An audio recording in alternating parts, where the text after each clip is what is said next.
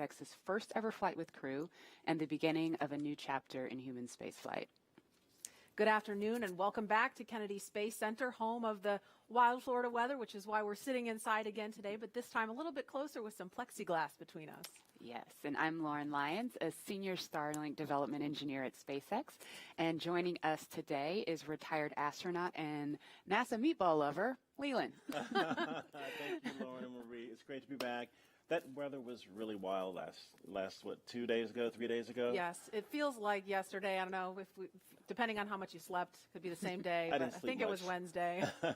But down to T minus 17, and our teams made the right call. You know, we didn't want to go through that weather and have something happen. And I think that, you know, we're back to this hollowed ground thing, Pad 39A. We are, you know, my time back there was in 2008, 2009 on Space Shuttle Atlantis, launching to the International Space Station and building out the International Space Station. So now Doug and Bob can launch Crew Dragon and go to an assembly complete space station. Yeah, and I know it's been really touch and go with the weather. Yeah.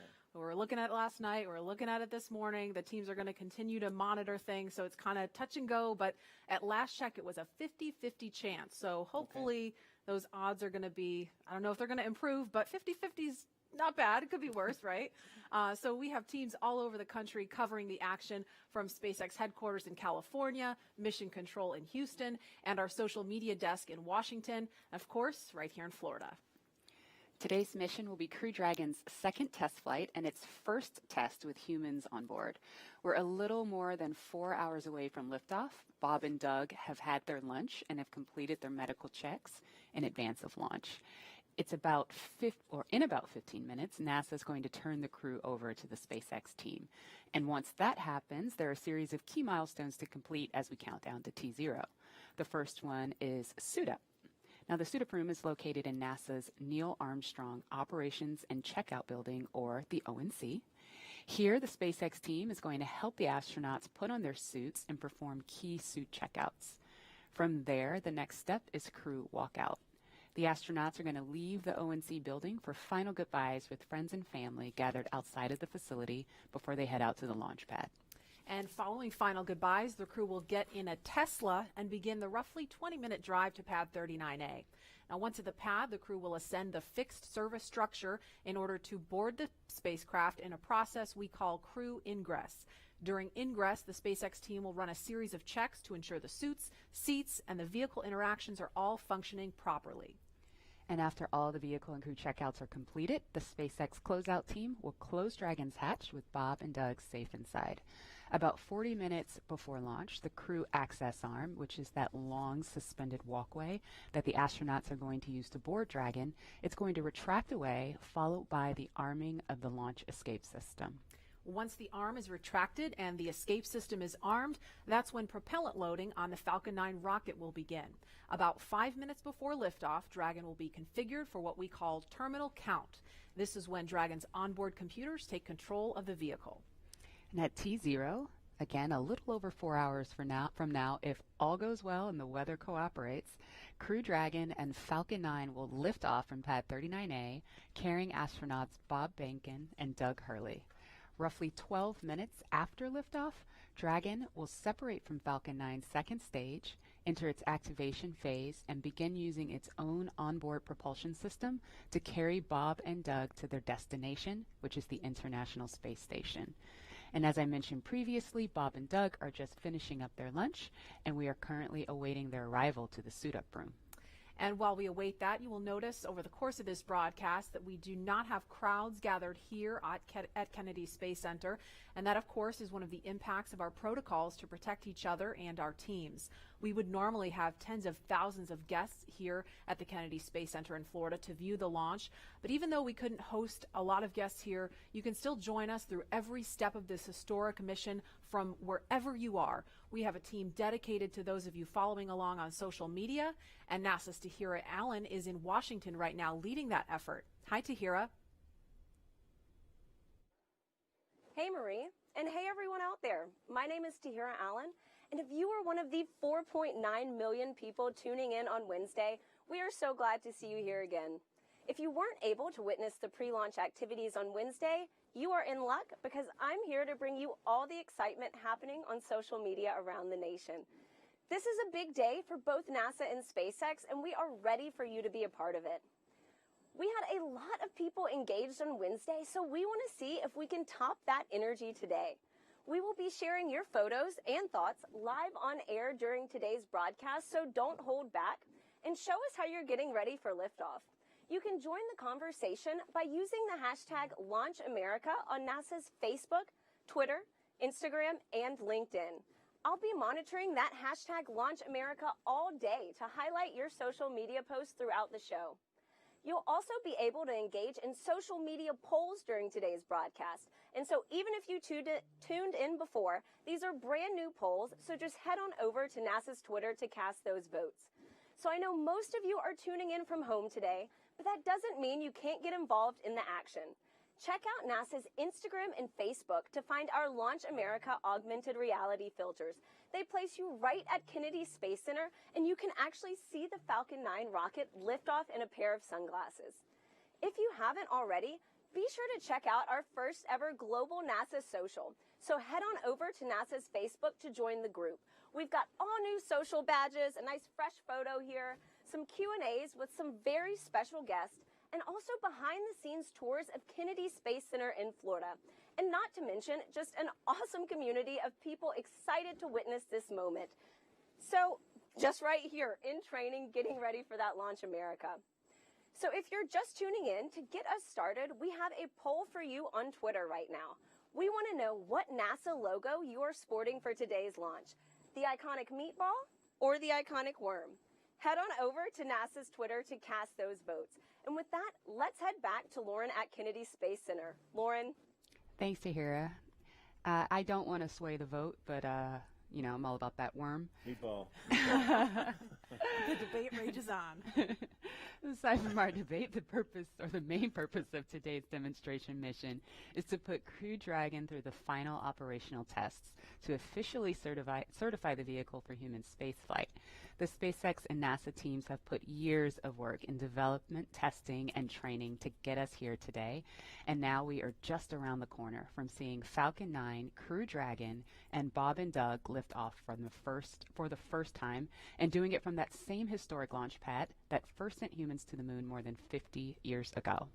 Now, it's really good that we're inside today because I'm still ready to run across there and try to hitch a ride to space on that Crew Dragon. It's a beautiful vehicle what SpaceX and NASA have done together to create this incredible rocket. It makes me want to just run out that door right now and get out there.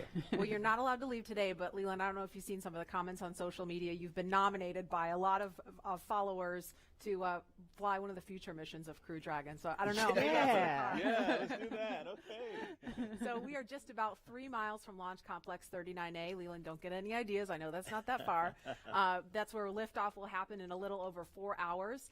And so we want to check in now with the team at SpaceX Hawthorne, where NASA's Dan Hewitt and SpaceX's Jesse Anderson are keeping an ear on operations. Good morning, guys. Hey, good morning, Marie. Thanks so much. First off, hashtag Team Worm. But hello from SpaceX headquarters in Hawthorne, California. My name's Dan Hewitt. We're here for round 2 for this historic launch.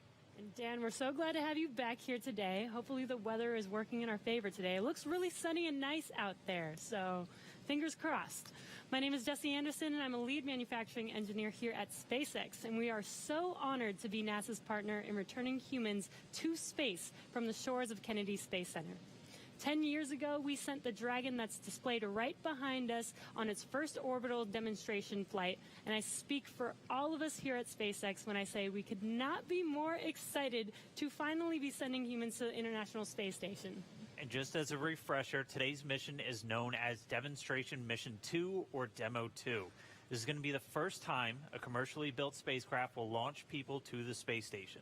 Demo 2 is an end-to-end flight test from launch to docking all the way to splashdown in the Atlantic at the end of their mission. And this is the final test for NASA to certify SpaceX for regular crew flights to the space station. Right now, SpaceX and NASA have teams working together around the country. On the SpaceX side, they have teams at the Cape performing final launch day checkouts as we speak, just to make sure Dragon is healthy and good to go. At the moment of liftoff, we will transfer authority over Dragon from our firing room in Florida to mission control here in Hawthorne.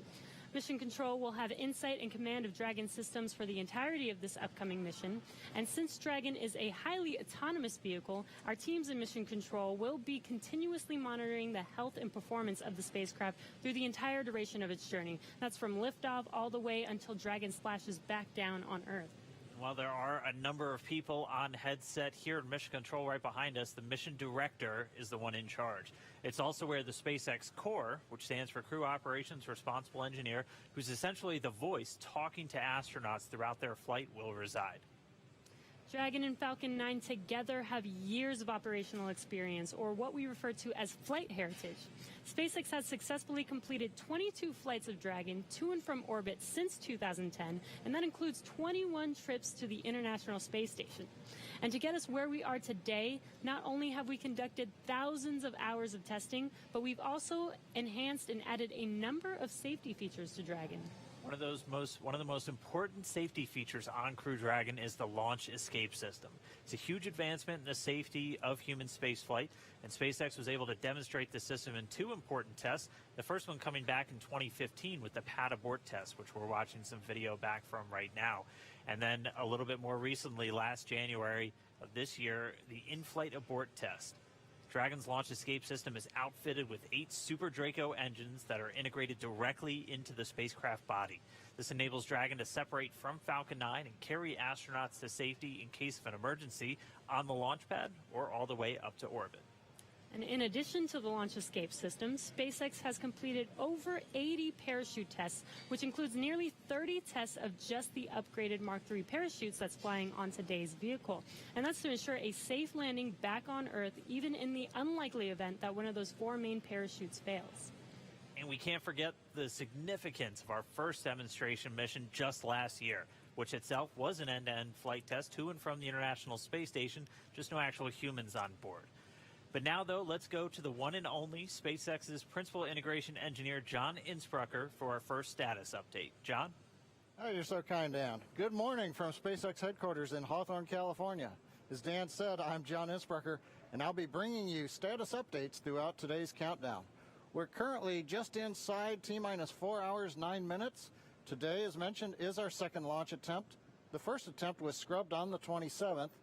In that attempt, the team proceeded deep into the countdown, but when 3 weather rules concerning lightning and cloud cover were no-go, and there was no chance of improving, the SpaceX launch director stopped the countdown at just inside T-minus 17 minutes, and the launch was scrubbed. Now, following the scrub, we drained back the propellants from Falcon 9, and the crew left the capsule and returned to crew quarters. Now, since the scrub, Falcon 9 has remained vertical on the pad, as you can see there on the monitor. It's remained powered up. The launch crew currently reports no significant issues on the Falcon 9. Minimal activity has occurred on Dragon over the same period. The most significant task was topping off oxygen and nitrox in the environmental control system. Now, we just finished up a weather briefing to the crew a few minutes ago. Conditions at Kennedy Space Center for launch, 50% chance of violating conditions, which is also 50% chance of good conditions. The basic concerns are precipitation, cumulus thick clouds, anvil clouds, all related to the threat of lightning. We're also watching the weather downrange in case there is an abort and Dragon has to splash down off the coast. Further, several hundred kilometers away, we are watching a series of weather patterns that look like they're going to be good, so we are continuing into the count right now. Coming up at T-minus 4 hours, the SpaceX launch director will perform a poll. That'll verify the conditions are safe there at the pad to open it back up to just the support crew. That support team will enter the area and begin preparations for arrival of the astronauts at the White Room at about T-minus 3 hours. Following that poll, the launch director will provide a countdown status briefing. We might be able to hear that depending upon what's going on the nets. But right now, as the clock continues counting down, we're going to check in with Gary Jordan. He is with the flight control team at NASA's Johnson Space Center in Mission Control, Houston. How are the teams looking there, Gary?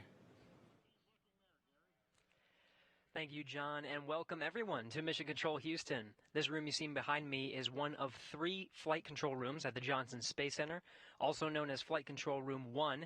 This is where teams monitor and direct all of the operations on the International Space Station. It remains staffed 24 hours a day, 7 days a week, 365 days a year.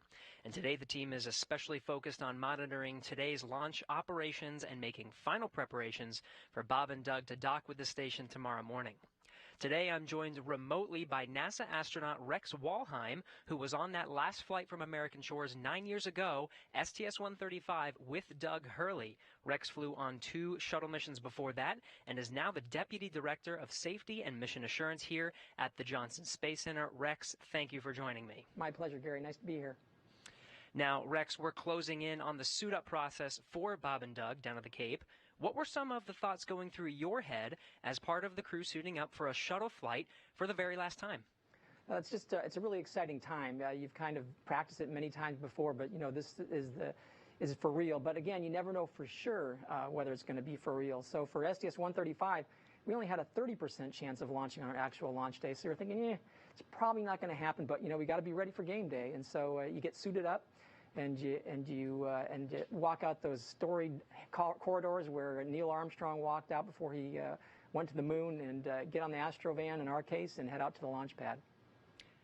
Rex, as I recall, the weather was not so favorable for STS-135 in the beginning of the day, but started looking a little bit better towards launch time, and you were able to get off the pad, though you had to scrub for weather on 110 and a few times on 122. It seems to be a normal thing for human spaceflight. Yes, it is. It's like I say, you never know what your launch day is. So you have to be prepared anyways, no matter whether the vehicle may have issues that they're working at the last minute or the weather may not cooperate. So you get ready and do the countdown. And on STS-135, it didn't look very good. Like I said, we had only a 30% chance of go. And so we got out there anyways, and we got strapped in, and whether there was going to be go or not, and our commander looked outside and said, well, I got good news and I got bad news. The bad news is it's raining, but the good news is it looks like it's clearing to the west. And sure enough, they brought the count back down to T-9, where they checked the weather, and they decided it was go. And so, hey, we're going. This is going to be great. Then they brought the countdown all the way down to 31 seconds, and the clock stopped. We didn't get any alarms or anything, and we're kind of looking around, what's going on? And we heard over the intercom that the launch was halted due to a malfunction. And we're like, what kind of malfunction? And sure enough, we figured, okay, well, now we're not going to launch for sure. It's just 31 seconds from launch. We've only got like a minute hold time, and so your mood starts going down. And figured, well, doesn't look like it was going to be it. But turned out the team at the Kennedy Space Center knew what the problem was. They wanted to make sure that the gaseous oxygen hood, the arm, had moved out of the way so the shuttle could launch. They took a camera, verified it was, then they picked up the count. And when they pick up the count from 31 seconds, they think, holy cow, now we really are going. And so it doesn't give you a whole lot of time to collect your thoughts, but all of a sudden, T-6 seconds, the engines start up, and T-0, you feel that big jolt, and hey, it is today, and you get ready to do the mission. Well, here's to hoping for the best today. NASA astronaut Rex Walheim, thank you for joining us. Let's go back to the Kennedy Space Center to watch the suit up in action as we continue to count down to launch. Leland. Hey, thanks, Gary. Hey, Rex, it was so great to fly with you on STS-122, and I remember you turning to me saying, hey, Leland, it's going to be great, you're going to do great, and you made me feel so good about launching into space, and I just really appreciate your support and your kindness, and that was a great mission, and I really appreciate you, man. Hey, it was great fun, Leland, but you're a pretty big guy, and so you didn't exactly leave a lot of space sitting next to you on launch for your buddy here. I kind of had to, kind of scrunch myself to the side. I remember that one sim we had where we put our spacesuits on and got into the simulator, got all strapped in, and you being a former NFL player, having played professional football, like I say, there wasn't a whole lot of room for me, so I kind of squeezed my way the best I could. But I remember saying to our commander, Steve Frick, I said, hey, Steve, next time we fly with a professional athlete, why don't we pick a jockey? So it was a little bit, crowded there, but it was a wonderful flight, and it was an absolute pleasure to fly with you, Leland. Likewise. And when you came home on 135, I was with your family. I remember it was a night landing, and I said, hey, Fergie's back, and your son, I'll never forget this, he said, hi, Dad, and it's all about the families, and you did such a great job on that mission, flying with Doug on that last shuttle mission. So thank you, Rex, for everything you've done. We're going to go live and see Bob and Doug suiting up. Yeah, absolutely. Thanks, Rex. And my takeaway from what Rex had to say is, you're telling me there's a chance. There is I know there's a chance. There's a pretty good chance, actually, 50% in fact. And the astronaut crew quarters is where astronauts live in seclusion before missions to space, and it's where Bob and Doug have been living for the past 10 days. Now, the suit-up room inside of the crew quarters is something of a national landmark in and of itself. This room was first used as a suit-up room for Apollo 7 back in October 1968. And for every crew mission since then, when launching from U.S. soil, serving 400 different astronauts on a total of 150 missions. This is the room where Armstrong, Aldrin, and Collins suited up over 50 years ago, where astronauts John Young and Robert Crippen suited up for the first shuttle flight, STS-1, back in 1981. And for every shuttle flight over the next 30 years, think of that. Every flight to the moon, every flight of Skylab and Apollo Soyuz, and every single space shuttle flight started in that room. And Leland, I know many of us have experienced some form of quarantine over the last several months, but I would imagine that 2 weeks in quarantine in preparation for a space flight is unlike any other time in your life. What were some traditions that took place? Oh, we would get together and sit down and sometimes tell jokes and try to make the mood a little bit lighter. We would review our notes and things, but we would bring our families in and have a crew meal together with our families, and that was really touching. And it's just card games, different things to get ready for that iconic mission to space. Absolutely. In many ways, everything prior to this moment was preparation, and everything after this is the mission. And prior to Wednesday's first attempt that we told you about, the suit-up room was last used for the final shuttle flight, STS-135, in 2011. And I want to mention one more detail about that mission. We want to show you a picture of the crew from the last American space flight launching from U.S. soil. In the picture, if we can bring it up, you'll see Doug Hurley. There it is, Doug Hurley. He was the pilot for STS-135. Today he is the commander of Demo 2, the spacecraft commander. Also suiting up for that mission was Chris Ferguson, Sandy Magnus, and Rex Walheim, who we just heard from a few minutes ago. And we are standing by to go into the suit-up room. We just passed the T-minus 4-hour mark, so suit-up is just beginning now, and there is our first look in the room. There is astronaut Doug Hurley getting into his spacesuit, and he's being helped by one of the suit technicians there. So this is our first look in the room. Again, Doug Hurley, he has flown into space 2 times before. He was the pilot on STS-127 and 135. And there's a wider shot. You can see astronaut Bob Behnken also in view now. Bob is to the right of your screen, and he also flew on 2 shuttle missions. Bob is a native of St. Anne, Missouri. So if you're watching from Missouri, especially St. Anne, wave hi. There's Bob. And Doug is from Appalachian, New York. He was born in Endicott, considers Appalachian his hometown. I know a lot of people there because I'm from there too. So if you're watching from upstate New York, shout out to you there too. This is so cool to see. Leland, this must bring back memories for you. It does, but it's a little different than when I was suiting up, because there were Apollo era lazy boys that were sitting in and leaning back in, and now they're in these really incredible sleek suits, as well as these the seats that are actually the same seats that are in the Crew Dragon vehicle, and that's pretty amazing. Yes, these seats are basically ground support equipment seats. They're pretty much the same as the ones in the vehicle, as Leland said. So what they're doing right now is strapping the crew into the seats to prepare for the 2 big checkouts that they're doing right now. They're going to do a comms check, a bidirectional comms check, where they're going to check that the microphones that are inside of the helmets that the crew are wearing, that the suit techs can communicate with them bidirectionally. And they'll also do a leak test, which is a pressure test where they'll pressurize the spacesuit. So the suits are much more than just futuristic looking outfits. They do look like they come from a sci-fi movie, but they, as we described, they're designed to connect directly into Dragon seats to provide communications, cooling, and the ability to pressurize if necessary. A moment ago, you may have seen one of the suit technicians attaching a big white umbilical to the leg of the suit. That is the way in which the communications and the airflow, all of that is happening through that umbilical, which is connected to the seat. So right now, as you can see, the team is getting the crew all buttoned up in their 5-point harnesses and getting ready for those checkouts.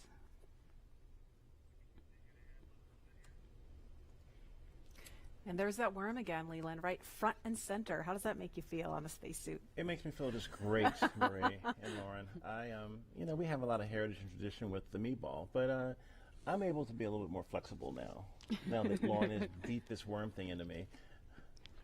No, but they're getting ready. They're focused. They've had breakfast. They've had chances to talk to friends and family, and it's getting real again. And that 50-50 chance, I'm saying positive on 50% chance of going.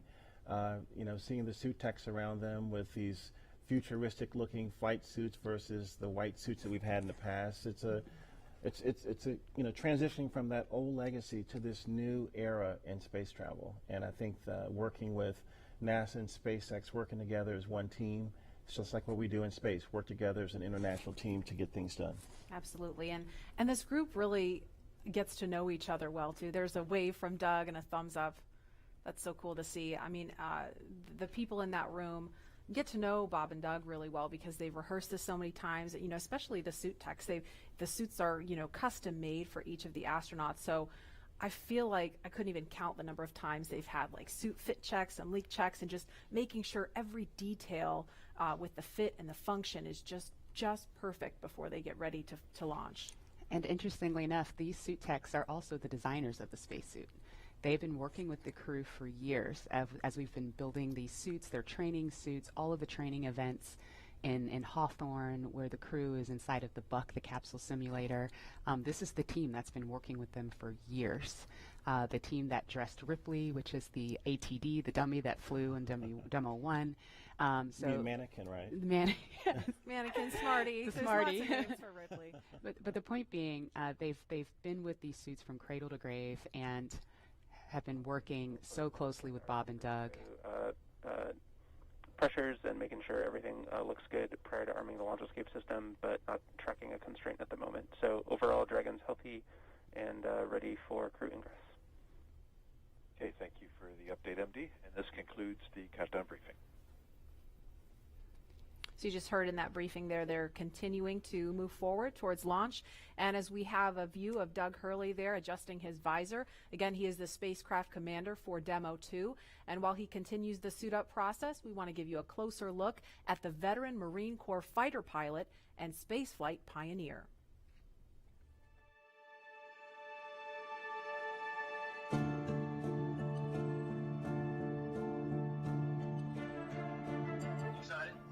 Very excited. Yeah, very excited. You feel ready? Still pumped? Oh yeah, I think we're ready. I think we're certainly ready. Joining the SpaceX Demo 2 test. He is a Marine Corps colonel and test pilot. He was selected as an astronaut in 2000. He piloted Space Shuttle Endeavour and Atlantis for STS-135, the final space shuttle mission. Introducing NASA astronaut Doug Hurley.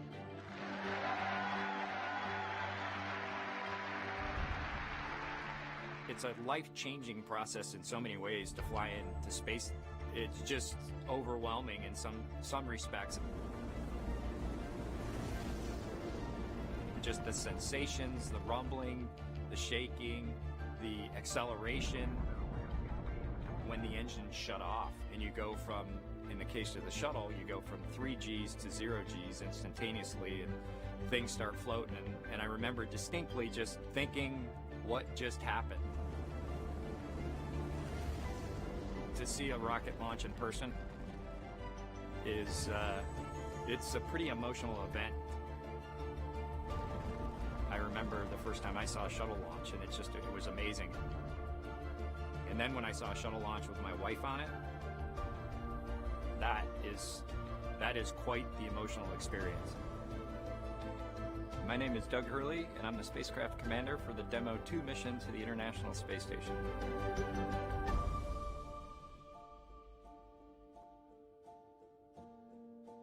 We are doing the first crewed flight for NASA and for SpaceX. So this is the test flight to prove end-to-end from launch to docking to ISS operations and then entry, descent, and landing.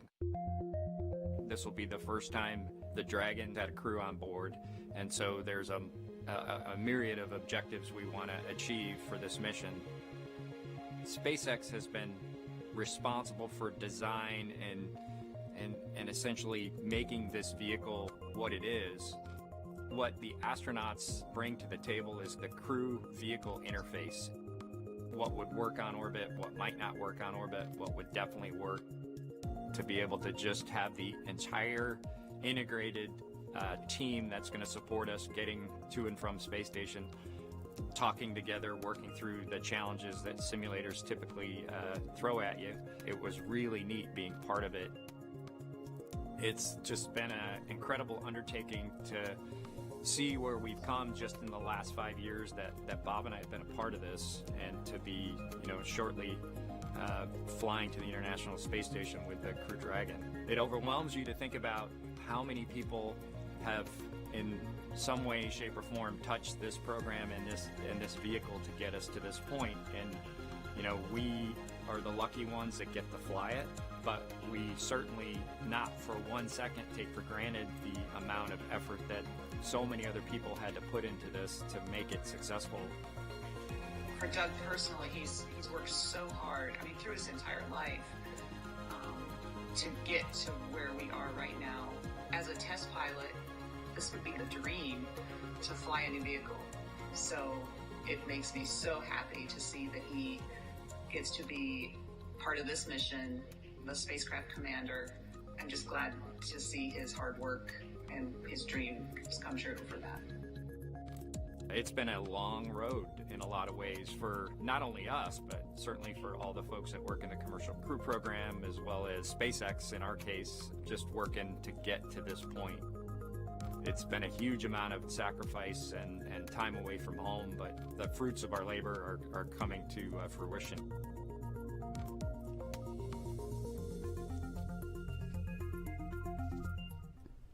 We are now getting closer to when we expect to see the crew complete their suit checks and walk out of the Neil Armstrong Operations and Checkout building. And before they do, here's an introduction to the Joint Operations Commander for Demo 2. You see to the left of your screen there, former Air Force flight test engineer Bob Behnken.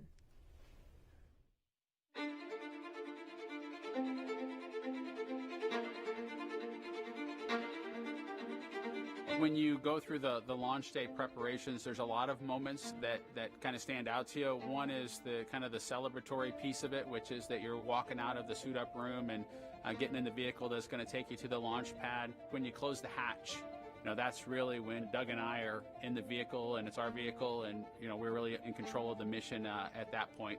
Test pilots, their task proved that man could fly into orbit around the Earth and return live and well to talk about it.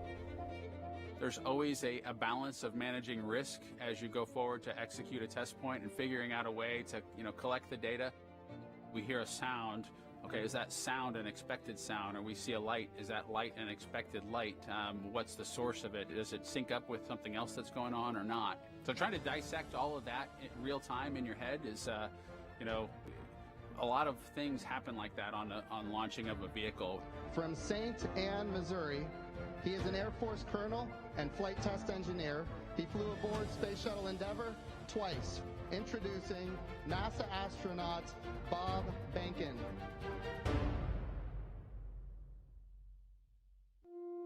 My career at NASA has kind of spanned a couple of decades at this point. I arrived with the class of 2000.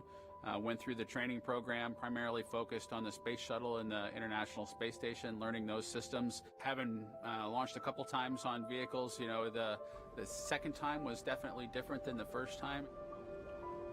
You can feel a little bit guilty of, hey, should I study one more thing, or is there one more piece of information I should get?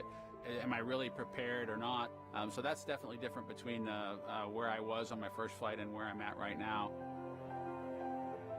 It's been really interesting, I think, for both my wife and I to have gone through the process of seeing each other launch in space. I've seen her take that risk and had it be in front of her, and I've done that to her. And there's just something different about watching a rocket launch when there are people on board. You feel a little bit differently about the pit of your stomach, and I can only tell you it's multiplied significantly when it's somebody that you know, and then somebody, of course, that's a family member. It's even multiplied more.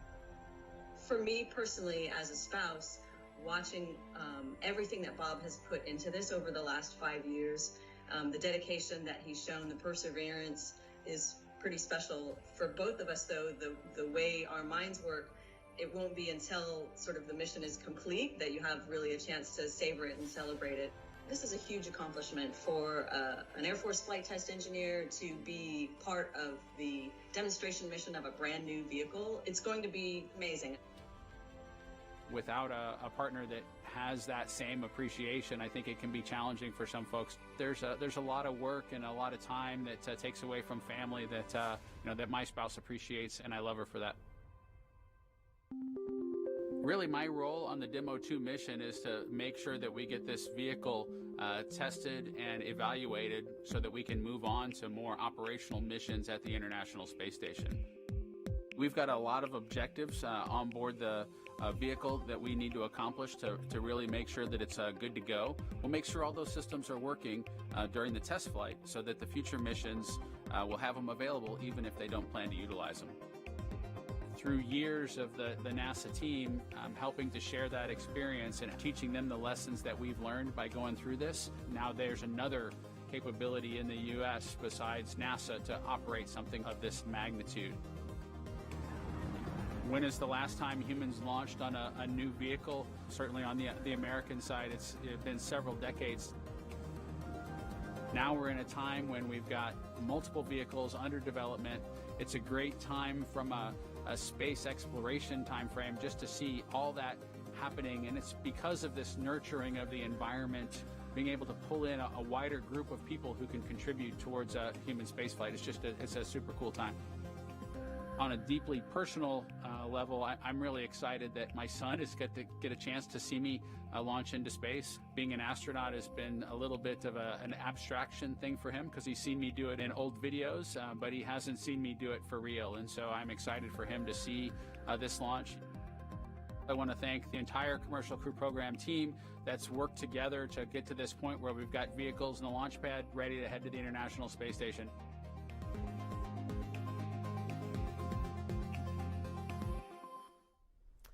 And here is a live look again inside the suit-up room in the Neil Armstrong Operations and Checkout Building. We can see now NASA Administrator Jim Bridenstine. He's talking to the crew. You won't hear any audio in here, and actually we had some questions about this Wednesday because people were like, why can't I hear what they're saying? That's by design. It's not a mistake. We are really lucky to be able to show you this video live as they're suiting up, but you don't hear the audio because that's a little bit, we try to give the crew a little bit of privacy, and so being able to talk freely and share really what's on their minds without having to worry about who's listening is part of the reason you don't hear audio in there. But that's Jim Bridenstine there talking to the crew, and it looks like Associate Administrator Jim Morhard is also in the room standing to the right of your screen.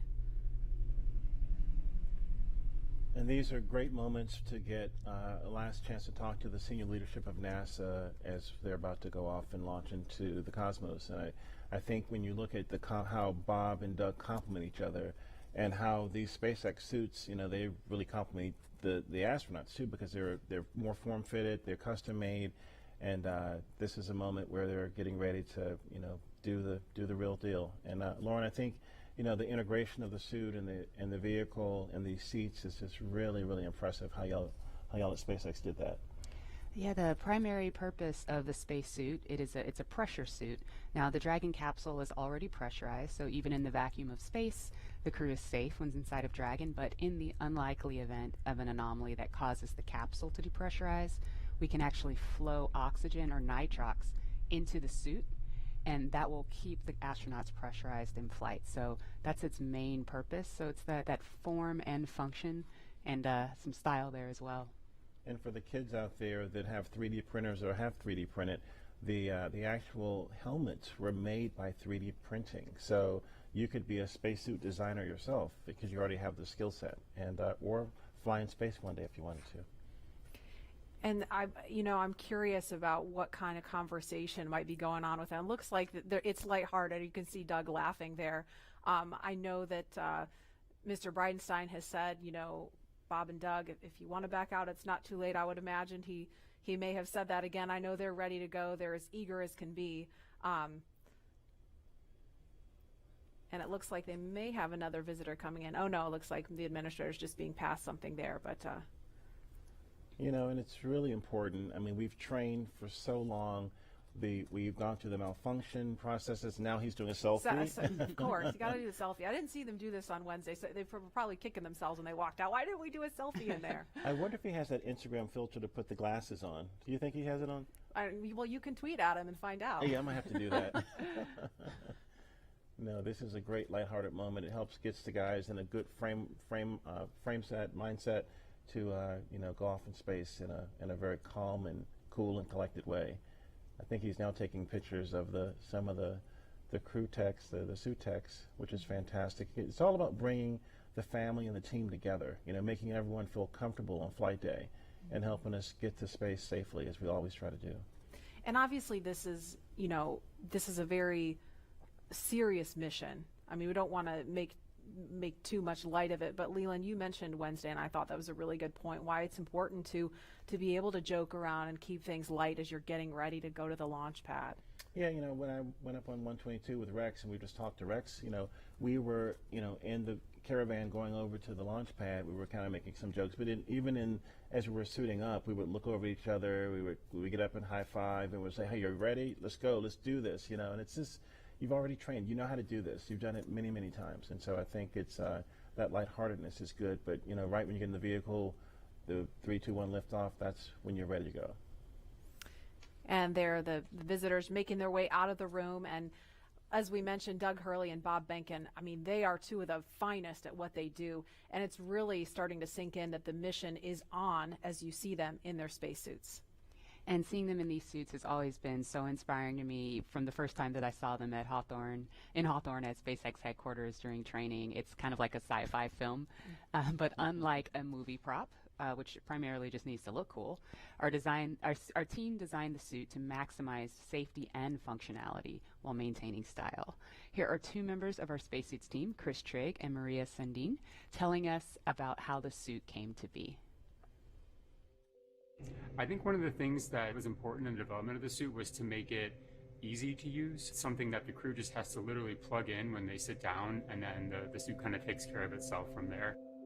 So the suit is really kind of one part of the bigger Dragon system. It's really part of the vehicle. So we think of it as kind of a suit-seat system. So the seat that the crew is in and the suit are in a lot of ways working together. And so it made sense that we were designing Dragon in-house to also design the suit. Our spacesuits is completely designed in-house. It's built here in Hawthorne, California, in the same building as the rocket and the capsule. The spacesuit is custom made for each crew member, and that is to optimize the fit for the crew member. We definitely wanted to innovate, and we wanted it to look inspiring, but first and foremost, we wanted it to be safe and reliable. The spacesuit's primary purpose is to protect the crew in the unlikely event that the cabin were to depressurize. But the suit does a number of additional things. It provides cooling and communication to the crew inside of the suit, provides them hearing protection, and the outer layer of the suit is flame resistant, so it provides flame protection as well. When the crew gets in the capsule, they get in their seats and they plug the suit into the umbilical that's attached to the seat. And the umbilical is providing everything that the suit needs. So it provides the avionics or electronics for communications, is providing the air to cool the suit, and then it also provides gas when needed to pressurize the suit. So it's really a single point that lets the suit do all the things that it needs to do. We designed the helmet in-house. The helmet serves a number of different functions. Obviously, it's protecting the crew's head and it's retaining gas like the rest of the suit, but it also houses the microphones as well as the valves that are regulating pressure in the suit. We had to design the gloves so that they would work with the touchscreens, but the gloves also still had to do a number of other things like the rest of the suit, so all of those things had to come together within the glove. It'll be obviously really amazing to see Bob and Doug in their flight suits, and I think one of the things that's cool about the suit is it's not just a piece of hardware, it's not just a suit, it's a very personal thing. It's Bob's suit and it's Doug's suit, and so seeing the two of them in their suits using it in flight will be just a really amazing thing. And you're looking live at Launch Complex 39A. That is Crew Dragon in the center of your screen, sitting atop a two-stage Falcon 9 SpaceX rocket that will produce 1.7 million pounds of thrust at liftoff. We are keeping our fingers crossed that the weather cooperates. It's a 50-50 chance. It looks beautiful right now, but there may be some thunderstorms rolling in later, so we're keeping a close eye on the weather. In the meantime, we're going to head west to Hawthorne for an operational update. Dan? Hey, Marie. We are here in Hawthorne still. The astronauts have a crew training facility that's equipped with both a cockpit simulator and a full-scale Dragon mock-up to conduct simulations both for nominal and off-nominal situations. And recently, the SpaceX team shared the exact same ISS simulator that the astronauts train on with the public, so you can try your hand at docking the ISS. If you head over to iss-sim.spacex.com, you can try your hand at docking with the space station. And I've tried it once before. It was really difficult. It looks way more, it's more difficult than it actually is, I think. Yeah, flying in space is really deceiving. Just when you think you're going really slow and everything's okay, the next thing you know, you're careening into the space station. So it's way harder. You have to go way slower than you think. It might take a couple of tries, but it's doable. Yeah, but you guys should try it and check it out and see if you can do it. So let's check in with John Innsbrucker for a quick update on Dragon and Falcon 9. John? Well, we're coming up on T-minus 3 hours and 35 minutes. All continues to go well for today's launch. Now on the launch pad, Falcon 9 is powered on. Engine and stage checkouts were performed last night. All of those looked good. Now we're currently pressurizing gas storage vessels on both the first and second stage. And as I like to report, the good news is there's nothing significant to talk about on the rocket right now. Now on top of Falcon 9 is the Dragon spacecraft. That's being prepared for the crew. The Dragon propellant system was pressurized to final flight pressure about an hour ago. We had the support team arrive in the White Room just inside T-minus 4 hours, and we're waiting right now for the crew to walk out of the ONC building, and they should arrive at the pad by about T-minus 3 hours. For the Dragon spacecraft, all systems are also currently go. The Air Force range reports no issues at this time. The range will be maintaining both air and sea space clearance around the launch pad. They also help support things like putting the roadblocks up to prevent access to the hazard areas at both the launch site at 39A and around the Cape. Now, the big question, of course, is the weather. And as I said before, we all talk about it, but it's the one thing we can't do anything about. Weather is 50% probability of good conditions. We are going to be watching for the clouds, lightning, thunderstorms. The sea breeze is not as strong today, and that's going to not help push all of that back over central Florida. But right now, things are looking good with both Falcon 9 and Dragon as we count down to liftoff. Now, we want to see where you're following today's launch from, so we're going to jump over to Tahira at our social desk. Thanks, John. So glad to hear that things are at least looking good right now for this launch. Really hope it stays that way. So we just took a look at numbers of viewerships across our social media platforms, and there are now 500,000 of you tuning in for today's broadcast. Welcome, guys. We are so excited to have you. We also have the top cities right now tuning in, and that's Columbia, South Carolina, Houston, Texas, Los Angeles, New York, and Orlando. So it seems like the East Coast is really pulling today's viewership, but hey, last time on Wednesday, California came in and really stole the whole show away. Let's take a look at what's being shared online right now. So right now we have this future astronaut, and I don't know who he had to call, but it looks like he is in this SpaceX suit and his Tesla getting ready for round 2. Absolutely love it. Let's take a second look. Okay, right now we have a French bulldog. It looks like taking Bob's place for launch right now. This is so funny. We love to see it, guys. And so for those of you tuning in, be sure to use that hashtag LaunchAmerica on social media and show us how you're getting ready for liftoff. So earlier in the show, we polled users to see which NASA logo you're sporting for today's launch, and the results are in. So it looks like about 62% of you are wearing the meatball today, and that leaves the worm falling a little bit behind. But hey, now that the worm is back, maybe y'all will be sporting it more often. And so with that, let's head back to Marie at NASA Kennedy. Marie? Thanks, Tahira. We have some really spirited reactions here. We're looking live at the ONC walkout doors, but I just have to tell you, Leland threw up his arms in the air in victory when he saw more people sporting the meatball, and Lauren looks like someone just kidnapped her dog. I am shook. Go worm, go worm, go away worm. Oh, wow. You know, you can't predict, you know, how everyone else feels. That's the beauty of diversity of opinions, you know. And other traditions like the meatball and the worm, or a card game that we play called Possum's Fargo. And you have to play enough hands to where the commander loses a hand before we can walk out. So that's probably going on right now, and they're getting ready to have Doug lose his hand. Yes. And then we can get in the elevator and come out and get in the spaceship. Yep, so we're giving them that moment in private. And Leland, I wanted to ask you too, because I know, I mean, we had a scrub really late in the count yesterday. We got just under T-minus 17 minutes, and we were all like, oh, it was like a collective groan across the country, everybody watching. And I know you've been through a delay once yourself on one of your shuttle flights. And I wonder, you know, what does it take to kind of refocus yourself on day two? I mean, do you go through all the exact same preparations? Do you do anything a little different? Is there a little bit of superstition involved? No, not really. I mean, we try to keep everything the same way because we've practiced this way, and now we're in the real day. We're playing this way. So if you stay the same, kind of the same form and function that you've done before, nothing else hopefully will happen that's out of character to your mission. So I think we just try to stay the same way. Yeah, that's good insight. And I know, you know, Bob and Doug, we heard them on the comms after that as they were detanking Falcon 9, and we're waiting for them to get out of Crew Dragon, and they were just cool, calm, collected, thanking the teams for doing a good job. Nobody's getting launch fever, and, you know, they're going to do the same thing today. No matter how many people are watching, they're going to make the same call as they would if nobody was paying any attention. Right, and I was talking to CJ Sturkow before I launched on my first mission, and he said that he made a mistake and flipped the wrong switch on Ascent, and he glommed on that and was about to make another mistake. But he said that he had to just focus and get back to, you know, grace under pressure so that he would make a third mistake, which could have been, you know, catastrophic. So that's what we always try to do, is to try to do everything the same way, be very deliberate, but be very graceful, not really try to overthink something, but try to stay safe.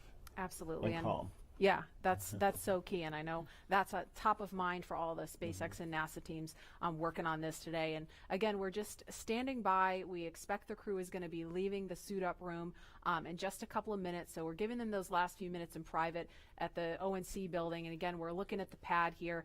One of the other things that struck me, you know, we watched the videos about Bob and Doug, and when I went home on Wednesday, you know, because people saw, a lot of people who were watching and then, or maybe watching again today, saw the videos about them, learned a little bit about their military background. My husband's a Marine, so he's like super pumped about Doug. You know, Doug tweeted Semper Fi, and so I know like all the Marines out there are like just super pumped about seeing this, and the airmen that are watching Bob, seeing them represent the Air Force. I mean, it's just such a cool moment for our military community, and as a military spouse, I definitely feel some of that pride. I saw Charlie Bolin last night coming from the restaurant, and he was very excited about Doug as a Marine, and he's a Marine, and so Semper Fi was definitely something he said. Godspeed, Semper Fi, go Crew Dragon. So it's our military people that are helping us with this launch, with the recovery, with all these other things. Is very important to the success of the mission. Absolutely. And we want to turn our attention back to the Neil Armstrong Operations and Checkout Building. If we could, we want to take you to a picture of the doors. There they are. Those are the doors at the back of the crew quarters building, and it's an area where family, friends, and members of the media can share one final moment with the crew before launch. Now, the walk through those doors has signaled the beginning of the march towards launch for every American mission to space since 1968. This is the moment that is immortalized on film and video for 400 different astronauts from Apollo all the way through Space Shuttle, serving 150 total missions. And soon, if the weather cooperates, mission number 151 with the first 2 commercial crew astronauts. These doors carry with them a legacy of purpose and action. And today they will announce to all of us the start of this, NASA's SpaceX Demo 2 mission. And you saw just a little bit of my walkout from STS-129, my last mission. And I remember having my friends and family out there, there was my chemistry teacher that was in the crowd. She got me turned on to science and helped me actually become an astronaut. And I just remember her being in the crowd saying, "Go Leland!" And it was just such a memorable moment for me. It kind of got more rocket fuel in my veins, getting me ready for my mission. Yeah, absolutely. And we were just looking at a live picture outside of the building where we could see some of the folks gathered. We could see Doug and Bob's immediate families.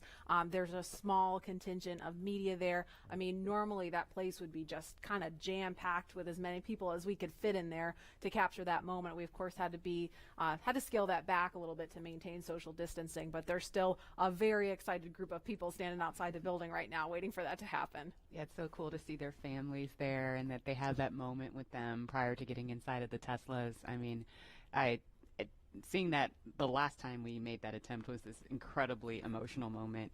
I have no doubt it will also be emotional again.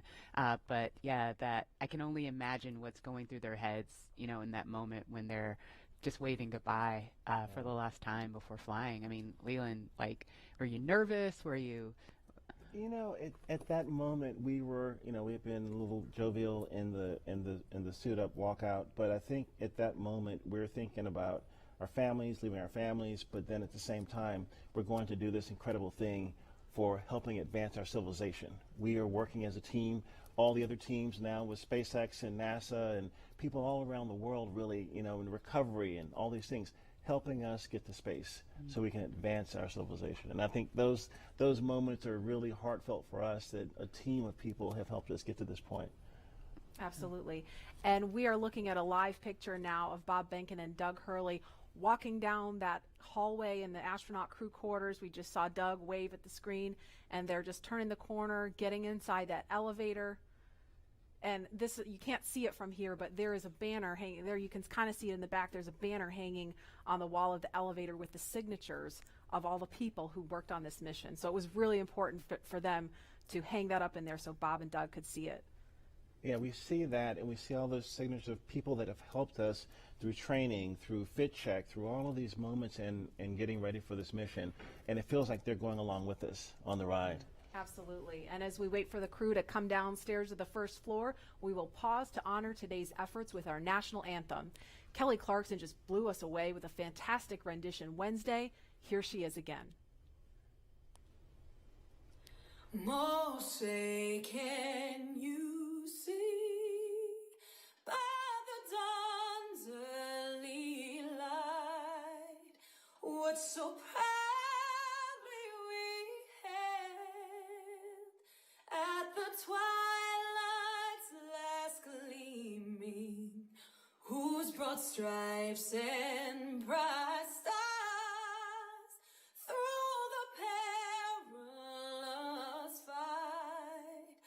o'er the ramparts we watched were so gallantly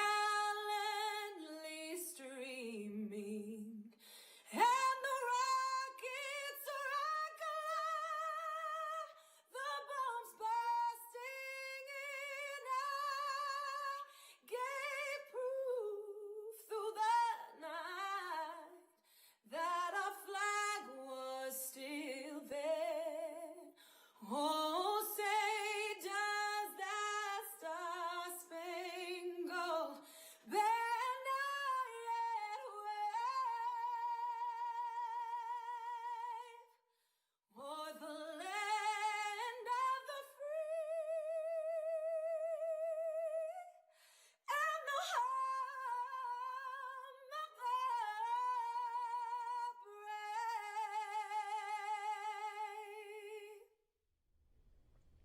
Oh, I got goosebumps listening to that. I mean, it doesn't get old. We heard it Wednesday, but I mean, I could hear that every day of the week. She was blowing.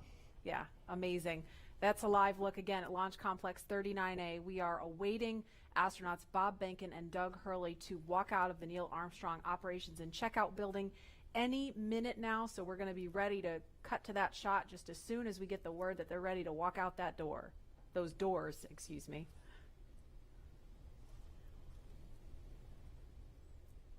Again, looking like it's been a beautiful start to the day here on Cape Canaveral. but we're keeping a close eye on weather because it looks a little iffy as we get later into the afternoon, closer to launch time, which again is 3:22 this afternoon. It always blows me away every time I visit Florida is, 1 hour it's this beautiful, clear, gorgeous day, and then an hour later it's a thunderstorm. You said it. Welcome to our world. And then an hour later it's back to clear. Yeah. Wow, just similarly to last attempt, right? I mean, just 15, 20 minutes later, it was good to go. I know, it hurt my soul because we have this instantaneous launch window. It's not like with shuttle where we could give it a couple more minutes because you had a 10-minute window. We have a single second to get this off the ground, so everything's got to be just right. The conditions all have to be green at that moment. Again, Mother Nature showing she's in charge. Absolutely. Now we just heard we're about 30 seconds, less than 30 seconds now from seeing the crew walk out of those doors. So we are standing by to show you that moment live.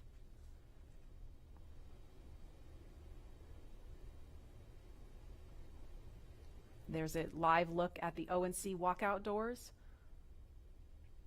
Marie, I think my STS-129 patch is still over top of the door. There's a bunch of patches up there unless they've removed them and put space station patches up there. But this is a very solemn moment for walkout from, a storied legacy of Apollo and seeing Apollo astronauts walk out of these doors. And now we're getting back to U.S. astronauts launching from American soil, walking through these doors again.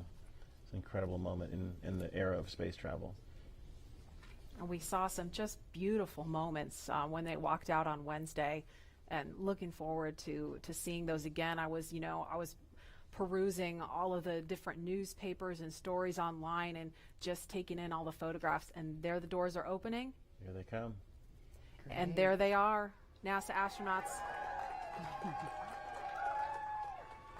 Small crowd, but big cheers. NASA astronauts Bob Behnken and Doug Hurley, Doug on the left, Bob on the right, waving to the crowd there to cheer them on.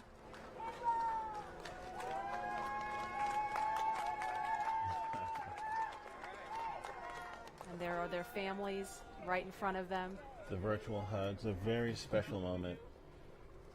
Fist bumps.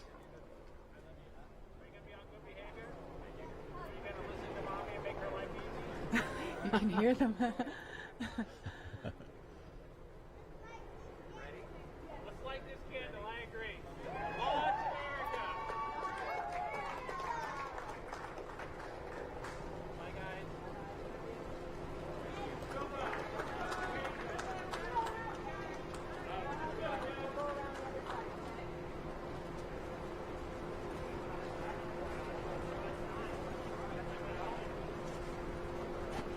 Now they are getting into the Tesla Model X that's going to take them to the launch pad, being strapped into their seats. Their suit techs are attaching their umbilicals, so integrated into the Teslas. These are not just any Tesla you can buy off the web or in a Tesla dealership. They've been outfitted with cooling units, and that white umbilical, similar to what you saw in the suit room, that umbilical is being connected to the suit to provide cooling air to the astronauts while they're on the way to the pad. And those Falcon wing doors are closing. Super sleek. A rapid departure from the Astro van. Yes, I would say so. And their flight surgeon is in the front seat in the passenger side, taking the journey along with them. As I mentioned last time, we always think about the technology and the rockets, but this is what it's all about, the families coming together, supporting the families, us working together as a team to ensure they get up there safely and back home safely for their families.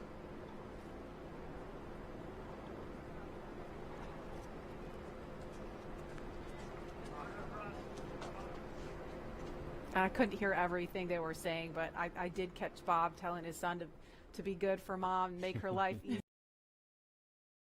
easy. As a parent, I appreciate that.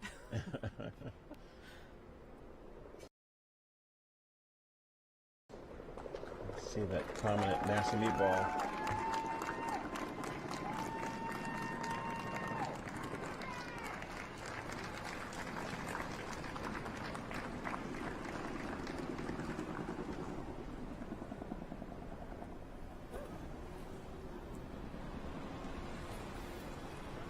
Now, as we watch the convoy begin their journey to Pad 39A, to our SpaceX and NASA family who over the years made this mission a reality and who have worked this launch campaign up to this point, we have you here in our thoughts. And we wish every one of you could be here to see this up close. But we want you to be part of this journey regardless of where you call home and regardless of where you're watching from today. And so for the next few minutes, we are going to follow the convoy, but highlight those whose words and hands and thoughts built all that we see here today. We hope all of you watching can feel the pride each of these NASA and SpaceX team members has for this drive out to the pad. This is Laura Segura from the Commercial Crew Program. We're so excited about this historical day. Congratulations on being a part of the very first mission for human spaceflight, commercial human spaceflight ever. We're behind you, Bob and Doug.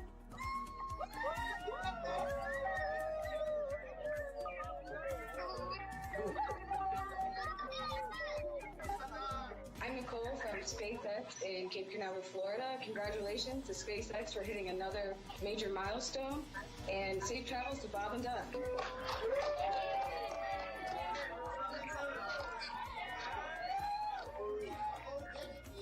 and Doug, as the launch vehicle chief engineer, we've got a lot of our launch vehicle team here to wish you a very wonderful safe ride on a Falcon 9 coming up to Demo 2. We're so excited for you. And launch America. It's time to launch. Let's go. Right.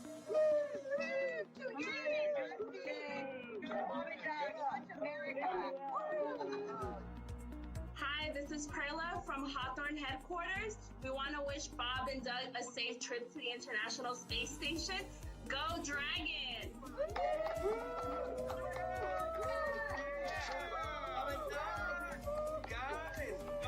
It's been 9 years in the making. This is such a historic time, and our team has worked so hard, and we're very excited to be here.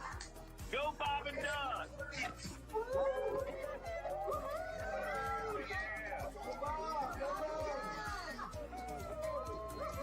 Hi, this is Sam from McGregor, Texas. Go Bob and Doug, go NASA, and go SpaceX.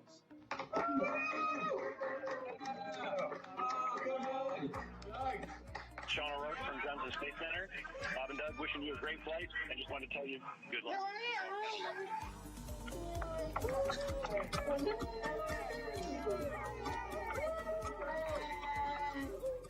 Hi, I'm Dustin Kamak with NASA Kennedy's Communications and Public Engagement Directorate, and we all want to wish Bob and Doug safe travels and Godspeed. You are both an inspiration to us all. Now, let's get out there and launch America. Let's do it. Come on, launch America.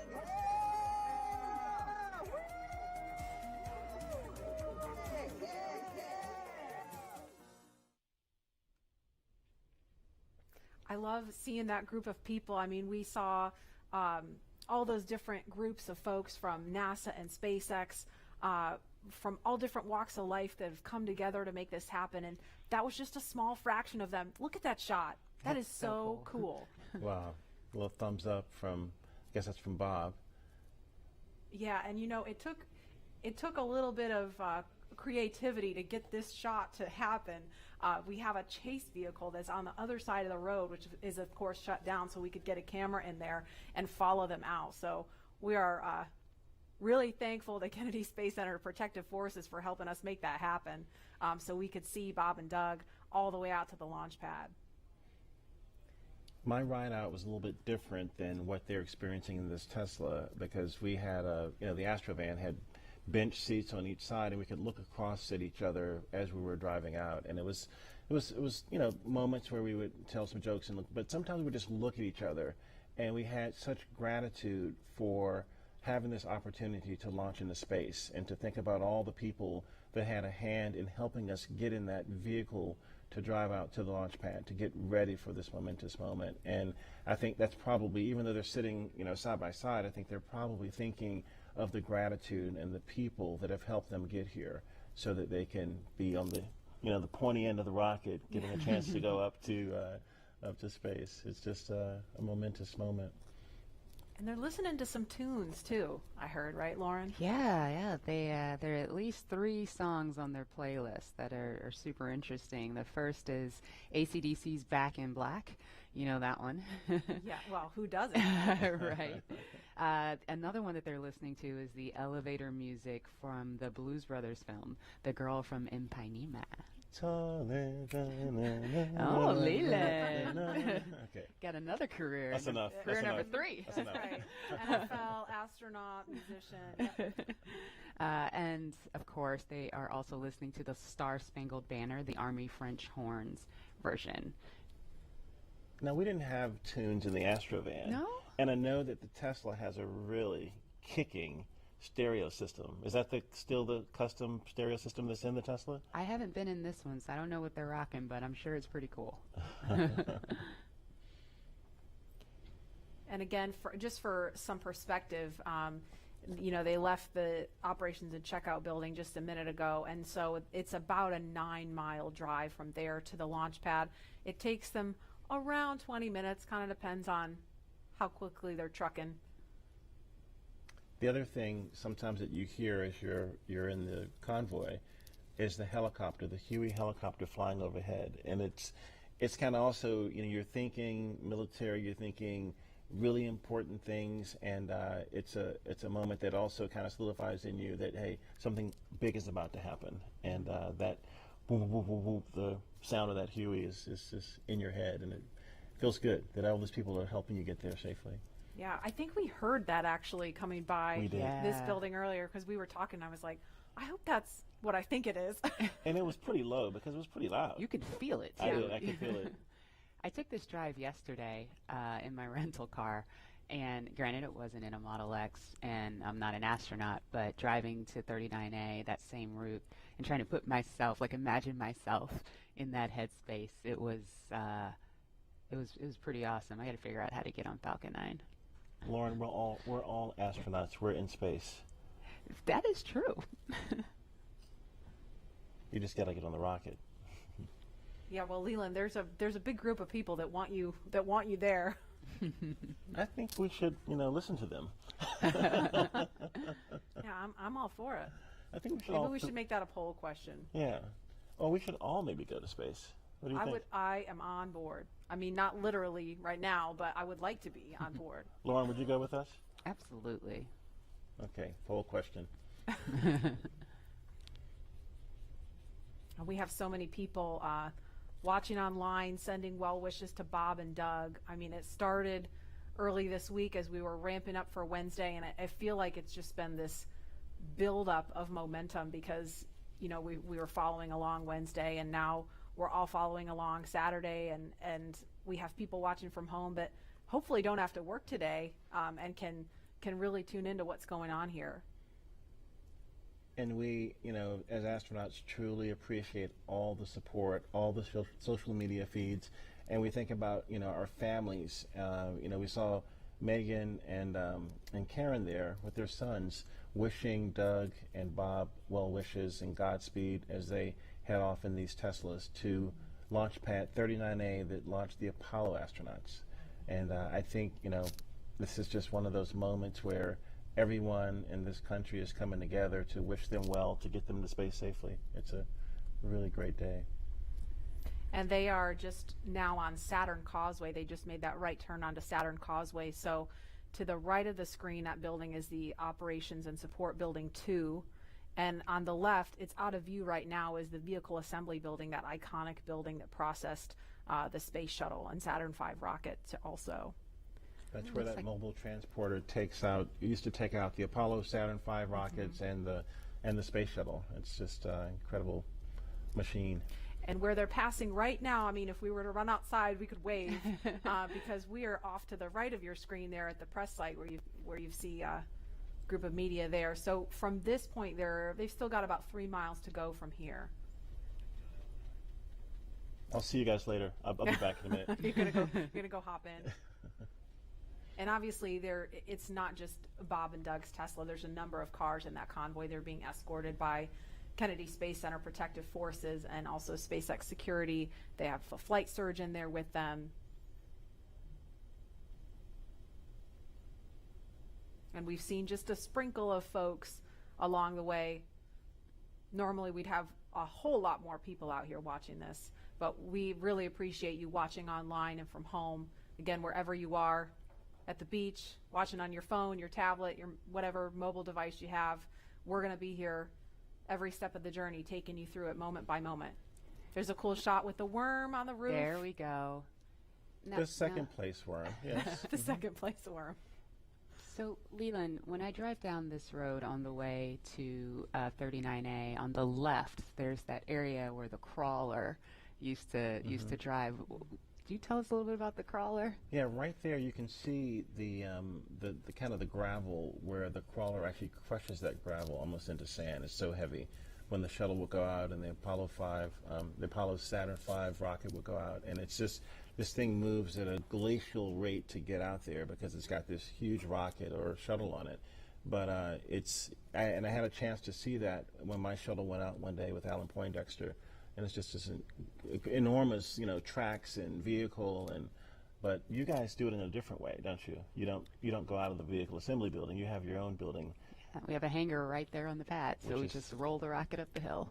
You kind of do it like a Soyuz, where you just raise it up right there from horizontal to vertical, and it's done. Yeah. Horizontal integration, so you don't need an enormous building in order to process the rocket and mate Dragon to it. And then once you pin into the pad at the very top of the hill, you raise it up vertical with the transporter erector. And again, all these efficiencies to help us get people to space faster and safer, and this is going to be the future of space travel. And also the relationship between NASA and SpaceX, working together as a team to get people up. And at this point, the convoy is approaching pad 39A, and they're entering what is known as the BDA, or blast danger area. Now, before any pad technicians, engineers, or astronauts enter that area around the launch pad, the SpaceX and NASA teams do an internal go, no-go poll to make sure everything is clear. This storied launch pad, which has been the beginning point for so many firsts, is the perfect backdrop for today's historic launch that marks a new first and a new era in human spaceflight.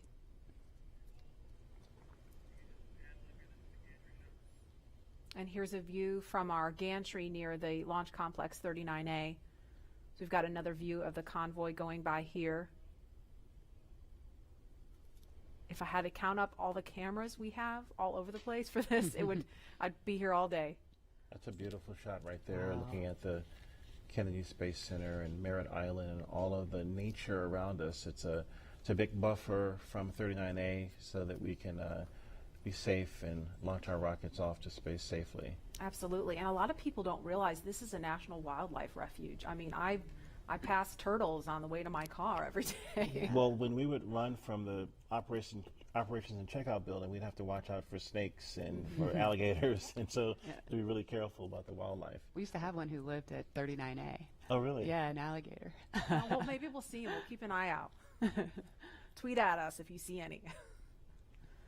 Did you name him Worm? Ooh, it's ahead of my time. I don't know how an alligator would feel about being called Worm, Leland. Yeah, well.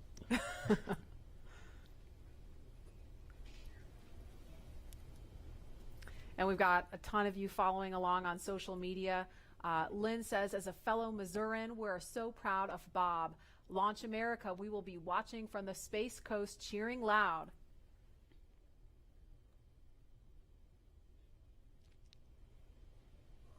And another comment, Godspeed and good luck, Astro Behnken and Astro Doug, hashtag Launch America. There you see the SpaceX horizontal integration facility. It's on the left of the screen now. We saw the front of it from the other angle. Or I'm sorry, no, there it is. I was getting my buildings mixed up, so it's on the right now. Yeah, bigger building.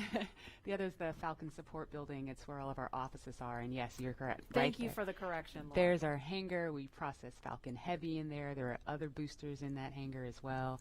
And the rocket and Dragon that is on the pad right now was put together, or rather finally integrated inside of that hangar and then rolled out to that pad to go up vertical. And there it is. That shot really gives you a sense of the scale of the Falcon 9 rocket. Those Teslas look teeny, teeny, tiny, making their way up there. And so as they make their way up to the pad, we're going to throw it over now to Hawthorne, where Jesse and Dan are watching the action. Hi, guys. Thanks, Marie. Yeah, really cool watching the Teslas pull up, driving on the launch pad just a few feet away from the vehicle. This is awesome and getting really excited over here. And with us looking at the launch pad right now, we've had to do a number of upgrades, but not only to the launch pad, but SpaceX has also made changes to both Falcon 9 and Dragon to enable flying crew. And a key update to this latest version of Dragon is its highly reliable launch escape system that is capable of carrying crew to safety at any point during the ascent of the rocket. Another pretty key upgrade is the Dragon's new life support system. As you can imagine, flying humans requires keeping a habitable environment throughout the entire flight, and that means covering everything like providing breathing air, keeping the capsule at a safe pressure, keeping it free of contaminants, removing any carbon dioxide in the air, regulating the temperature, the humidity, all of these things, and also implementing that waste collection system, aka the toilet. That sounds pretty important. The changes to Falcon 9 were small but extremely meaningful to meet NASA's requirements for safety for human spaceflight. And specifically, SpaceX had to prove a high degree of fault tolerance, meaning that small failures in the system would not lead to mission failure. Falcon 9 was already able to handle engine failure, but new emphasis was put on making sure that a failure throughout any phase of launch would not mean mission failure. And this goes all the way down to latches, control valves, electronics, wiring, and so much more. All right, well, with the astronauts now on location at Pad 39A, we're going to swing it right back. Marie, Lauren, Leland, take us through the crew making their final steps towards the Dragon spacecraft. Sure thing. So we are looking again at Launch Complex 39A. Just a few seconds ago, we saw the Tesla carrying Bob and Doug pull up to the launch pad. This is the site of so much history, you guys. This is where Apollo and Saturn V rockets that launched to the moon took astronauts from. I mean, this pad has so much history. Leland, you launched from there. What's it like seeing Crew Dragon and Falcon 9 there with the pad? With all of the visual changes that have been made, I mean, what kind of emotions does this stir up in you?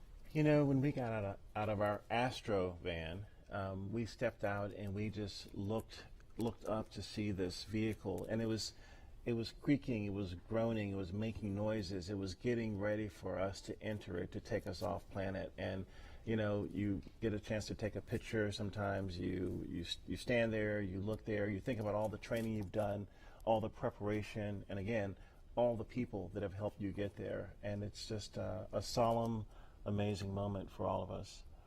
And there's another amazing drone shot.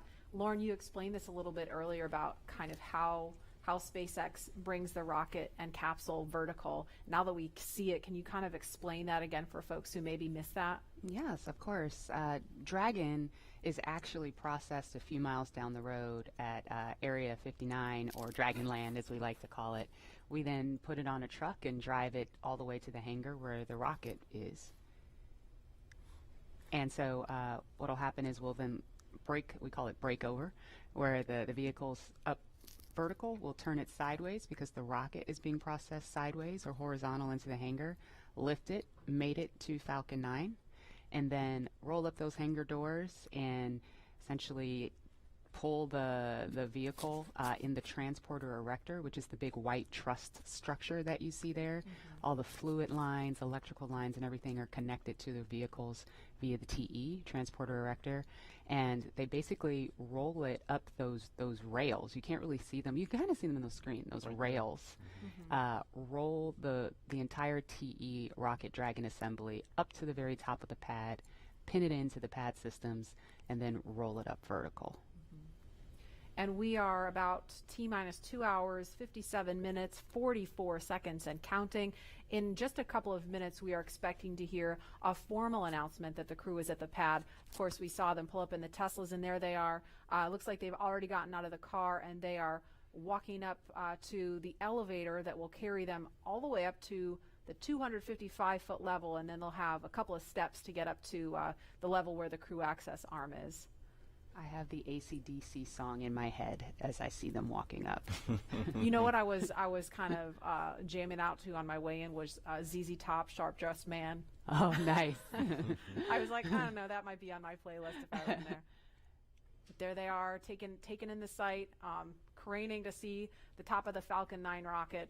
It's 230 feet tall if you round up, and then Crew Dragon is another 27 feet from the bottom of the trunk to the top of the nose cone. So when you're out there in person, it's really hard to describe just how large it is.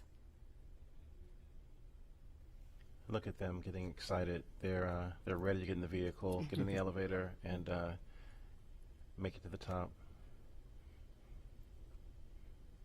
There's some FOD he's picking up, foreign object debris. Appreciate that. They're also wearing FOD covers on their shoes, by the way. Oh, really? Yeah.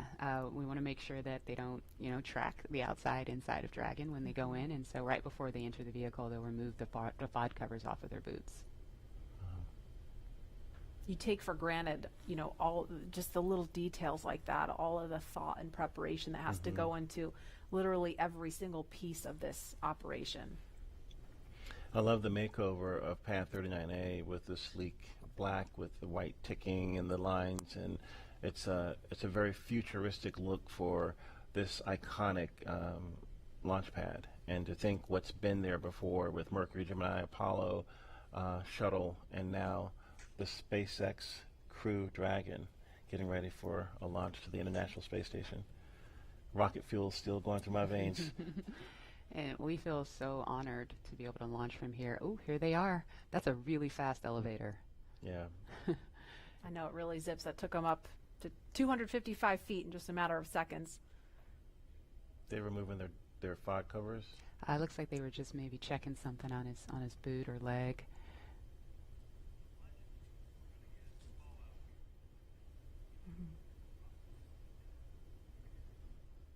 And we should hear a call any moment that the crew has arrived at the pad as they make their way up the stairs, and they're headed to the crew access arm now.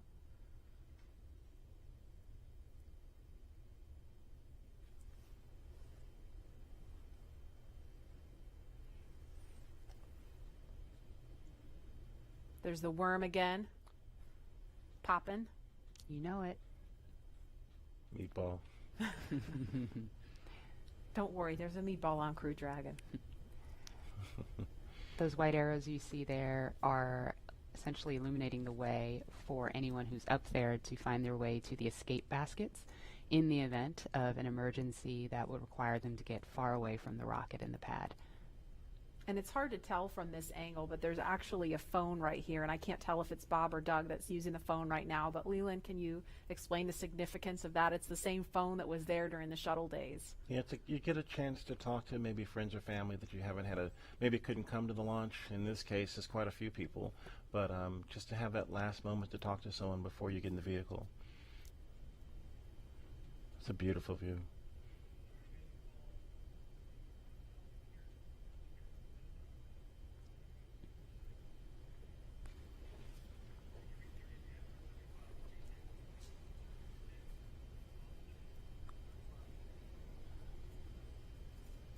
And we're watching the crew when they're done using the phone there. We expect them to be making their way into the crew access arm. And coming up at about T-minus 2 hours and 35 minutes, the astronauts will ingress, or that's a word we use to describe climbing into Crew Dragon. And we saw Doug do it a couple minutes early on Wednesday. They were a little bit ahead of schedule, so that time could be a little bit flexible. But that's going to happen with the assistance of the suit techs, and they will get strapped into their seats. And so with that coming up, we're going to head over to Hawthorne for a preview of what's in store for the future in space travel. Jesse? Thanks, Marie. Yeah, shortly after we begin to regularly fly NASA astronauts to and from the space station, SpaceX will also begin flying private passengers to station and beyond using Dragon. That's right. NASA is enabling up to 2 private astronaut missions to visit the station each year, just as part of our support of economy in low Earth orbit. It's one of the many ways NASA's working to just open up access to outer space for companies to manufacture products in microgravity, for any new commercial modules in space, and really just to enable more people to be able to explore the stars firsthand. And the more people out there exploring the stars, the closer we become to becoming a multiplanetary species. Earlier, we showed you a first-hand look at where you would train if you were to fly with us on board Dragon, but now let's take a peek inside of the spacecraft itself.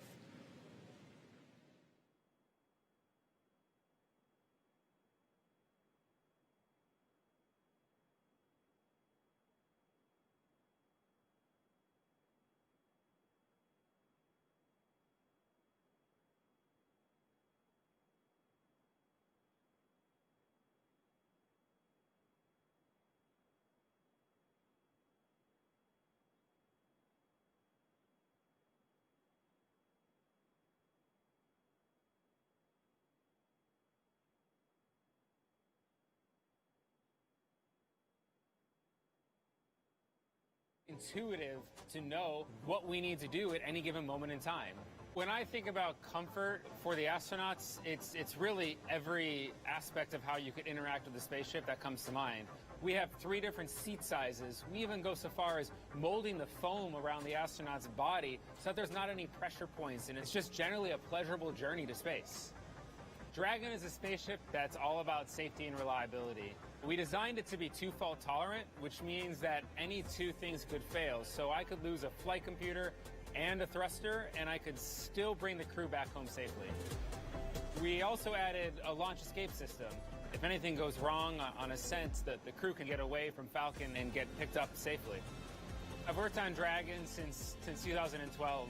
When I see Dragon lift off, I think I'm going to feel a buildup of emotion of 8 years of working with some of the best engineers and technicians across the country that put their heart and mind into making this incredible moment happen for everybody.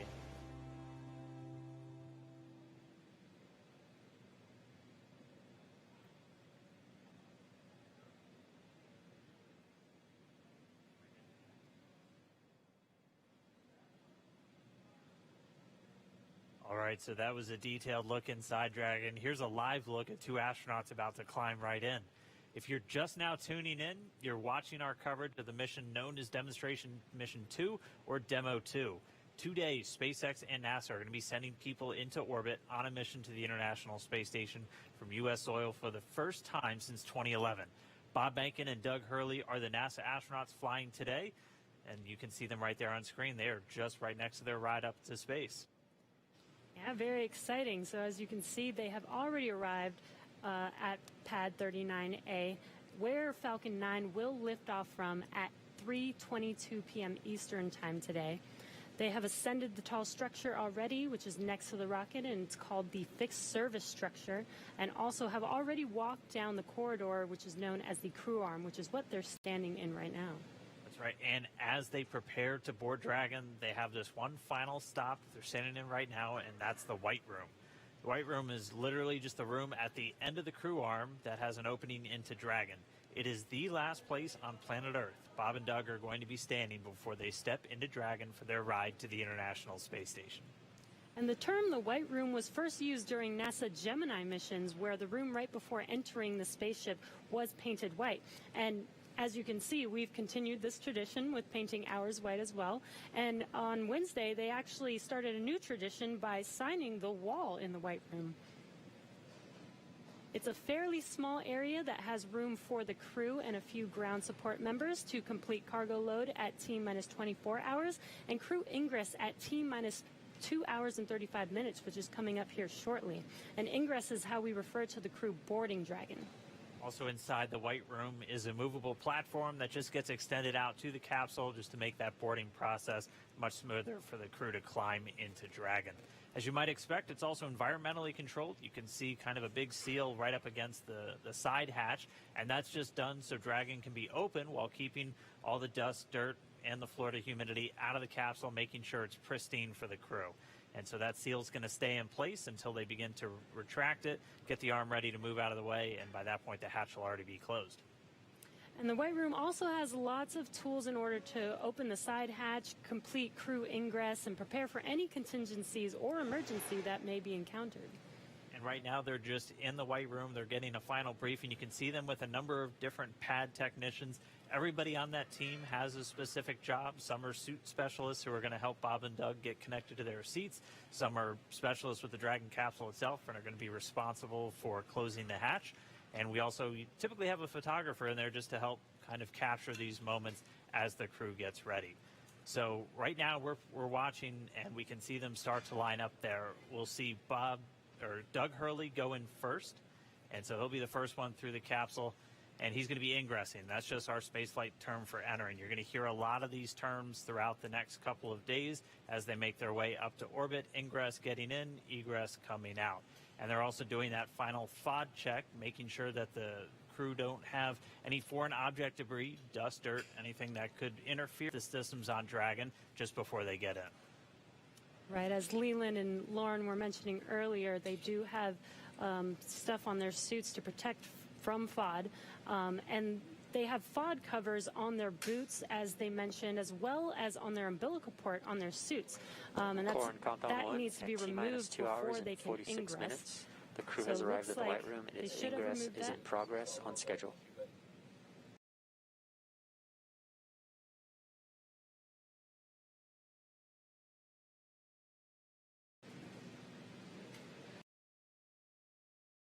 Just listening into the nets and hearing those updates live.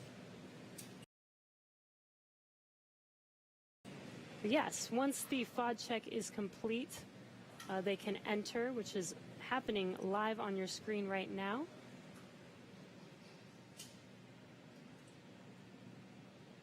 And as they climb into Dragon, they will buckle themselves in and attach their umbilicals to their suits. And as you can see, the suit techs are there to help them get buckled and settled into those seats. And as we mentioned earlier in the broadcast, the suit's primary function is to protect the crew in the event of a cabin depressurization. So the suits help keep them cool, as well as delivers nitrox in case there is a suit depressurization. As we go through this, we saw Doug Hurley go in first. He's the commander for this mission. He's closest to your screen. And then Bob Behnken's just next to him, and they're going to get some assistance from these suit techs as they get in. There are 4 seats inside of Dragon for these missions, and they are numbered 1 through 4 if you're looking from the perspective of the suit techs inside the hatch, going from right to left. So Doug Hurley is in seat 2, that's the commander seat, and Bob Behnken is in seat 3, which for Crew Dragon's the pilot seat. And obviously we don't have anybody in seats 1 or 4 today.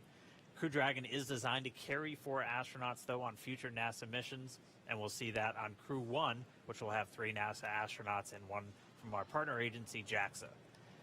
And then directly above the crew right now, but right in front of them, once their seats get rotated, are the 3 displays that they'll use throughout the flight. And that just gives them insight into all of Dragon's systems. It allows them to take control of the vehicle and manually fly it, which we'll see them do hopefully only twice during 2 manual flight tests. As again, Dragon's autonomous, but they can jump in and take over if they need to. And as Dan mentioned, the displays are above them right now, but those seats will rotate back for launch position so that they can easily access those displays. So coming up next, the crew will do a comm check once they're all settled in. And that's so that they can check to make sure that they can hear mission control, and then after that, their seats will be rotated into position. So let's check in with John Innsbrucker for the latest on the health of both of those vehicles. John, what's the status update today? We're at T-minus 2 hours, 43 minutes, and counting down for the launch of Falcon 9 with Dragon to the space station.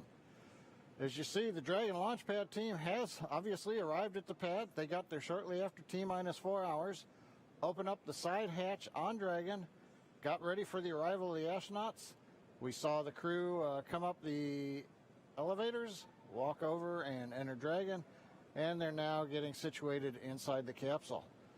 Now the flight team is monitoring data from Dragon. They most recently have completed a command and telemetry check of the radio frequency system on Dragon through the tracking and data relay satellite network. That looked to go well. There are no issues in work as we watch the astronauts getting situated in their seats inside the Dragon spacecraft. The Falcon 9 team is preparing for final checkouts and propellant load. Those checkouts are due to begin at T-minus 2 hours, some 42 minutes from now, when the launch crew officially gets on console in the firing room. All systems on Falcon 9 are currently go. The range continues to be green on the support side. The areas around the pad obviously clear, except for the folks doing the entry into the air and sea space are clear. We hear helicopter go by from time to time. The big concern is weather forecast. We are continuing right now at a 50% probability of violation of the weather constraints. The big concerns are going to be the thick clouds, precipitation, possibility of lightning. I mentioned earlier, normally you get a strong sea breeze from the ocean that pushes inland and keeps the clouds from Central Florida from building up. But today the sea breeze is fairly weak, so we expect the thunderstorms will get closer to the launch pad. We're also checking downrange conditions. If there's a contingency splashdown of Dragon, we're looking at save heights, lightning, rain along the trajectory. Right now it's marginal, but it is still go. We do expect that to improve slightly during the day. So fingers crossed there that the downrange weather looks good. But right now at T-minus 2 hours, 41 minutes as the clock continues to count down, all systems are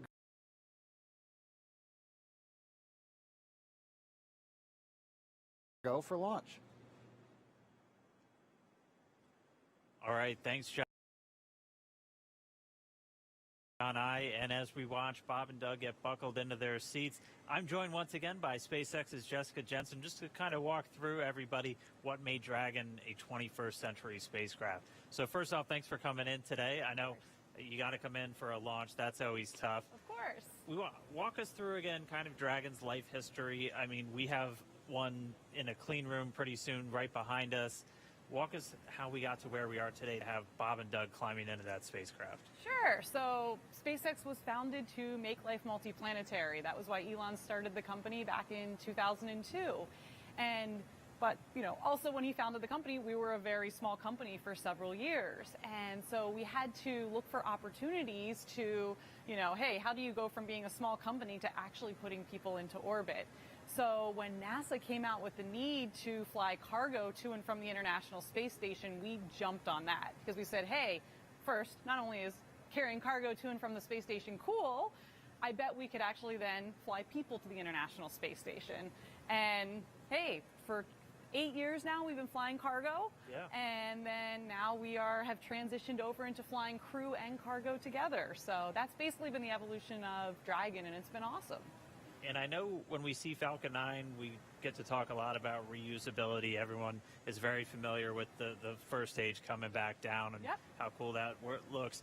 Dragon is also designed with some reusability. In fact, you've flown Dragon multiple times, or you've flown Dragons multiple times to the space station. How does reusability factor into Dragon's life cycle? Yeah, so I'll actually talk a little bit about both, because one thing I think everyone always thinks about reusability and, hey, it saves money or that's great, but reusability actually improves your reliability. So when we get Falcons back and when we get Dragons back, either after one mission or multiple mission, we can do all these detailed inspections on them. And that's super important because when you fly a vehicle, you can only have so many sensors on it. You can't put a sensor, you know, every single inch of a rocket or a spacecraft. And there's already way more than I think anybody realizes. Exactly. But so, you know, especially for rockets that wind up in the ocean, some people don't have any idea of what they actually went through. So the fact that we get all the hardware back, we were able to inspect literally every square inch of it and make small design changes that actually improve reliability for the whole fleet. So even though Bob and Doug are on a brand new rocket and a brand new spacecraft, those spacecraft are actually more reliable based on the knowledge we've learned from reusability. We've walked people through a lot of the new systems on Dragon. What are just some of the cool things that are maybe beneath the surface that people don't know about with Dragon? So I think one of the coolest things is the autonomous docking system. And what that is it's basically we have, you know, GPS sensors on Dragon, but then we also have cameras and imaging sensors such as a LiDAR on basically the nose cone or the front part of Dragon as it's approaching the space station. And all these sensors are feeding data back to our flight computer to say, hey, how far away am I from the space station? What's my relative velocity to the space station? And then that feeds into the flight computer, which has algorithms written by our engineers to say, okay, based on how far away you are in your rates, here's how you fire the thrusters to most effectively get to the docking target. And I think that's just super cool. Well, I mean, we're all waiting for our cars to drive ourselves to work, and for Bob and Doug, that's exactly what it's doing for them. Exactly. And what I think is so cool is the computer does this just like flawlessly. It's easy. When I tried to do it, I failed miserably. I tried to dock Dragon to the ISS 3 times, and I failed. Fourth time I got it. Good morning. And I will tell the public out there that on our website, we actually have a Dragon ISS simulator, so you yourself can try and fire the thrusters and see how well you do. Maybe I'm just a bad driver, but I think the flight computer does a really good job. I think we all had fun with it. All right, well, we are just starting to hear. They're going to start up those comm checks with Bob and Doug. CDR, PLT, comm check, so let's listen in. CDR, loud and clear. PLT, loud and clear. Core, loud and clear. Umbilical comm check complete. Stand by for ground station comm check.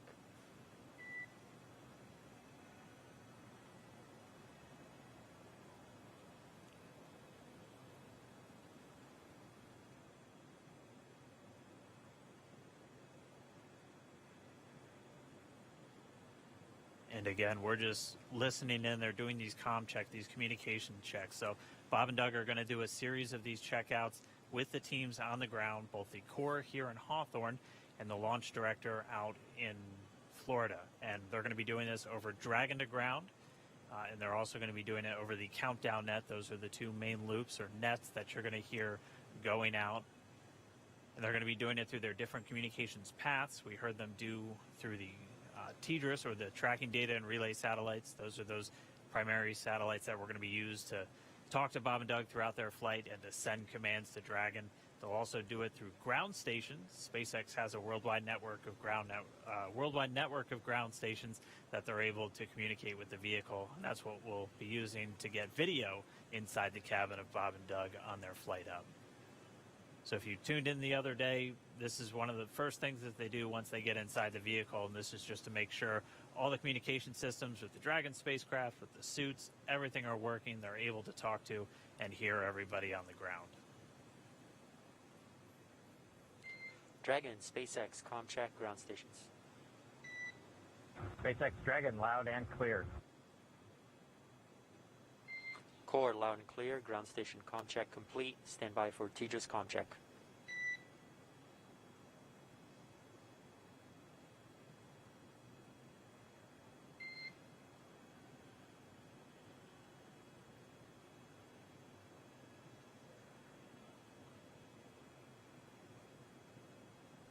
And just a reminder, you're hearing the Corps. That's the Crew Operations Responsible Engineer. That's, if you've followed NASA missions in the past, that's the CAPCOM position. That is this pretty much the singular voice that's talking to the astronauts throughout their flight. And that's a position based here in Hawthorne, California.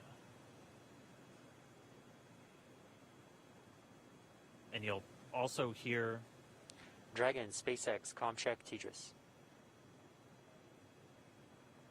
SpaceX Dragon, loud and clear.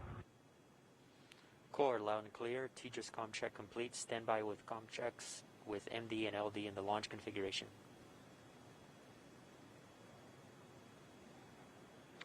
Dragon, MD on countdown 1. Comm check.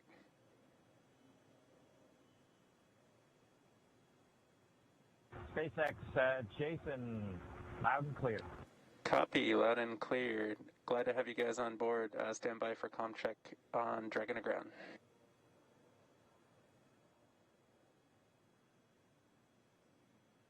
Dragon, MD, Dragon to ground. Comm check. MD Dragon, loud and clear. MD, loud and clear. Stand by for comm checks with LD.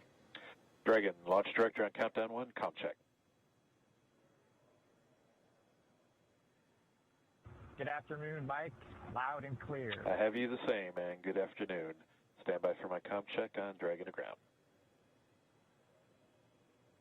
Dragon, SpaceX on Dragon to ground. Comm check. SpaceX Dragon, loud and clear. I have you the same. Back to core. And Dragon SpaceX, this concludes our launch configuration comm checks. Report when ready for seat rotation per Section 2 of 4.100.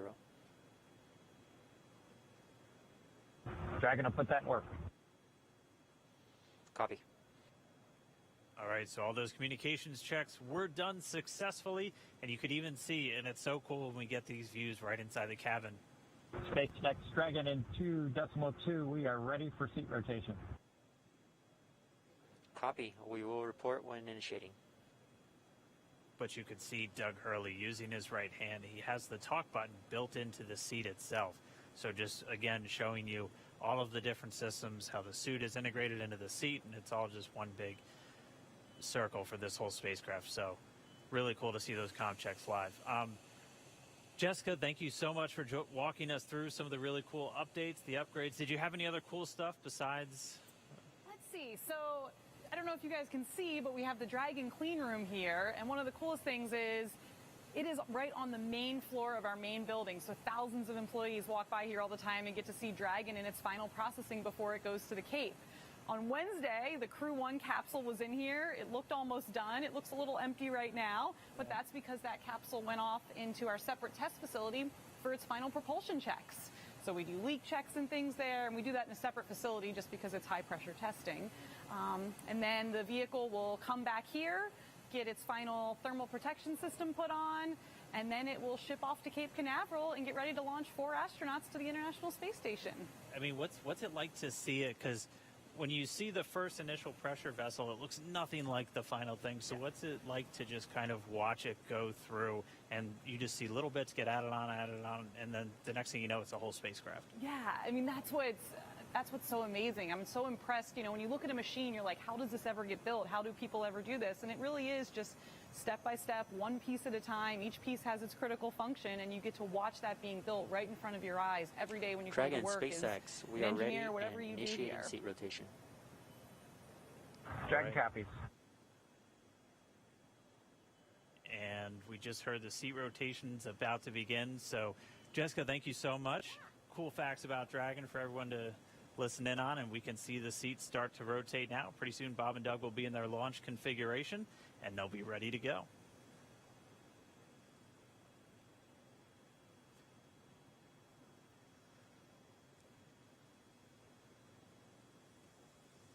And we can see the seats slowly start to rotate. Again, they're in this down position just to make it easier to climb in and out of Dragon.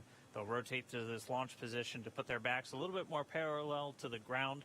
It makes taking the G-force a little bit easier for the crew on the way uphill, but most importantly, positions those touchscreens directly in front of them, which is just their gateway into Dragon. Dragon SpaceX, seats are in the launch position. We copy. All right, in confirmation, the seats are in the launch position. Let's go down now to Gary in Mission Control Houston, where I know the entire JSC team is standing by and ready to see Dragon take flight today. Over to you, Gary. Thanks, Dan. Very much so. Great to see good comm checks from Bob and Doug, and that their seats have been rotated into their launch position. Here in Houston, Flight Director Zeb Scoville has pulled space station flight controllers, and all systems are go for launch from the space station side of things. Essentially, the station is prepared for Dragon to arrive 19 hours after launch. Chris Cassidy has completed his preparations for Bob and Doug to arrive. He's got a chance to view some of the broadcasts. It even said they were, quote, looking sharp. Flight controllers here will monitor the countdown, but really it's up to the teams in Kennedy and Hawthorne to get us to liftoff at this point. So we want to hear your comments as we continue to count down to launch. So let's go to the social desk now. Tahira. Thanks, Gary. So glad to hear that polls are go, at least on your end, and just hoping this weather just works out good for today's launch. I mean, people online are on the edge of their seats. We just checked numbers, and we are up to 1.1 million viewers right now. That's almost double when we checked last time.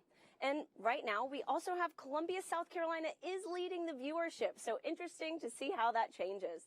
Let's take a broader look at the conversation online with this heat map of the United States. Now, this shows Launch America mentions by state over the past week, and we have California leading right now with the most mentions, and I'm very surprised. I really thought the Space Coast would take it home, but let's see how this changes over the course of the broadcast. And with that, let's see what y'all are posting online right now. Guys, I mean, check out these outfits. Absolutely love it. Love to just see how people are making things creative for this launch and really making it their own, putting their personal touch on it. Let's take a look at another. Oh, we are back to the Launch America Heat mentions, so let's see how that changes over the course of this broadcast. But really fun to see those photos online. Oh, we have another space pet, guys. These do not get old, so please use hashtag Launch America on social media. Right now, it looks like we have Catstronaut Boris, who is ready for his launch in the Crew Dragon capsule. I love seeing the pet owners unite for this mission. So like I said, definitely use that hashtag. We will be looking for it during the show. Marie, what's the latest at Kennedy? Thanks to Hero, we are at T-minus 2 hours, 26 minutes, 47 seconds and counting from liftoff of the Falcon 9 from the Kennedy Space Center here in Florida, carrying NASA astronauts Doug Hurley and Bob Behnken. You see them right now aboard SpaceX's Crew Dragon spacecraft. It's been a very exciting day so far. The crew has been up since about 8 o'clock this morning as they prepare to head to the International Space Station as part of this Demo 2 mission for NASA. And as we speak, the astronauts, as you saw, are inside Dragon and have completed their comm checks, so now they can communicate with the teams here on the ground. And their seats have rotated upright to their reclined launch positions, allowing them to see and access the display panel. And now they are they initiate their own suit leak checks to make sure that their seat is in proper working condition before liftoff. And in just a little bit, at about T-minus 1 hour and 55 minutes, it could happen a little bit sooner though, we're running a little bit ahead of schedule, we will see the closeout team begin to close the side hatch in preparation for flight. And that's going to be one of the key visual milestones on the timeline to liftoff.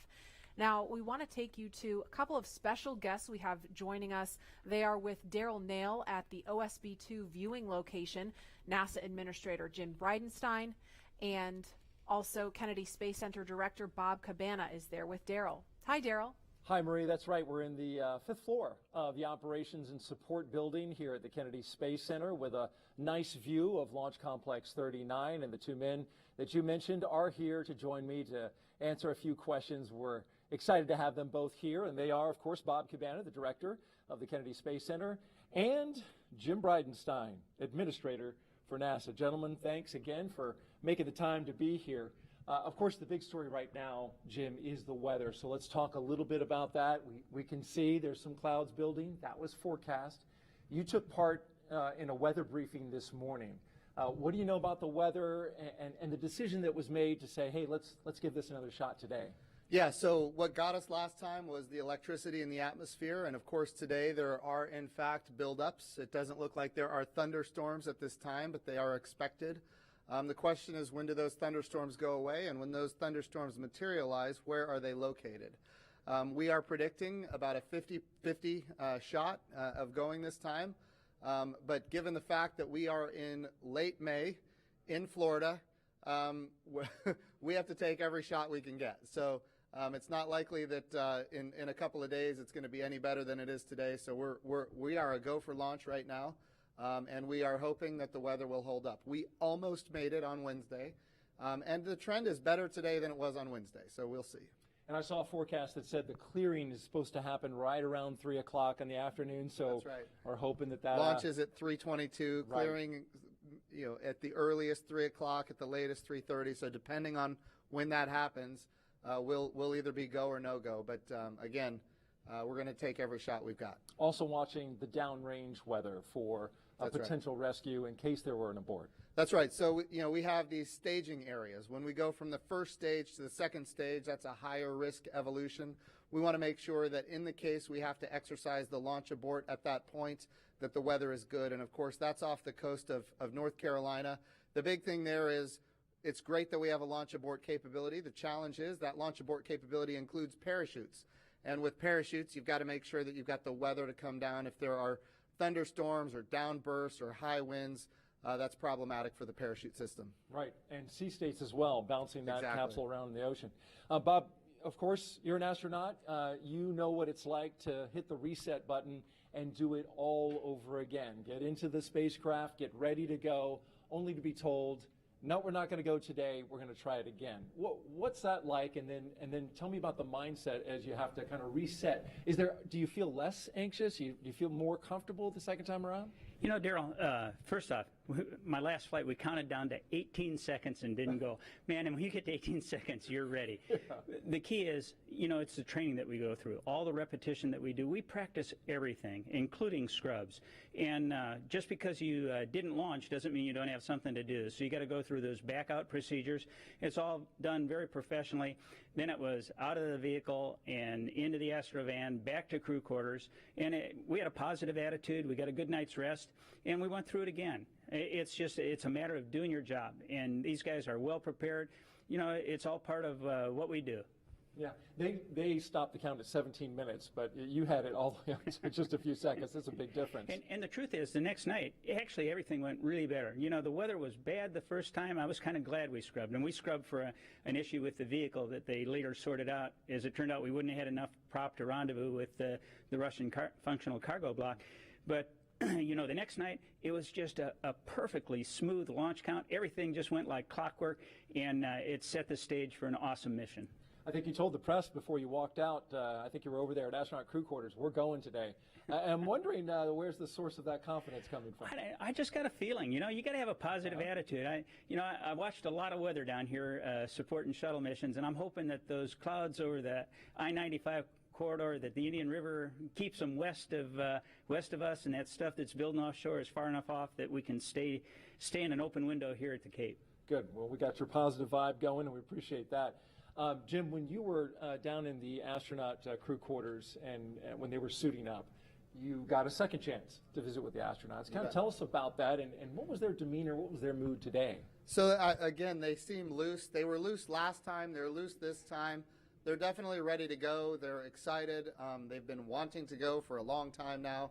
You know, I'll tell you one thing that I thought was a little interesting is, you know, Bob Behnken was making fun of Doug Hurley because on Doug's last flight, they scrubbed 5 times before launching on the 6th time. So Bob Behnken seems to think that Doug Hurley is the problem in this case. But to see them joking about that as they're getting suited up, ready to go, yes, they're trained, they're ready, but they're also loose, and that's good to see because they're going to have to be on their game when we launch. These guys are pretty impressive, Doug Hurley and Bob Behnken. I mean, Doug Hurley, an incredible pilot.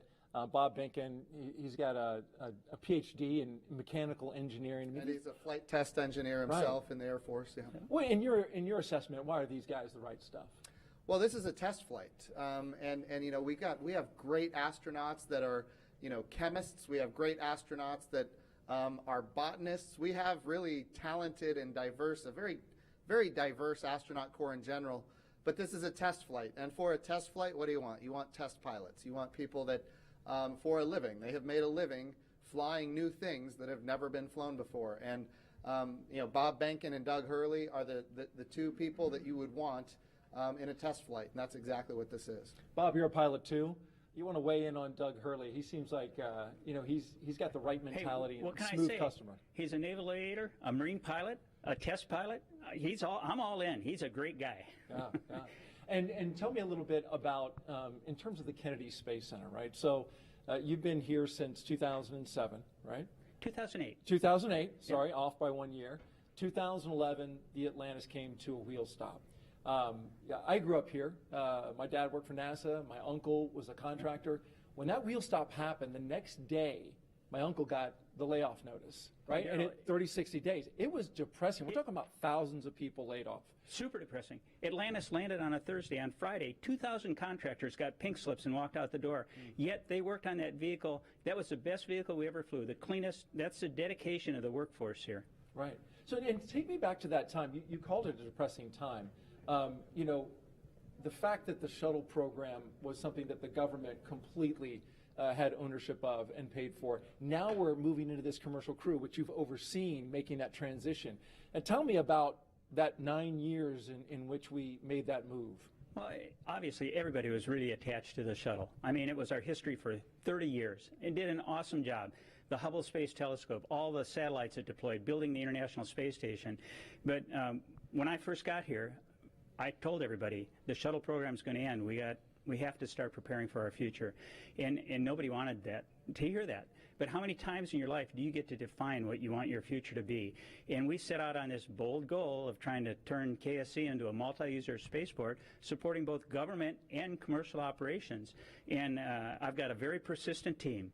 They worked extremely hard, and through a number of agreements, we were able to make it happen. And this is the future. Commercial spaceflight, the administrator says it all the time.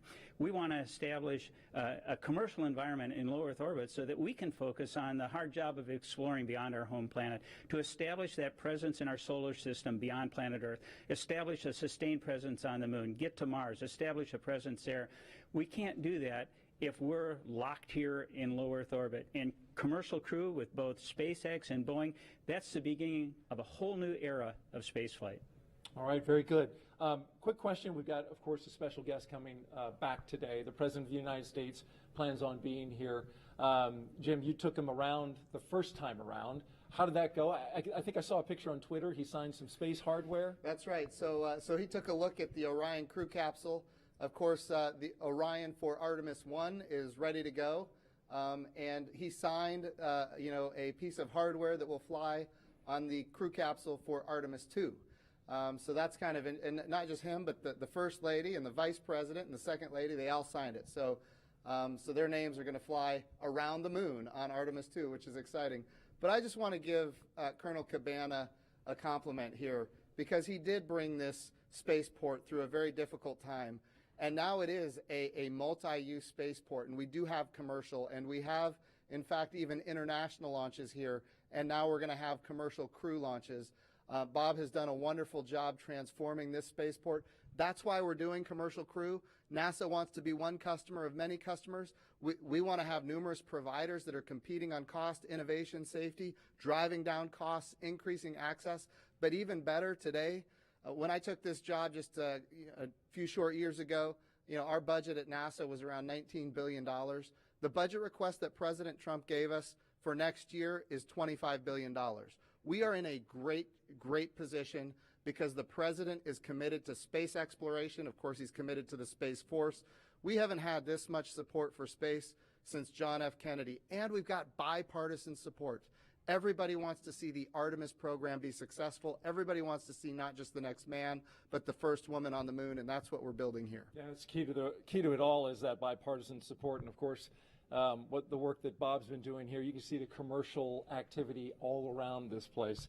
We're going to get to some questions on social media real quick that our audience wants to find out. So the first question is from James on Twitter, and he asks, what is the hardest part of going to space? And we're going to have to give that question to Bob. Well, Daryl, nothing's hard if you prepare for it. And what we are afraid of is stuff we don't have knowledge about. And that's what we do when we learn how to be astronauts. We train, okay? You spend a long time as an astronaut candidate learning. You spend a long time preparing for a mission. For an International Space Station mission, training around the world on all the different modules and everything, it's like 2.5 years of training before you get on orbit for that time to actually do your work. So I'd have to say the hardest part is the preparation for it. But you are so prepared when you go. You just have total confidence. You know that you are very well trained for what you're going to do. You have an outstanding team on the ground supporting you. And that is so important to have that ground support as you climb into that vehicle. You know that they've done their very best to ensure your safety and a successful mission. But after that, it's a piece of cake, except no simulator on Earth can prepare you for what those guys are going to feel. It's better than a cat shot off an aircraft carrier. I believe it. Maybe one day I'll get to try. The commercialization effort means we want everybody to be able to fly into space. That's Absolutely. the goal. It's a great point about preparation, because that's not the highly visible part. The launch is, and so it's good to know that all that preparation leads to that confidence.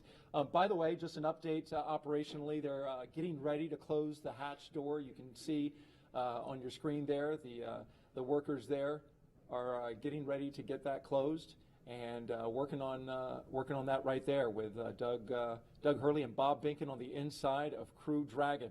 Our next question is from Mathis on Twitter, and he asks, what kind of operations will the astronauts do between the liftoff and docking with the International Space Station. I know you pay a lot of attention, Jim, to the operations, especially of this mission. You bet. What do you know about that? So there's a number of things. The first thing that they have to do is, of course, we've got a number of burns to get in phase with the International Space Station. We've got some boost burns as well. We're talking about, operating the rocket engine to get in alignment with the space station. But I'll tell you, the biggest thing that we need the astronauts to do once they get on orbit and before they dock is rest. We need them to eat, we need them to rest, we need them to be prepared for that docking. Once they are in the range of the International Space Station, they're going to start maneuvering the spacecraft themselves. Not automatic, but they're going to do it themselves. They are in fact test pilots, and as test pilots they will test fly this vehicle to make sure that it operates as advertised. And of course then they will dock with the International Space Station. And a unique capability here is it's automatic rendezvous and automatic docking, and so we're going to be able to see that for the first time as well. That's going to be exciting to see. Thank you for sharing that with us. Jim Bridenstine, Administrator of NASA, Bob Cabana, Director of the Kennedy Space Center, thank you both for joining us. And we're going to send it back to Marie in the studio. All right, thanks a lot, Daryl and Mr. Bridenstine and Mr. Cabana for joining us. You can see some clouds starting to gather over Launch Complex 39A. We're keeping a close eye on weather. Again, 50% chance of launching today. We just got to see what the weather's going to do. A little bit ago, we heard the crew complete their comm checks live on the air. We saw their seats rotate. That helps get them into a little bit more comfortable position for the G-forces during launch. And more importantly, it helps them be in a better position to interact with the screens in front of them. They completed their suit leak checks.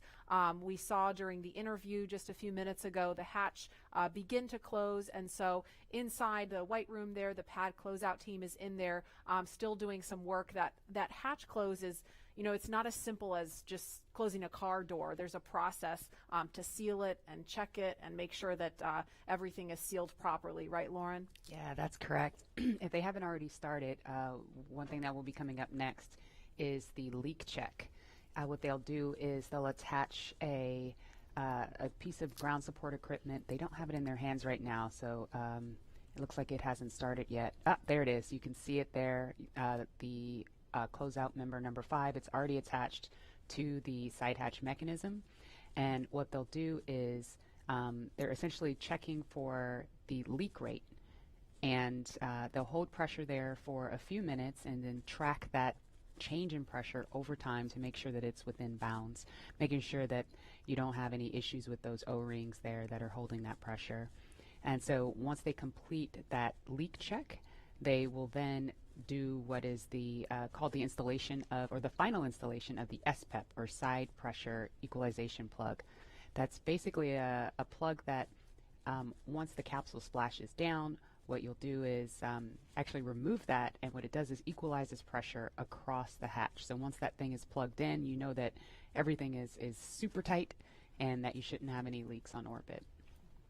One of the other things that I think is pretty cool about Dragon, you can kind of see them on the edges there are some of the windows. And I know that Dragon started out as it was Cargo Dragon. You have your cargo version, and before you moved on to the Crew Dragon version, but you even had windows on the cargo version. Can you explain kind of why that was? Yeah, the very first Cargo Dragon that we ever launched had a window over the hatch, over the side hatch, and the reason we did that is we've always envisioned Dragon to ultimately be a crewed vehicle. So even in the beginning, for the very first vehicle we ever made, which didn't even really carry much cargo, we put that window there, and it to us symbolizes what Dragon's purpose has been all along. Taking those steps, starting off with the CRS program and resupplying the space station with experiments and food and crew provisions for the astronauts on board, to now putting putting NASA's astronauts in our own vehicle.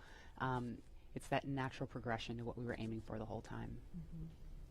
And Leland, what's your take on the touchscreen technology? We saw a little bit about that. Obviously, this is a very different kind of look than what we saw during the space shuttle. It's the future. I mean, we had our LCD displays, and we had lots of buttons to press, and valves and switches. And I think this new technology will allow us to get through procedures much more much faster, because we had paper flight data file that we're having to turn to different pages and get to things. And I think this will make it much more efficient to go through your malfunctions and your procedures with the touch screens. And I think, having the gloves, being able to, touch the screens and work within the gloves, everything's kind of sleek and efficient. There's not a lot of wires and things hanging off. And their knee boards, you can see their knee boards on their left knees. So that's for some extra little notes and things. The hatch is closed now. There's some commentary. We are ready for the post-ingress briefing when you are ready to copy.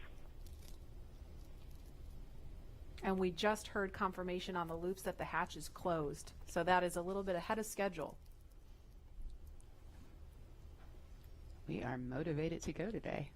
We're ready. Go ahead. Okay, on the weather, we still have some rain showers moving through the area, but we do have a reasonable opportunity today, so we are proceeding into the count. We are going to take a look at both pad and ascent track weather at T-minus 1 hour and 30 minutes, and the next decision point will be prior to prop load.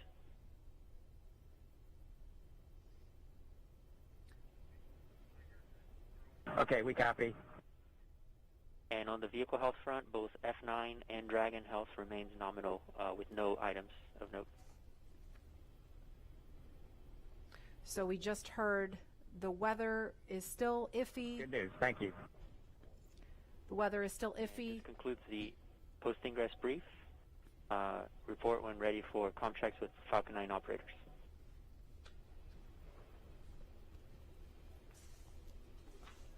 We are ready for the F9 operators.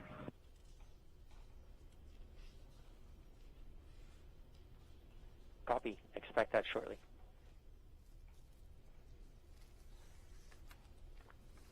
So when we hear that chatter pick back up, we're going to quiet right down so that you can listen into that along with us. But we just heard them discussing the weather briefly, still keeping an eye on that, but the next decision point is going to be before prop load. So we're going to press forward for now and then reevaluate before they start fueling the rocket. But in the meantime, it sounds like Falcon 9 and Crew Dragon are healthy, so the vehicle's in good shape, right? It sounds like kind of a little bit of a repeat from Wednesday that we're just keeping an eye on the weather at this point. You can see on their left legs, well, in that previous image. And Dragon SpaceX comm checks with F9, you can expect it in about 1 to 2 minutes. Dragon's ready. All right, on their left legs there, they have these satchels that are strapped to their legs. Inside are some crew provisions, including these tablets that you see that they have displayed there. You say, Lauren, those are tablets versus just kneeboards that you can write on? Or the tablets are inside. Oh, they're inside. Yes. Okay. Okay. And so when would they pull those tablets out to use them? During the mission, Okay. while on orbit. Okay. And I don't know if it's coming, if the background noise is coming through over the air, but we hear the rain really picking up outside the studio here. So I'm kind of wondering if Bob and Doug are hearing the sounds of the rain clouds opening up over the pad. Looks like it's still kind of patchy out there. But again, we were following some thunderstorms that look like they may be making their way over here. It kind of looks like it's raining from that view. It's a little bit hard to tell through the haze.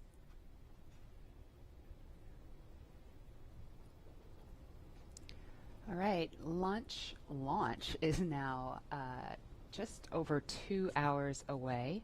Tahira, you are there with the social teams. Now that the hatch is closed and the rain's picking up and all kinds of exciting things are going on right now as we count down and get into the last 2 hours of the count, I bet things are getting pretty interesting on social media.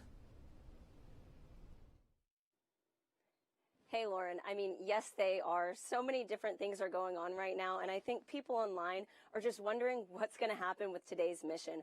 I have TweetDeck open right now, and it is just scrolling with the conversation of people around the nation talking about today's launch attempt.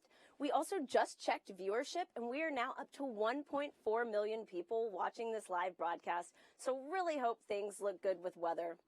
And on that note, let's take a look at some of the things being said on Twitter right now. So it looks like, we just have some more future astronauts. I really love seeing the young generation just getting mobilized, getting excited about today's mission.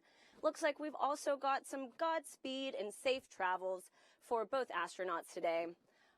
Really do wish them the best of luck on the second attempt. Hope it happens.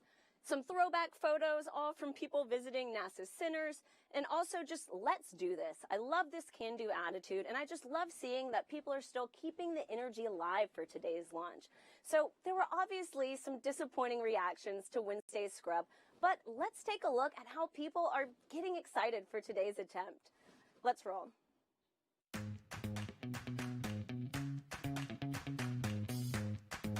Ready for takeoff. I'm ready to launch America. 3, 2, 1, go!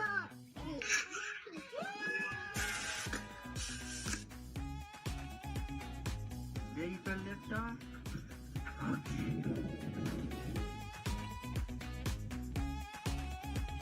To infinity and beyond.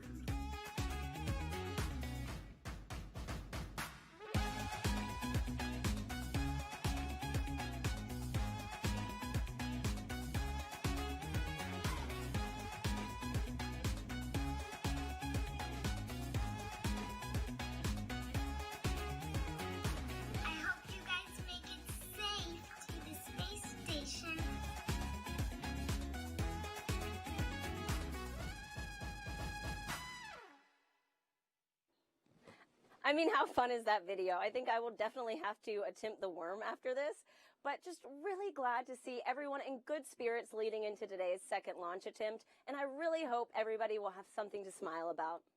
And with that, let's head back to Lauren. Lauren. Thanks, Tahira. So it looks like people are pretty stoked about today's attempt. Please continue to join the conversation by using the hashtag LaunchAmerica across all the social media channels.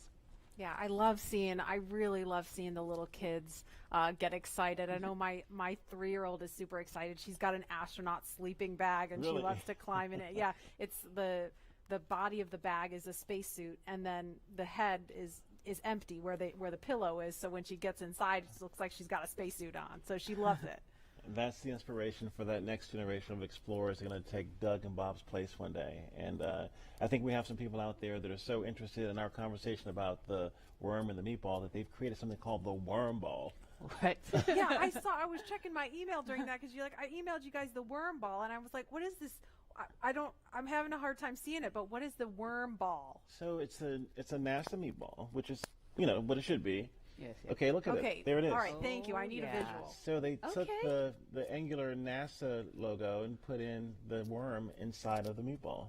Can you live with that, Lauren? You know what? That's a beautiful compromise. I'll take it. I'll take it. It's a nice marriage of the two. Oh, I love you, man. Truth. And there is another live look at Launch Complex 39A, and we have had the opportunity to share with you a lot about the SpaceX Crew Dragon sitting on top of Falcon 9, a lot about the crew themselves, and the significance of today as the official return, we hope, of human launch capability to American shores. But we would be remiss if we did not explain why this pad, 39A, is hallowed ground.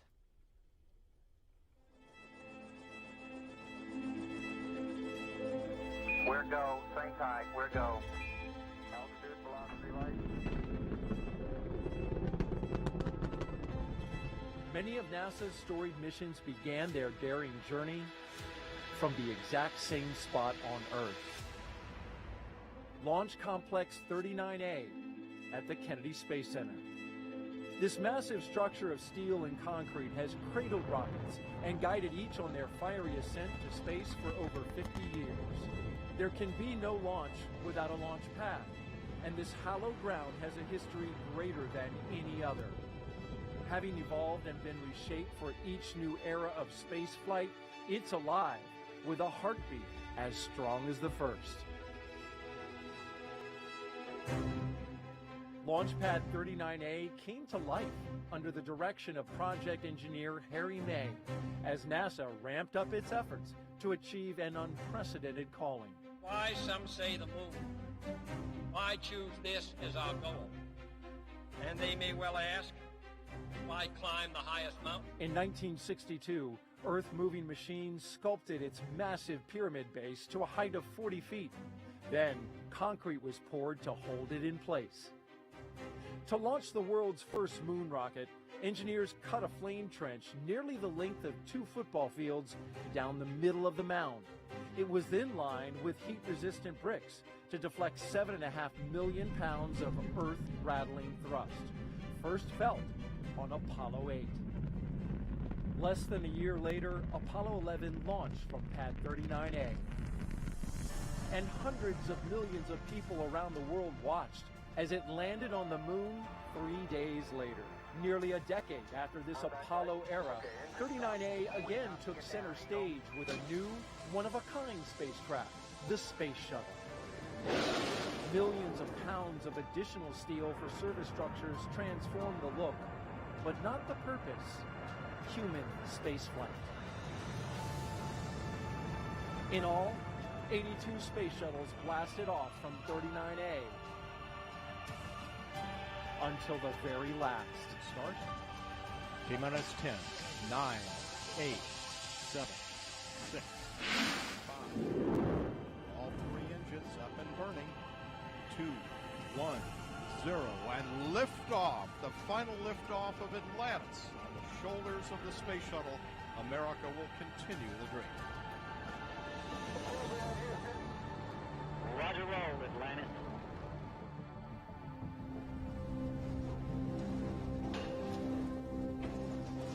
With the fleet retired, demolition crews removed the shuttle-era hardware to clear the way for NASA's monumental decision to lease this historic launch site to the private company SpaceX. Today, its sleek and modern design supports a family of rockets that has advanced the commercial age of American spaceflight. Now, 50 years after it first sent humans to the moon, this historic spaceport stands ready for the next wave of human exploration.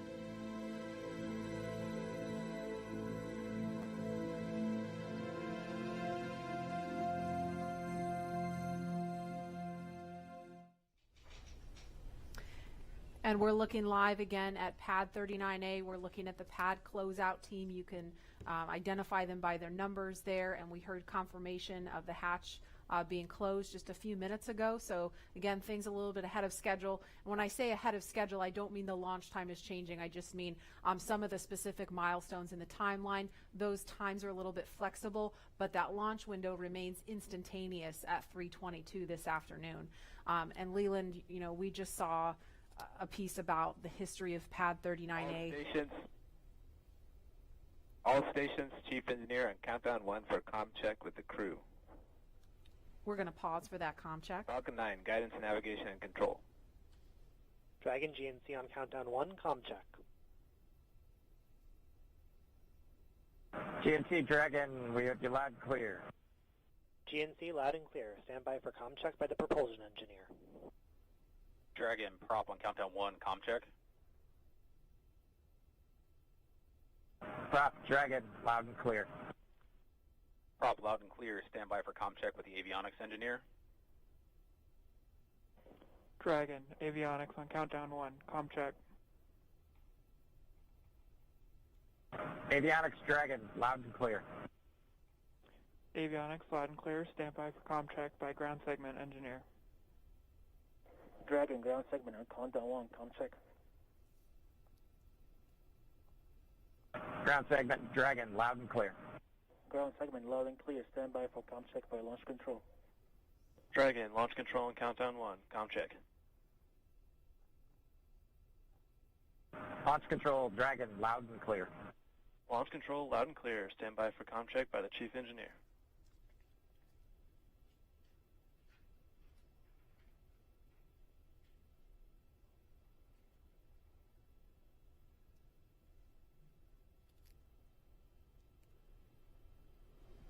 Dragon, chief engineer on countdown 1, comm check. Chief engineer, Dragon, we've got you loud and clear, Bala. Chief engineer, loud and clear. This completes the Falcon 9 responsible engineer comm check.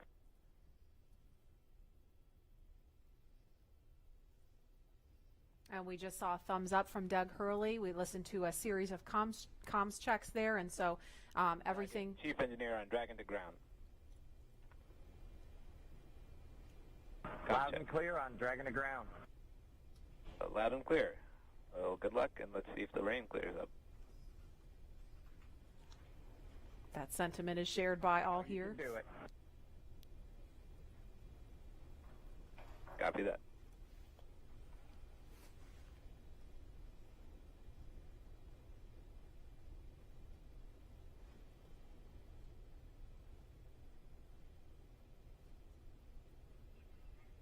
So Bob and Doug, along with the launch teams and all of the rest of America, hoping the rain clears up here.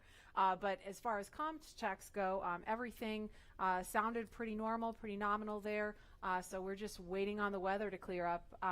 But again, there's a live look at Launch Complex 39A, the site of 82 space shuttle missions where they began, and of course Apollo, the first mission to the moon, Apollo 11 lifted off from 39A. And Leland, you were just 5 years old when that happened. Take us back there. Marie and Lauren, I was 5, and I was the antenna engineer during the broadcast. I was the kid standing behind the black and white Sylvanian television holding the rabbit ears, and my dad said, move to the left, move to the right. And I was trying to look around the television to see what was going on, but they said, no, don't move, stay there. So I never actually saw the actual landing on the moon, Neil and Buzz walking on the moon. And the next day, all my friends in my community were like, yeah, you want to be an astronaut? We just had this momentous thing. And I said, no. I didn't see it. I want to be Arthur Ashe, because Arthur Ashe trained 5 blocks down the street from where I grew up. And my dad talked about his excellence, his perseverance, his athleticism. And so it wasn't until I got to NASA, working as an engineer at NASA Langley, that a friend of mine said, you'd be a great astronaut. And I just laughed at him. And I didn't fill the application out. But another friend of mine got in, Charlie Camarda. And I said, if he can become an astronaut, I can become one. So I applied the next year, and I got in the 1998 class. And I think about this, again, storied legacy, Pad 39A. I was there in 2008 and 2009, Space Shuttle Atlantis, the last one that came in with Doug and the rest of the crew. And it's just an amazing time to see this new era with Lauren, with your SpaceX Crew Dragon about to take off. I'd never heard that story. I've got a million stories. A million stories. Wow. It's so cool that, you do have a lot of these kids that are watching today who have never seen a flight, a human space flight from KSC before. And this is their first time. And I'm trying to remember back, I grew up in the shuttle era. And I grew up in Los Angeles, and I remember sometimes when the shuttle would land at Edwards Air Force Base, you'd hear those sonic booms. You hear the double sonic booms in school, and we all just knew, oh, that's the space shuttle. It was just a thing. We just knew about that.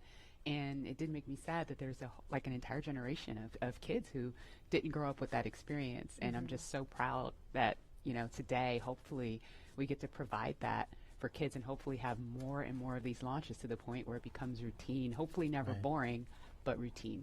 And there's talent in every zip code, so you have to make sure that every kid has the opportunity to do these types of things. If they believe in themselves, then we give them the right tools that they can use to be in STEM fields. And, we have a very diverse group of people up here working together to get Bob and Doug off safely. And I think more people that see this type of diversity will have a chance to say, I can do that too. Yes. Absolutely. And, we have a lot of kids watching today, and we have an opportunity to hear from another really awesome role model, especially for the little girls in the audience. So we want to throw it over to Gary in Houston to talk to a very special astronaut standing by there. Hi, Gary. Hi, Marie. I have the distinct pleasure of being joined by one of NASA's record-setting astronauts and a recent resident aboard the space station, Christina Cook. Christina, thank you for joining us. It's great to be with you today.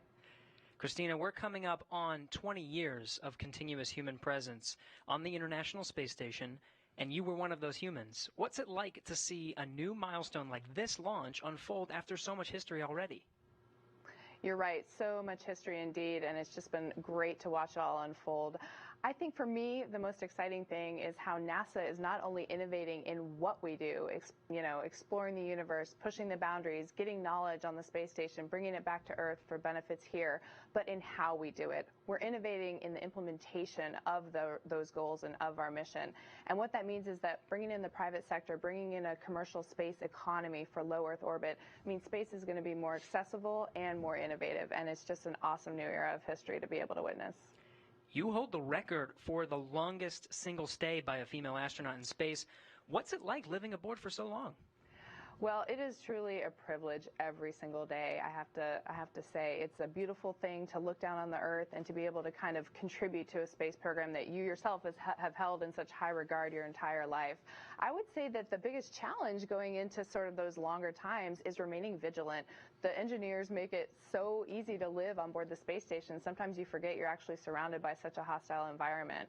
So remaining vigilant both day to day to have that appreciation that you wake up with every day, and then also being vigilant, knowing that things could take a turn for the worse at any time, and you have to be ready to react to that. So it's a great privilege, but it also comes with great responsibility. You came to NASA after the days of the shuttle program, and you flew on the Russian Soyuz. What does it mean to have this private capability to fly astronauts to the station? Well, I think it's just a great innovation in terms of our partnerships. You know, when we started out, it was individual countries pursuing space exploration. We brought in the international aspect of it, and now we're really folding in that commercial aspect, bringing the innovation of all of our American industrial power and recognizing that the more partnerships we have, the more accessible, the more innovative space exploration can be. So it's an awesome time, and it brings with it so much more capability into the program as well. So it's not only how we're doing it, but it's what it brings. We're looking forward to having this transportation from private companies. How does it help you do your job in space? You know, I think one concept that we have in NASA for safety and to mitigate risk is called dissimilar redundancy. And here now we're bringing up a whole second way of getting crew to the International Space Station and getting cargo, last-minute cargo. So we're increasing how much science we can do on board the space station by twofold. We're increasing how we can, our options for getting items up, stowage items, supplies, provisions, science experiments. So we're really just banking on the extra redundancy to make the program that much more robust. We're watching Bob and Doug go through the final phases of preparing for this launch. What's going through your mind so close to liftoff? Oh, it is such a great day indeed. You know, it's interesting because I think it's not so much what is going through your mind, but what's not going through your mind. You know, you're not thinking about all the things could go wrong. You're thinking about enabling success by doing what you've been trained to do. One of the sayings we have is that on launch day, astronauts are sometimes the most calm people in the room. And I found that to be true on my launch day too. I think it's kind of this career culmination of everything you've learned, everything you've dreamed of, and you know that it's coming together in that day and that you're going to finally do what you're prepared to do, execute the mission, and it just really brings a sense of calm and readiness. NASA astronaut Christina Cook, always an honor to hear from you. Thank you. Great to be with you. Well, once Bob and Doug arrive at the station, NASA astronaut Chris Cassidy will be ready to welcome them on board. So in anticipation of their launch, he had this message for them. Hello, everyone. I'm astronaut Chris Cassidy, commander of Expedition 63 on board the International Space Station, flying 250 miles above the Earth. Like you, I'm excited about today's launch and the possibilities it will bring to America and to the world. But also, I'm very excited that two close friends will be arriving and joining the crew. I had the privilege of flying with Doug Hurley on both of our first shuttle missions back in 2009. Together, we came to the International Space Station and helped construct the amazing facility that it is today. Although this will be my first mission with Bob, it was my honor to follow him as the chief of the office when he left back in 2015 to begin training for this amazing mission. Personally, I've been very fortunate to fly in two different spacecraft. Launching from America on the shuttle, and most recently launching from Kazakhstan in the Soyuz. But I can't tell you how exciting it is to know that we're once again launching Americans from the coast of Florida. And finally, here's a story I'd like to share with you. Back in 1981, John Young and Bob Crippen launched on Space Shuttle Columbia, the very first space shuttle flight, marking the last time we flew Americans on a brand new vehicle.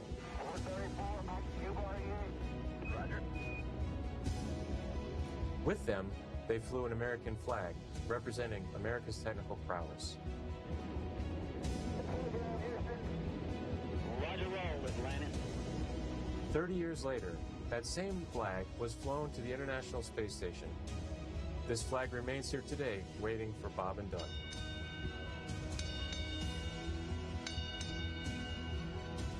Our flag means so many things to our country, and this small piece of America represents what we'll be able to achieve together.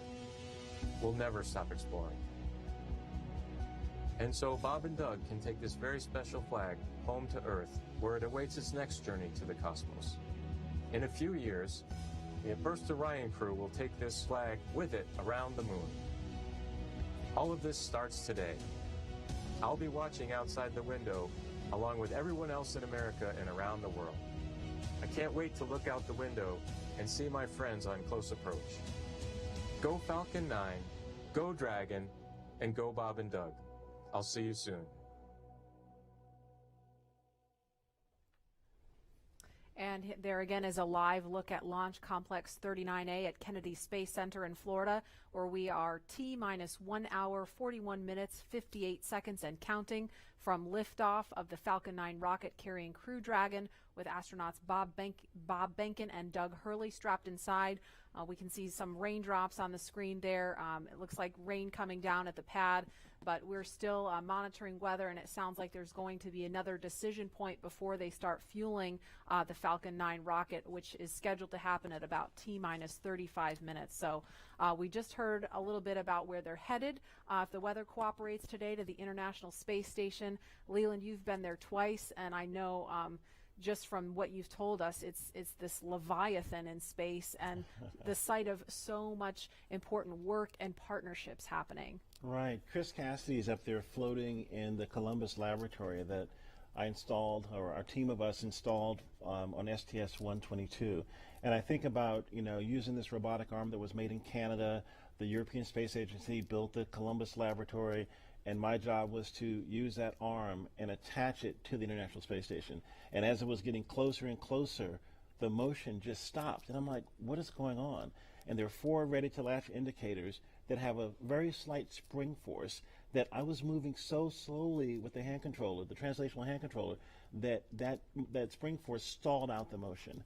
And Peggy Whitson was behind me, and she said, Leland, there's some commentary. Weather update, I think. Go ahead, sir. Hey, Doug. We're still waiting for a weather update expected at 18 Zulu. Therefore, the next assessment will be closer to the propellant load time. We are currently no-go on launch weather, but we are showing an expected clear of 1830 Zulu. Okay, copy all. Thanks for the update.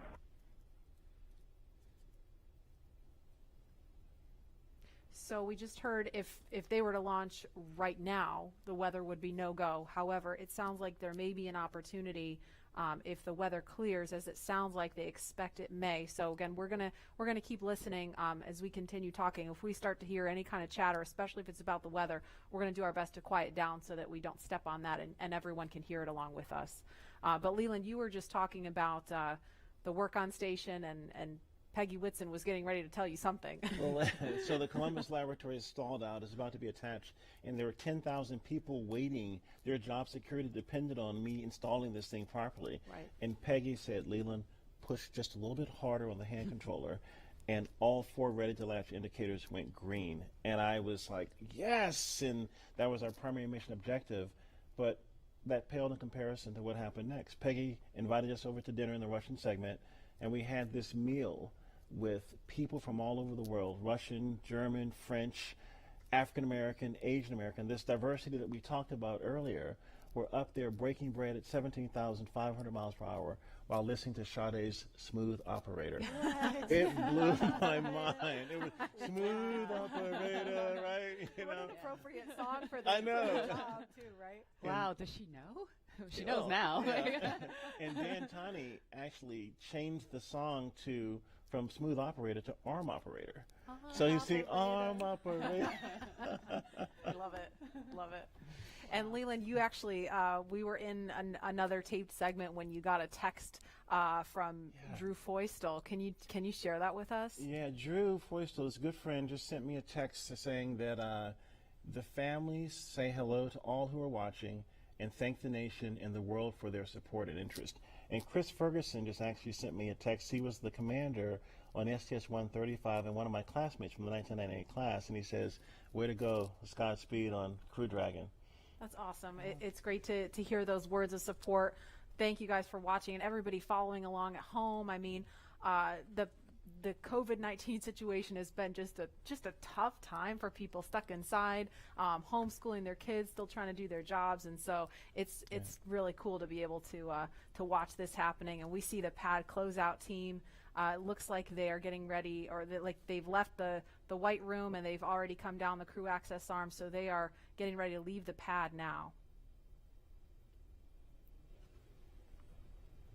And we are going to go now to the Operations and Support Building 2, where Daryl Nail is standing by with NASA's Chief of Staff to talk to us a little bit about some of NASA's ambitions beyond the International Space Station and its work with the Commercial Crew Program. Daryl? Yeah, that's right. We're here in the mission briefing room at the top of Operations and Support Building here, where there's a lot of important people that are gathering to watch the launch here. And one of those people, it's not me, by the way, one of those people that is important is Gabe Sherman, NASA's Chief of Staff. We appreciate you being here. Hey, thanks for having me, Daryl. You got kind of the insight of what's coming down the pike here at NASA. So, of course, today is Commercial Crew, and we're focused on that, seeding the commercial market. But what's off in the horizon for NASA? Well, I'll just tell you, it's an incredibly exciting time to be at NASA, and you know this. I mean, you're here every day. But whenever you think about what we're doing with Commercial Crew, in the horizon in July, we're launching Mars Perseverance, which is just going to be an incredible thing for us. You look at the end of this year, SLS, the largest rocket in the world, is going through testing right now, going through green run testing, and we're hoping maybe by the end of the year we could even get it right out here to the Cape, which would be just an incredible achievement for our team. So there is no shortage of things to be excited about at NASA right now. And it feels like everything is really starting to happen here recently with everything that you just mentioned. And if we get that first Artemis launch, that could be right around the corner as well. Oh man, we're looking at I think late 2021 is what we're looking for. And so you think about SLS potentially moving from the green run to the Cape. You've got Orion finishing up its last little bit of testing. It moved from Plumbrook earlier this year, our station up there in Ohio, down to KSC. So we're looking at checking it out throughout next year, and hopefully we'll have the first integrated flight of SLS and Orion at the end of 2021, and I'm telling you that is going to be a moment. That will be exciting. Yeah. And there will be a thunderous boom right here at the Kennedy Space Center. So with Mars as the end goal, how does all of this get to that end point? You bet. No, and I think that's what's so important about the Artemis program, right? Our long-term vision is to get to Mars, but when you think about Artemis, everything that we're doing at the moon is helping us learn, prove out capabilities and technologies, work through the right mission durations, understand how we utilize the resources of the moon potentially to go further onto Mars. So the technology, the science, the exploration, architecture that we're putting together, each and every piece of it is helping us learn a little bit more, prove out a little bit more so we can take that next giant leap to Mars. And so everything that we're doing at the moon helps prepare us to move on to Mars. How about the activity in low Earth orbit, like Commercial Crew, which is happening today? How does that help us for missions to the moon? Yeah, I think anytime you're launching humans, you're learning, right? And you're taking what you've learned and you're moving it forward to the next mission. But I think it's really about the business case. If you think about what Commercial Crew is, it's NASA moving from owning and operating hardware to buying a service, right? And if you remember just a few weeks ago, and we awarded 3 contracts on the human landing system to commercial companies. And so we're hoping that we move to a day where we're actually buying a service to get our astronauts back and forth to the moon. So actually enabling the commercial market to go from low Earth orbit all the way out to lunar orbit. And so Commercial Crew is a great proving ground for that, helps us prove out that business case, build those partnerships, and then we get a feed forward to the moon. So it means a lot. This means a lot as we move out. And it's really exciting when you talk about the commercial crew, the commercial aspect going to the moon, right, and those partners. They're going to be studying those landers to see if they are viable for NASA?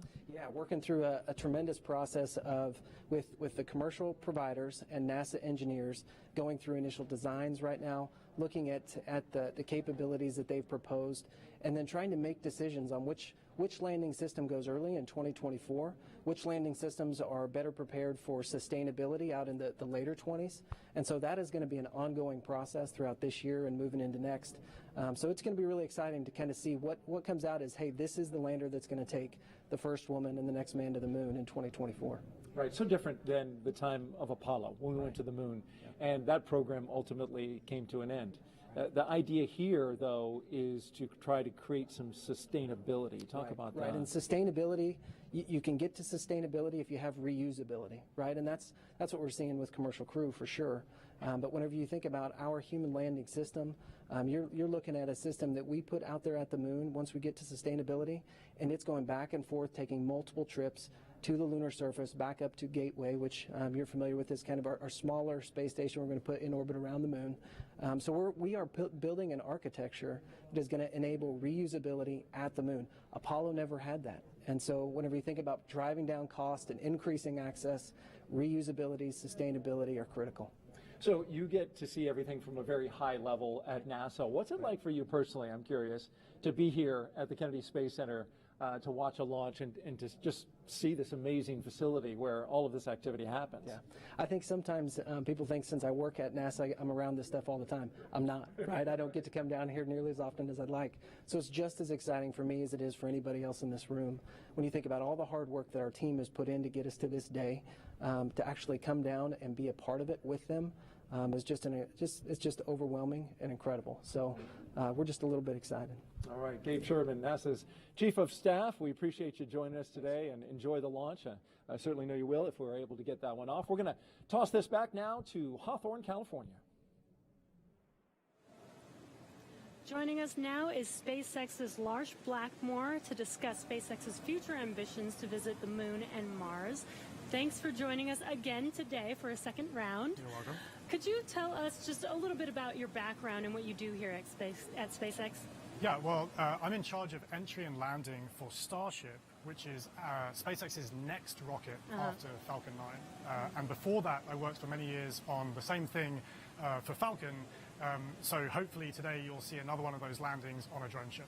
Awesome. And speaking of that, what role does reusability play in getting people to the moon and Mars in the future? Well, it's really all about making human spaceflight affordable. And what you want for that is a 100% reusable rocket. Now, Falcon is only partially reusable, but Starship is going to be 100% reusable. And we've actually already started working with NASA on using Starship to send astronauts to the surface of the moon for the first time since 1972. Not only that, Starship will be refuelable on orbit.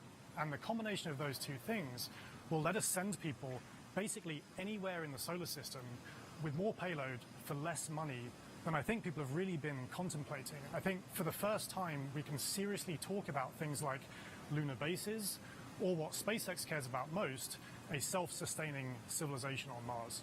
Right. So what you're saying is I will have an opportunity soon to get on board one of those spaceships. I very much hope so. Yeah. So speaking of reusability and landing, I know you mentioned Starship will be refuelable in orbit, but Falcon does come back and land back on Earth. What are the challenges with actually landing on the moon and landing on a planet like Mars? Yeah, well, you can't land like a plane, because the moon and the Mars either have no atmosphere or have a very thin atmosphere, and even if you could, there's no runway that someone's built for you. So that's one of the reasons that we do propulsive landing on Falcon, because we want to figure out how to do propulsive landing. That fundamental architecture works on basically any planet. If you have no atmosphere like the moon, you do a propulsive landing burn all the way. If you have a thick atmosphere like Earth, you let the atmosphere slow you down as you float down and do a short landing burn at the end. And for Mars, which has an atmosphere but a very thin one, you do something in between the two.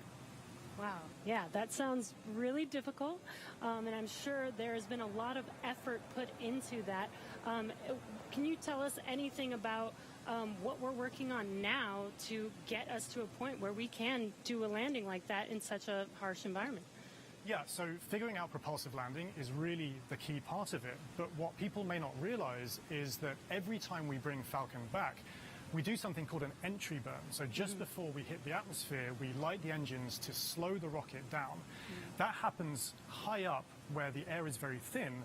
And it just so happens that the conditions there are very similar to what a Mars landing burn would look like. So even though it takes months to get to Mars, and you can only do it every 2 years when the planets line up, we effectively get to practice Mars propulsive landing every time we bring Falcon back, including, hopefully, today. Wow. And as you mentioned, every time we bring Falcon back, we learn something new. Can you tell us a little bit more about what we learn after the vehicle has returned and we're able to check out the vehicle? Yeah, so Jessica actually mentioned this earlier, that I talked about how cost is really one benefit of reusability, but reliability is the other benefit. I mean, imagine that you do all this planning to send a rocket up through the rigors of launch and re-entry, but you don't get to see the rocket afterwards. And what we would like to do with reusability, what we've been able to do with Falcon 9, is see the rocket, inspect it, and because of that, we've been able to correlate our models pre-flight to what actually happens when you launch, re-enter, and land a rocket. Right, instead of just guessing what happened to the vehicle after it's left. Exactly. That is amazing. Well, thank you again for joining us today for a second round. Hopefully the weather works with us today in a couple of hours, actually. Let's throw it back to KSC with Marie. All right, actually, we have Lauren here. Now, today's mission opens up the door to one day, allowing the general public to be able to visit places like the Moon and Mars. And as you've heard through several interviews today, reusability is a really, really important part of that. Imagine if every time you flew a plane from LA to New York, you threw it away at the end of the flight. That means essentially airline travel would be too expensive, costing hundreds of millions of dollars a flight, and almost no one would be able to fly. And so that's what SpaceX is trying to do here with reuse, allowing not just a handful of people to be able to go to space, but tens of thousands and hundreds of thousands of regular folks like you and me to be able to go to space. So, myself, when people like me have a chance to go, I know my dream is to land on Jupiter's moon, Europa. Scientists believe that there is a liquid water ocean underneath the ice and that it has the potential to be habitable. And so I'm super excited to get up close and personal to maybe some space fish. Leland, what about you? Where would you go? Wow, that's a pretty interesting destination. I think I would like to go to Mars. We've studied Mars so much and looked at it, and I think maybe having a Martian base that is dog friendly, bring the pups along, because I think as we explore, we want to take our families, our cultures, our traditions, with us, and flying with Doug and Bob is cool, but having more people, There's the dogs. The puppers, taking the dogs. puppers to space. I mean, they're not. They look ready to go. They are ready to go. We just needed maybe some like SpaceX type suits for them, But it's that's what it's all about, exploration. Like the settlers going the west, they took everything with them, and they started these new communities and these new traditions. And I think that's what we do with space travel. We start new traditions and communities and bring everyone together as one family, one civilization. Absolutely. We're here for it. And knowing that the opportunity to fly to space as a private citizen is really just right around the corner, we have a new poll question on Twitter for you. If given the opportunity to fly to the moon, now we're talking the moon, would you fly to the South Pole where no one has ever been, or would you go to the Apollo 11 landing site? So those are going to be some interesting answers. And while there is not a ton of cargo on today's mission, Dragon is carrying two very special payloads, aside from Bob and Doug, of course. The first of those payloads is a series of custom art pieces entitled Humankind by Los Angeles artist Tristan Eaton. These indestructible, double-sided paintings made from gold, brass, and aluminum celebrate how far humanity has come, as well as how far we still have to go. It includes a beautiful homage to the Saturn V rocket, as well as a nod to Bob and Doug's current ride to space. And you can find more images and information about these pieces on SpaceX's social channels. Next, in the spirit of inspiring the next generation of explorers, we wanted to celebrate the class of 2020, from kindergarten all the way to graduate school. So SpaceX and NASA invited students from around the world to submit their photo to fly on America's first human spaceflight in nearly a decade. Each graduate's photo was used to create a mosaic image of our beautiful planet Earth, which we printed, and it's now being flown aboard Bob and Doug's flight on the Crew Dragon spacecraft. We received nearly 100,000 photos. That's a ton, so thank you, and congratulations, graduates. Yeah, I've got a couple of family members and friends who submitted their photos, so they're super excited about seeing their faces go to space in that beautiful mosaic. That was really cool. And again, that's what it's all about, you know, everyone coming together with their experiences and bringing them forward to space. And I think regular people flying to space, I mean, SpaceX is going to be flying, you know, non-government people, non-military people, but people that have a desire to explore and do new things and traditions off planet, as we say sometimes. Yeah, I mean, all this time since we've had the International Space Station, it's been government astronauts performing the research because you're the only ones we've been able to send, right? But well, we've had some tourists, though. We've had people that paid their way on a Soyuz rocket. Sure. Go. But it's really the billionaire boys club. You know, that's what Pharrell talks about with, you know, it costs so much money to go to space, and I think that price point will come down as we make this more, you know, more amenable for everyday people. Absolutely. And eventually being able to fly artists and musicians and poets, people can tell the story of what they've seen out there in a way that really connects to the soul of people down on Earth, so they feel inspired to go. Exactly. Now, following today's mission, we will be one step closer to a future where we can all have that opportunity to gain the orbital perspective and explore new worlds. In just over an hour from now, Bob and Doug will be the first people to launch on an American vehicle in almost a decade. And for the SpaceX team, if I can try to speak for all of us, which is impossible, but I will say it has been an absolute honor to have the opportunity today to have this stage to show the world what we've poured our hearts into over the years with our partners at NASA. And it's just deeply humbling to know that the agency and that Bob and Doug have entrusted us with this critical mission. The responsibility that's on our shoulders is huge, and we're just so grateful to be here today. Absolutely, and I know that, you know, our NASA teams really share in that sentiment. We heard from just a handful of them earlier when Bob and Doug were riding out to the launch pad, but there's so many people that we're probably never going to see or hear from on the public stage, but that have poured their hearts and souls, as you said, into this mission. All the engineers up late hours checking, double checking, triple checking everything to troubleshoot and solve problems and get us to this point. So it's just really awesome that we've made it to this point. When you think about legacy, Katherine Johnson, who helped get John Glenn to space, her daughters are watching right now. Mm-hmm. And that, again, that legacy going forward to the future of space travel is powerful. Wow. And we heard from two icons of science and exploration on Wednesday, and we couldn't resist sharing these shout-outs with you one more time. Wow, we're making history again. The NASA program. I'm there with you guys in spirit. Bob, Doug, good luck. I know you'll be fine. I'll be watching and got everything crossed, arms, legs. I'm tied in a knot. Can't wait for you to get back safely. This is the first time a U.S.-built rocket has taken people into space in 9 years. It's quite an accomplishment. So for us at the Planetary Society, more rockets means more exploration. More people in space means more exploration. More countries involved in the endeavor of spaceflight means more exploration. This is how we know the cosmos and our place within it. So congratulations, SpaceX. Here's wishing your team, and the crew especially, a safe journey and the joy of discovery. Let's go. So great to hear from William Shatner and Bill Nye, two very recognizable faces following along on the mission. Yeah. And we want to go over to Dan and Jesse in Hawthorne, where we are now just 1 hour and 18 minutes from launch. Dan, Jesse? Hey, thanks, Marie. Yeah, 1 hour, 18 minutes. I think we're tying ourselves in knots, just like Captain Kirk. We're really hoping the weather cooperates. In about 20 minutes or so, we might clear. So we're getting hopeful. We're getting our hopes up. Yes. Very excited.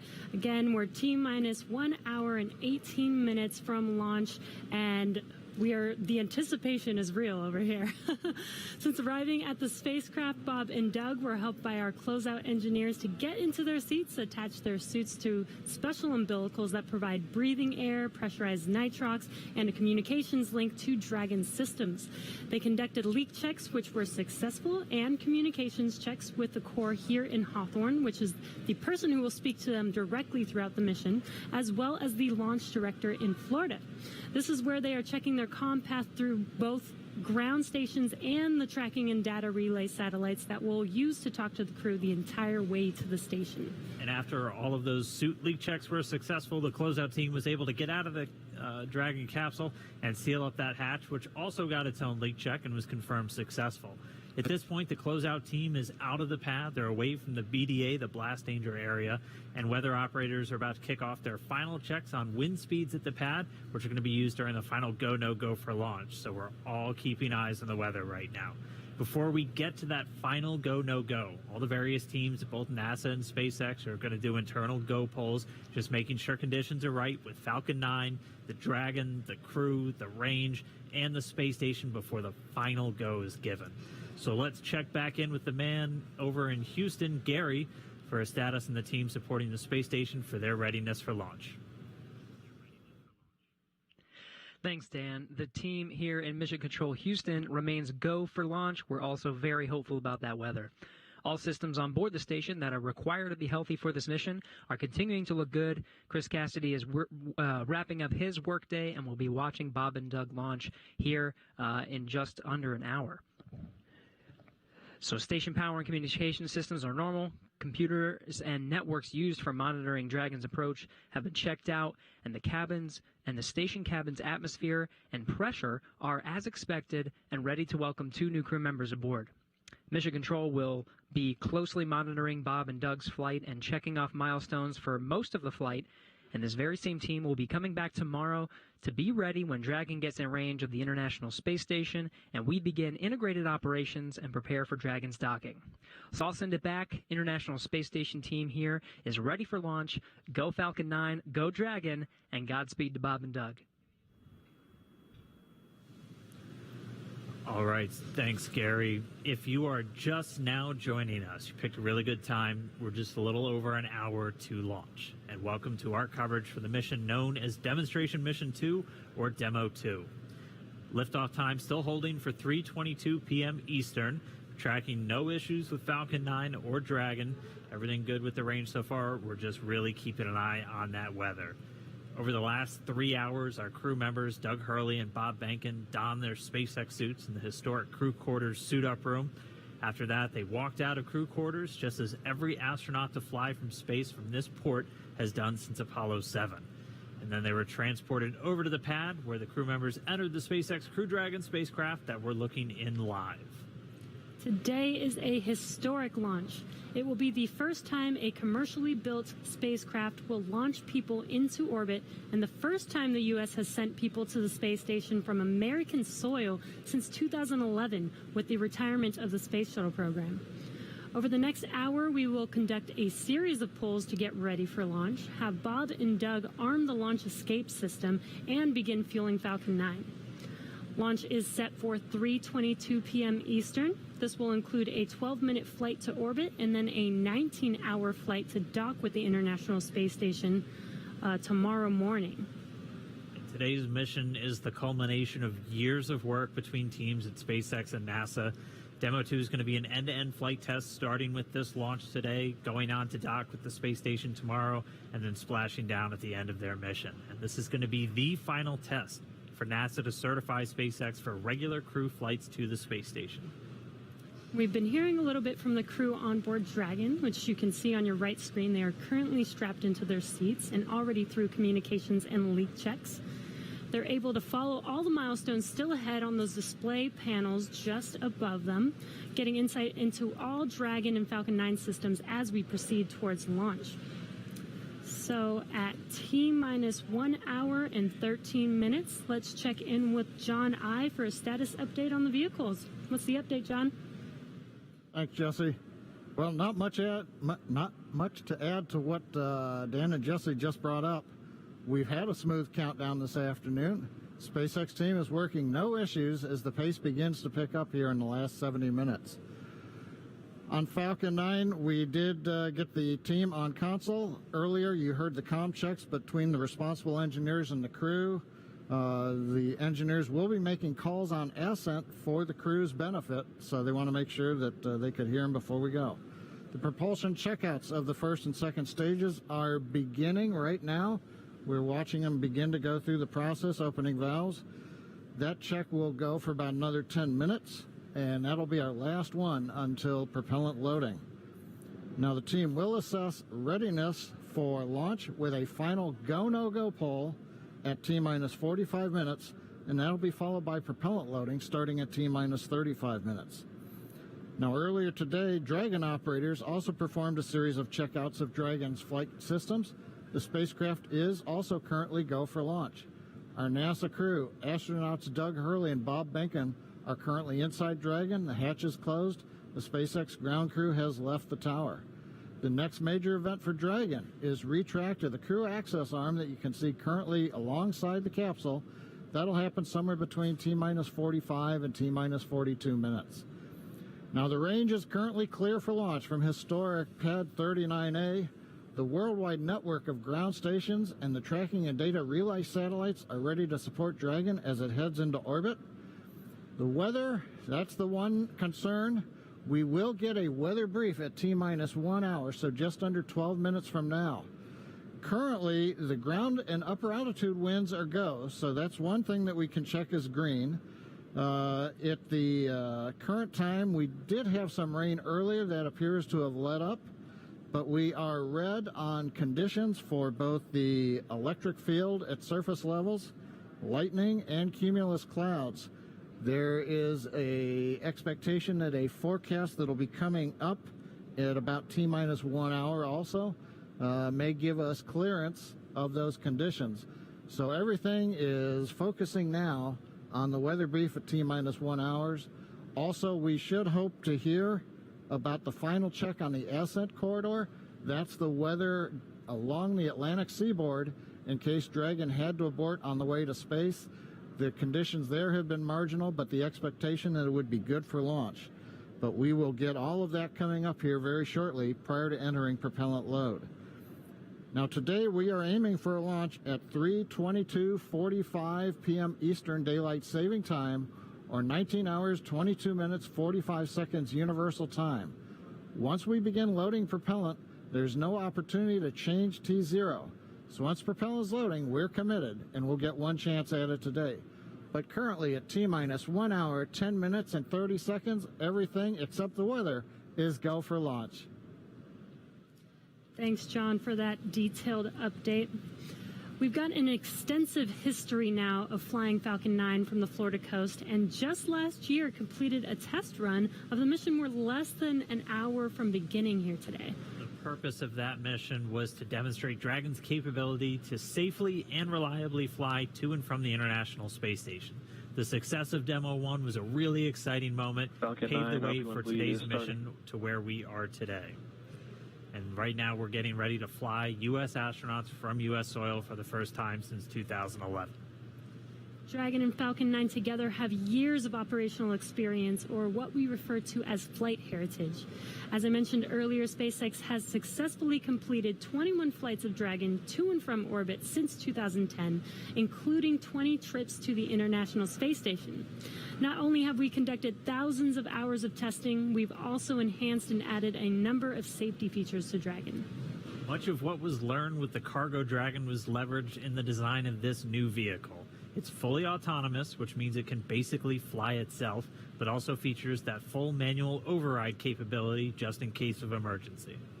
Many of the other enhancements help towards SpaceX's goal of reusability and less refurbishment time between missions. So let's take a closer look at these advancements. Standing at almost 27 feet tall from the very bottom of the trunk to the very top of the nose cone, Crew Dragon's comprised of two main elements. You have the capsule, which is designed to hold crew and pressurized cargo, and then you have the trunk, which holds unpressurized cargo as well as having a solar array and radiator. And the nose cone at the top of the capsule protects the docking system as well as the guidance navigation control system, or what we call GNC.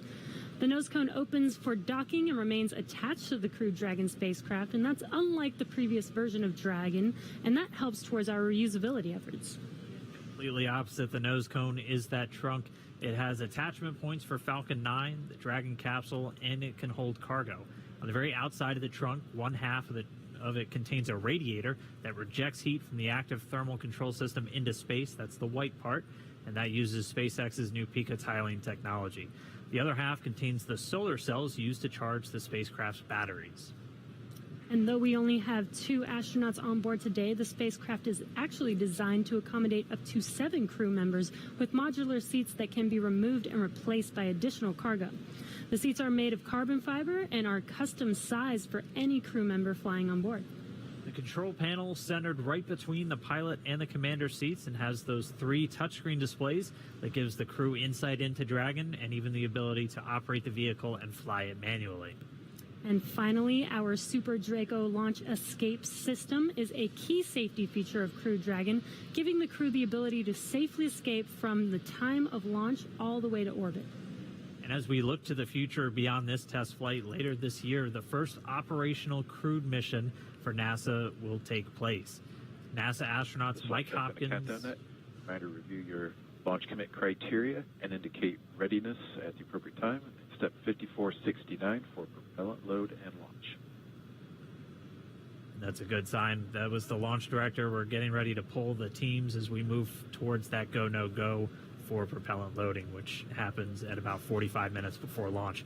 But back to our Crew 1 mission, NASA astronauts Mike Hopkins, Victor Glover, and Shanna Walker, and Suichi Noguchi of the Japan Aerospace Exploration Agency, or JAXA, were chosen to support this mission. Again, it's called Crew 1.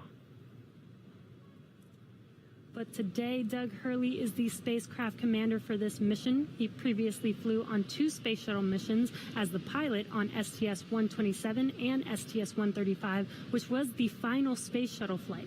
Here's a closer look at Doug Hurley. Excited? Very excited. Yeah, very excited. You feel ready? Still pumped? Oh, yeah, I think we're ready. I think we're certainly ready. Joining the SpaceX Demo 2 test. He is a Marine Corps colonel and test pilot. He was selected as an astronaut in 2000. He piloted Space Shuttle Endeavour and Atlantis for STS-135, the final space shuttle mission. Introducing NASA astronaut Doug Hurley.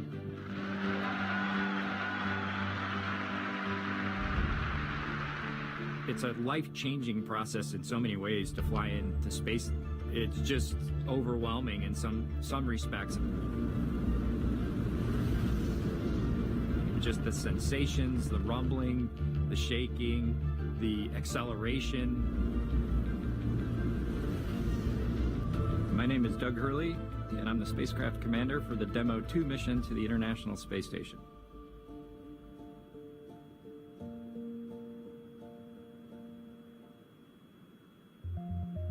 This will be the first time the Dragon had a crew on board, and so there's a myriad of objectives we want to achieve for this mission.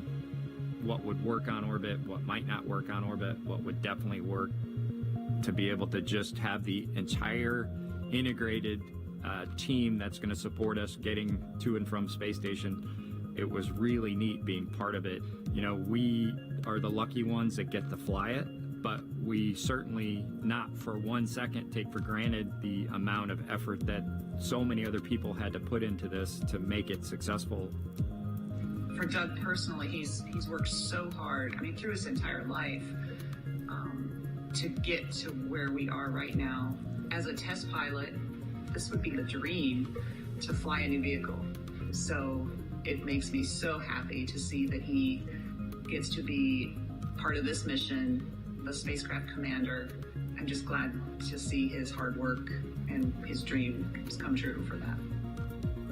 It's been a long road in a lot of ways for not only us, but certainly for all the folks that work in the Commercial Crew Program, as well as SpaceX, in our case, just working to get to this point.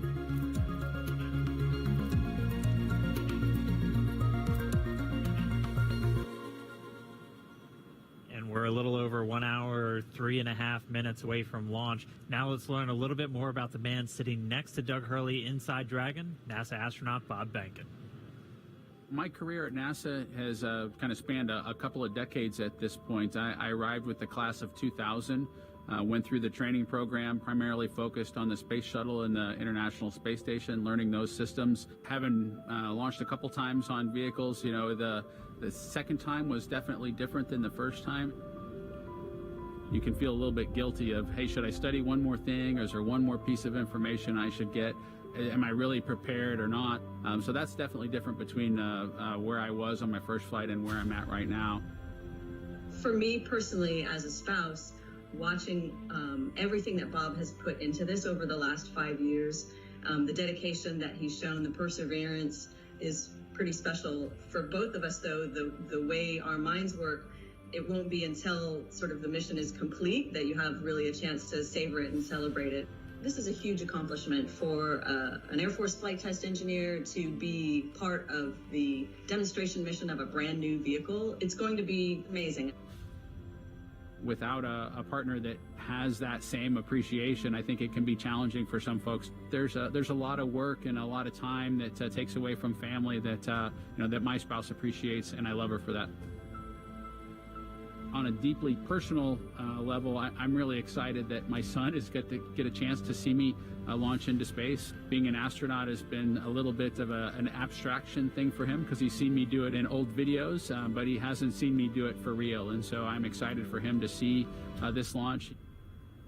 Really, my role on the Demo 2 mission is to make sure that we get this vehicle tested and evaluated so that we can move on to more operational missions at the International Space Station. We've got a lot of objectives on board the vehicle that we need to accomplish to really make sure that it's good to go. We'll make sure all those systems are working during the test flight so that the future missions will have them available even if they don't plan to utilize them. Through years of the NASA team, I'm helping to share that experience and teaching them the lessons that we've learned by going through this. Now there's another capability in the U.S. besides NASA to operate something of this magnitude. I want to thank the entire Commercial Crew Program team that's worked together to get to this point where we've got vehicles and a launch pad ready to head to the International Space Station.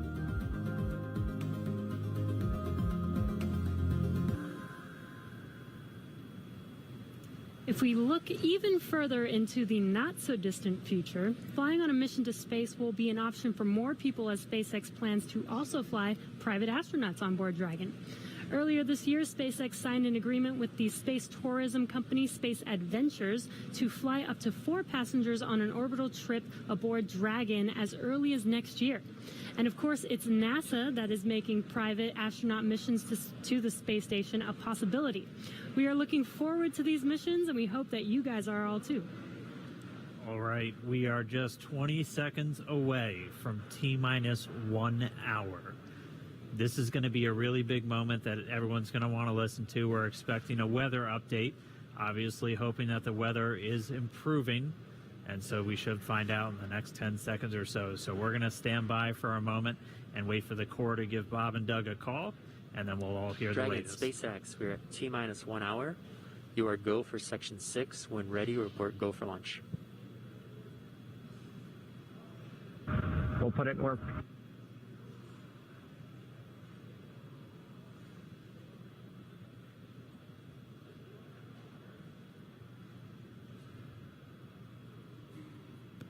And that right there was a call for the crew to refer to some of their procedures. They do some final checks. You can see them checking harnesses, checking helmets, just making sure that they're strapped in and ready to go. And once they're done with that, the crew will report their readiness for launch.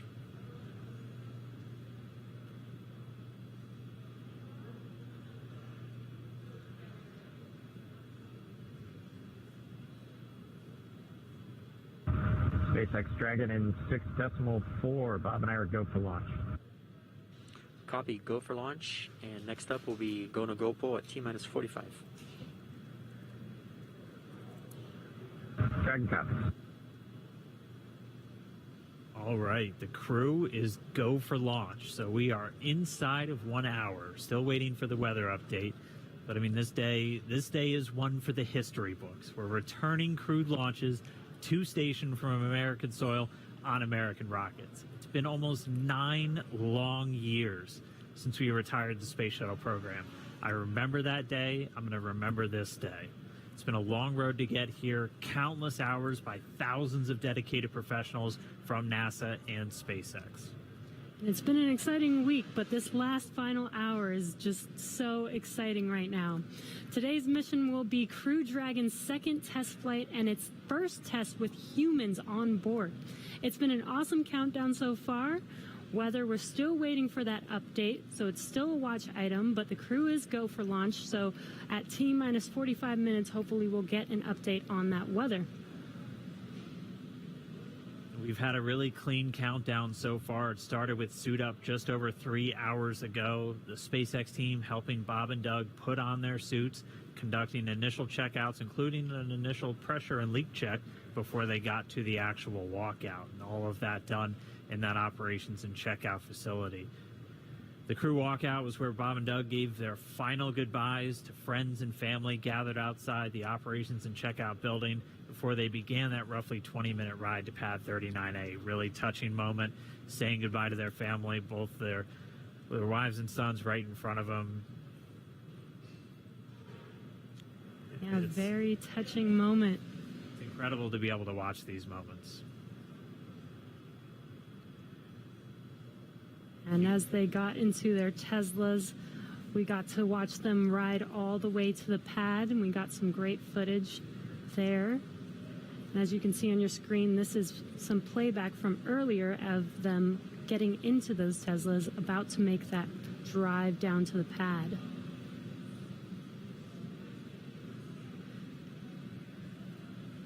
And once they got to the pad, they did take a minute to take in the sights, and they headed up the fixed service structure to begin the process called crew ingress, where Bob and Doug entered.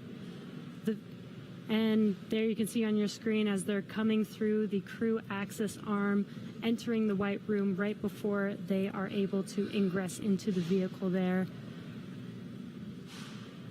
Again, this was from earlier. Yeah, this all from earlier, and as we said, that white room, the last place on planet Earth they're standing before they climb into Dragon for the ride uphill. SpaceX carrying over a tradition that NASA had where that was traditionally the room from Gemini, Apollo, and the space shuttle, that last place. About 30 minutes ago, we're back with some live video here. The team was able to close Dragon's hatch with Bob and Doug safe inside. So we are under an hour ago. Things are going to pick up as we get close to that go, no go to begin propellant loading and then arming the launch escape system. The crew pull for readiness was completed at T-minus 60 minutes, and the Dragon pull for prop load is coming up here in just about 30 seconds at T-minus 55 minutes. And then following that will be T-minus 45 minutes will be the internal mission control Hawthorne pull, and then the launch director's pull for propellant loading. When we get to about T-minus 40 minutes, the crew access arm will retract, and Bob and Doug will get the call to close their visors and arm the launch escape system.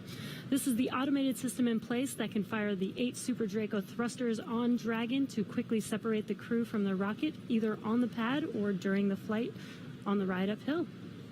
And then once we reach T-minus 35 minutes, propellant loading for the Falcon 9 will begin. We got there on Wednesday. We got all the way down to about 17 minutes before launch before we had to cancel because of weather. But we're optimistic right now. Conditions have been improving, and so we're looking to press ahead once again into loading fuel onto that Falcon 9 rocket.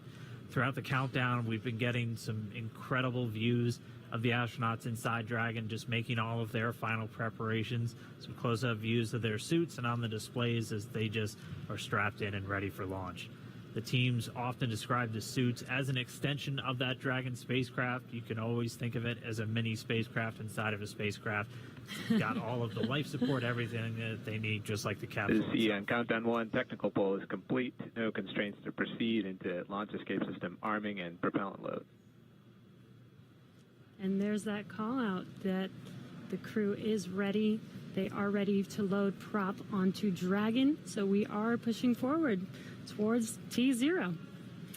And while those suits do look great, they are also engineered to connect directly into Dragon's seats to provide communications, cooling, and the ability to pressurize if necessary. All right, well, we did get the call out that the technical teams on the ground are ready for launch escape arming and propellant loading. Again, things starting to pick up, things really starting to feel real. Let's jump down real quick to the team at Kennedy. See if you guys are just as excited. I can't sit still right now. It's starting to feel real. Yeah, it's hard to sit still in here, right, Leland? That rocket fuel going through my veins still. I know. It's so awesome when we see them sitting there in their suits. We're less than an hour away now. So far, things look like we might make it. We might make it. So I want to ask you what it was like the first time you put on a spacesuit when you knew you were going to space. Oh, that was February of 2008. We were in the ONC building getting the pumpkin suits on. A little bit different than the SpaceX fly SpaceX suits, but it was kind of surreal, and to think that all of these. It took 10 years of training to fly in space. It took me 10 years from when I got in the Corps in 1998 to flying in February of 2008. So it was a long road to get there, but it was so worth it and so sweet. And learning how to use the green apple, the connections for oxygen, for cooling, much different than these suits that we have here with SpaceX. And so it's a lot more complicated to go through that whole series of things that you have to do to make sure you're safe in the suit. But we've evolved, we're ready, and they look so cool and calm and collected in their suits and in the vehicle. They're focusing and getting ready to fly in space. And there's so much excitement around the center. I know, Leland, you've been getting some messages. You got another message from another astronaut. Yeah, Sunny Williams. Okay, so Sunny, she's kind of the best. She's a commercial crew also. She was one of the original cadre. She was one of the original 4 who trained with Bob and Doug from the beginning of the commercial crew program. And she's one of my classmates. Look at her there. What is she wearing? There she is. Hey, the Sunny. meatball. I forgive you, Sunny. No, she had the worm one on Wednesday, so she wore the meatball today. So she's the best. But now she can wear the worm ball. I guess. Yes. The worm ball. Yeah, she can mix it up. But yeah, Sunny's awesome. She's training to fly on the Boeing Starliner in the not too distant future. So really glad she's watching and showing some love. So thanks a lot, Sunny, for sending that note. And again, we're looking at a live view of the Crew Dragon on top of a Falcon 9 rocket.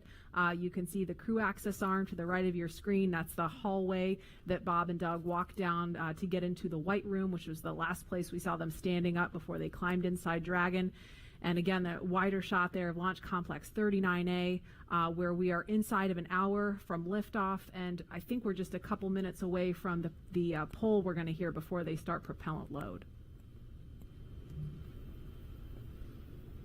Again, a 2-stage rocket there. And gosh, you guys, the weather looks not that bad. I mean, obviously that is not an official forecast, but it doesn't look quite as bad as it did Wednesday. We've got a little bit better odds. So there's the countdown clock. We're to helium.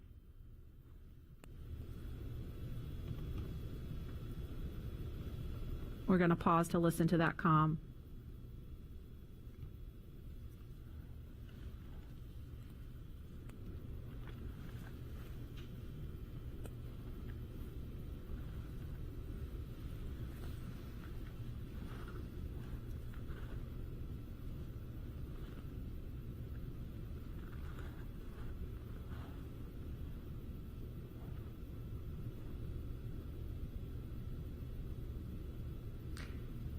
If you're just joining us, we're less than 50 minutes from the scheduled liftoff of the Falcon 9 rocket carrying Crew Dragon.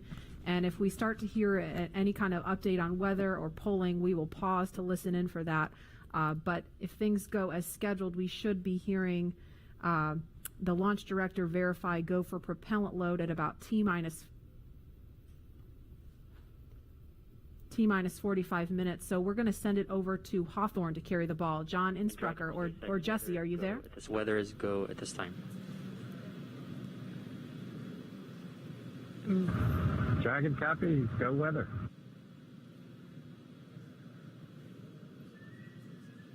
And there you heard that call out. So far, we have good weather. We are go for launch today. This is getting really exciting. I don't know about you, Dan, but my heart is beating pretty fast right now. Yeah, we've been waiting for those words since Wednesday. Oh, and yeah. we did hear a call to the crew, just in case you missed it, that they were only tracking one final weather constraint. It was the cumulus cloud rule.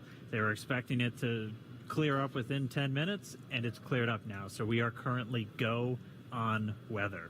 Yes, and it's been pretty incredible to be so close to launch, and the road leading up to this point has been pretty incredible as well.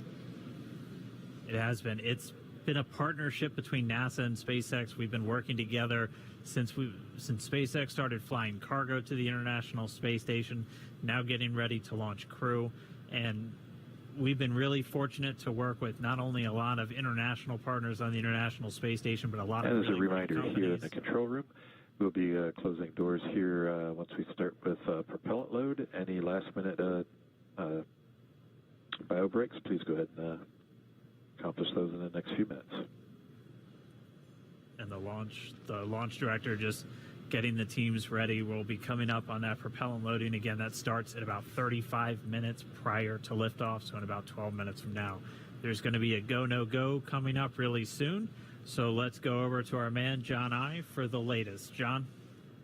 It's T-minus 47 minutes, 24 seconds. We're continuing to count down.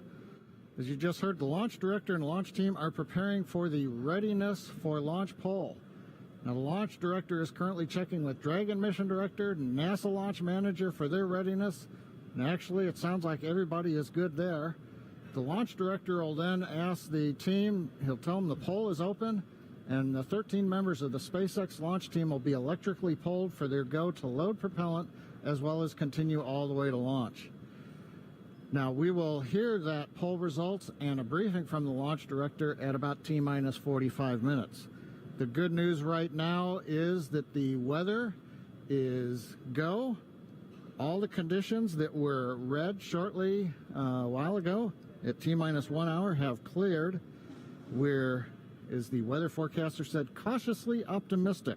Currently, Countdown. the probability... Poll is complete. We're go for propellant load. Well, we got an early call out there. And launch control clear to retract the access arm on time. After that, arming access arm retract at T-minus 45 minutes. Got an early call from SpaceX launch director Mike Taylor that the poll is go. You also heard the direction T-minus 45 minutes to prepare for retract of the crew arm. As we hear more discussion, we'll stop and let you listen in. But right now, weather for liftoff, ground level winds are good, 10 to 15 miles an hour, well within limits. Upper altitude balloons show that conditions are acceptable. The red weather conditions have cleared up, the last one being cumulus clouds. And the probability of violation is set at 30% right now, so that's 70% chance of good weather. We're continuing to watch. There is about a less than 10% chance of lightning. We're also watching the abort corridor off of the Atlantic coast. In case, for example, at stage separation, Dragon had to abort into the ocean. The conditions there are acceptable. There has not been lightning lately. The weather, winds are good, light rain. It is go, but NASA is going to continue to watch those conditions. T-minus 45 minutes and counting. Reminder on hold and launch escape protocol. For non-urgent no-go conditions, brief the CE or LD, and they will approve aborting launch auto-sequence and proceed to launch abort. For urgent issues affecting the safety of the operation, operators shall call hold on the countdown net. Launch control will immediately abort the launch auto-sequence and proceed to the launch abort auto-sequence. Operators shall also advise launch director whether structural break or fire is imminent or occurring per Dragon manual escape flight rules. A reminder on fire alarm instructions. In the event of a fire alarm. Key operators previously briefed will remain at their post while the alarm is evaluated. In the event that personal safety is threatened, evacuate to the south-facing emergency exit, which leads directly outside. At this time, weather is go for launch. You can see on the screen, we're inside T-minus 40, we're T-minus 44 minutes, 5 seconds. Crew access arm retracting away. Begun. SpaceX launch director is given the final brief to the crew. And we will be beginning propellant loading at T-minus 35 minutes. So right now on Falcon 9, ready to get into propellant loading. Dragon, crew, getting configured, set up. The arm is pulling away. The range is go for launch. They continue to monitor the air and the sea space. Everything looks good. And we finally have gotten green across the board on the weather conditions, but we can't take a deep breath quite yet. We're going to have to watch the weather all the way down to T0, both here at Kennedy Space Center and out in the Atlantic in the abort zones. Now, earlier we saw many of you following the launch from the United States on our hotspot map. Now that we're inside an hour, we're seeing large numbers of folks logging on, tuning in from coast to coast and around the world. So we'd like to know, is this your first time watching a launch live, not counting Wednesday? And if not, how many have you seen before? Tell us using the hashtag LaunchAmerica from your favorite social media platform. And with that, at T-minus 42 minutes, 50 seconds, conditions are go, and we are counting down for an on-time launch. Let's send it back over to Kennedy Space Center as the action begins to pick up on the pad. Dragon, SpaceX, you are go for Section 7, close visors, and arm launch escape system. We will put Section 7 in work, visors come and close.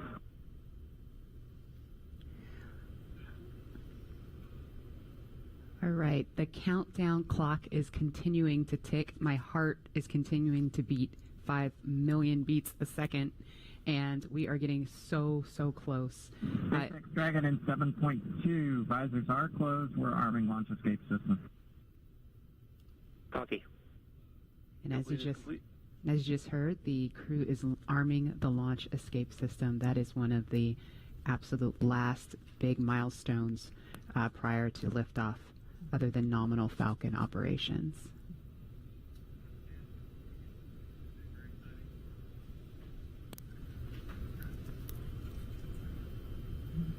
So just a minute ago, we saw the crew access arm retract, and obviously we just heard on the comms, Bob and Doug getting ready to arm the launch escape system, and so that is something that protects them all the way to orbit. So when fueling starts at about T-minus 35 minutes, so just over 6 minutes from now, they will have the capability to abort, to separate from Falcon 9 either on the pad or even after liftoff.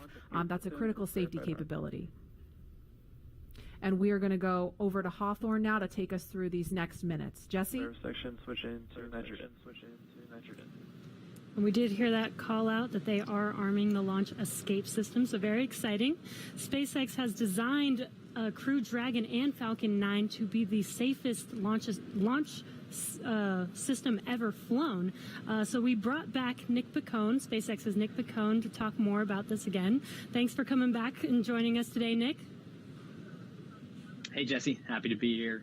Still monitoring the launch here with our recovery and ground operations teams. Awesome. And Nick was our mission manager for our in-flight abort test earlier this year and now works on the Starlink team. Nick, on Wednesday, you talked about the launch escape system. Could you just give us a brief summary today for those that are joining today? Sure. So the launch escape system, again, is our ultimate safety feature to keep Bob and Doug safe in the event of a major Falcon anomaly on the pad. The system is designed to automatically fire if either vehicle detects a dangerous condition developing. And if that happens, Dragon will use its 8 Super Draco engines to push the capsule off and away to a safe distance away from this Falcon. This capability is absolutely critical. It's what keeps the crew safe, and we're now active and armed on the pad with it protecting the crew. And as you mentioned, the launch escape system allows the Dragon to separate and get away from the vehicle. I believe it goes into the ocean. What happens after it lands safely in the ocean? Correct. So for most of our failure modes, the successful end state is Dragon deploying parachutes, splashing down safely in the ocean. But since a launch escape can happen while the vehicle's on the pad or anywhere in flight up through orbit, it could be splashing down right off the coast of Cape Canaveral. It could be splashing down thousands of miles away in the North Atlantic. If that happens, to make sure we can get to Bob and Doug as quickly as possible, the Space Force's 45th Space Wing, Task Force 45, has pararescue teams staged and ready all around the world, ready to drop in and rescue Bob and Doug as soon as possible. And you mentioned that the launch escape system will keep them safe all the way up to orbit. What other options are there after Dragon is in orbit? Sure. So if for any reason we're unable to dock to the International Space Station, we have several pre-planned return trajectories, which will bring the capsule down to a splashdown point close to shore, where NASA and SpaceX recovery forces will be waiting to recover them. It'll look like an otherwise totally normal recovery operation, except for the early end of mission. This operation is something we're doing with one of two identical crew recovery ships. We do that because the landing sites, we want to maintain as much flexibility as possible. There could be changing weather conditions that bring down one site and leave the other one up. So we have those two identical ships, one in the Atlantic, one in the Gulf of Mexico. And our space operations team can redirect the spacecraft to go to whichever site is the safest option for the crew at that time.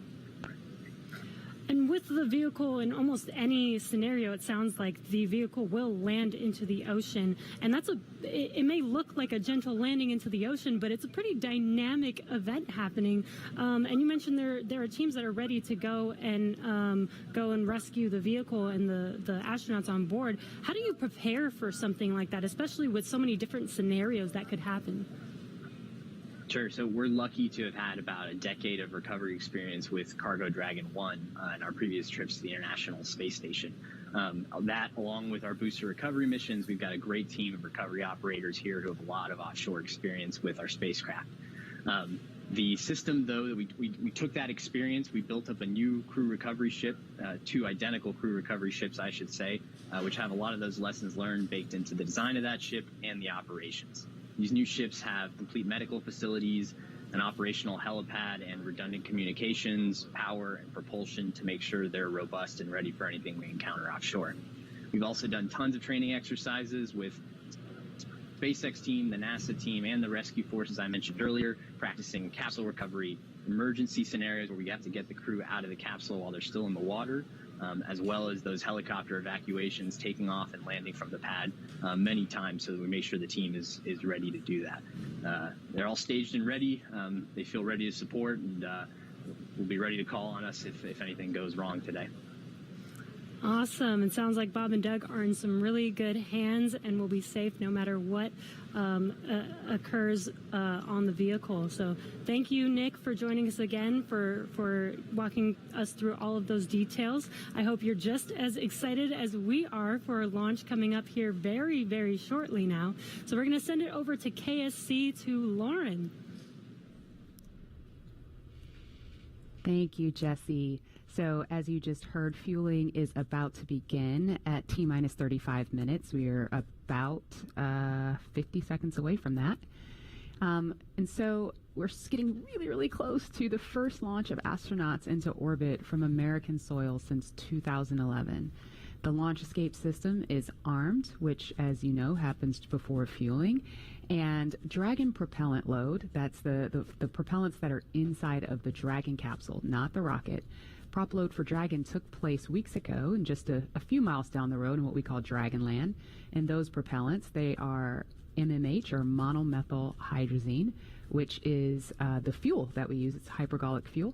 And NTO, or nitrogen tetroxide, that's the oxidizer. Those two come together and they ignite in space to propel the vehicle. You don't need that TTEB or a third thing to ignite because hypergolic propellants don't require it. You just need the fuel and the oxidizer. And as you just heard, propellant load has started on Falcon 9, and that's awesome.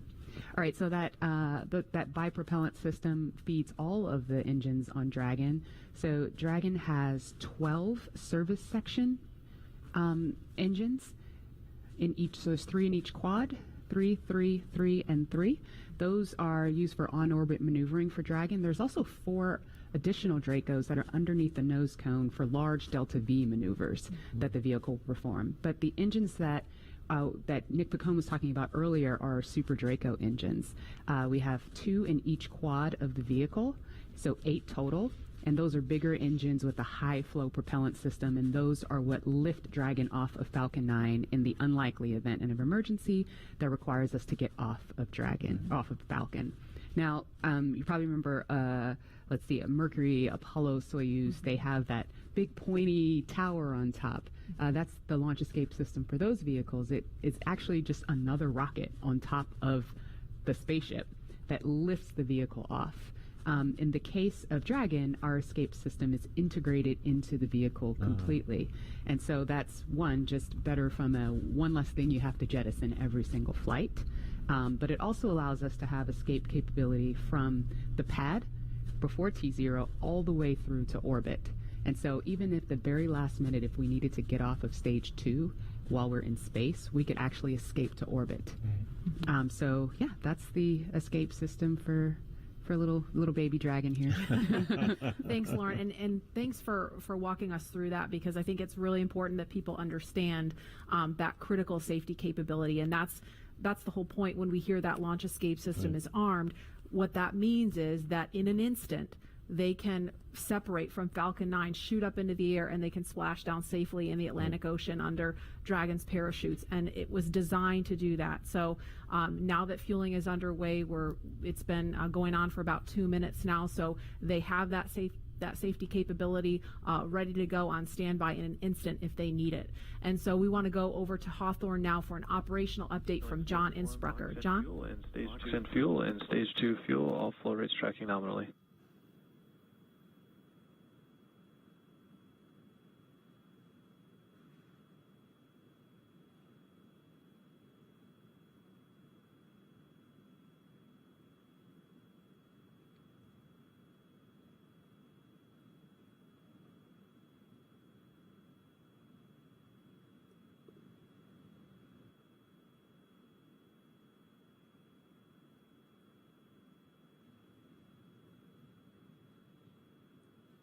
We're T-minus 32 minutes, counting down. These final minutes, everything's still looking good for Falcon 9 and Dragon for an on-time launch.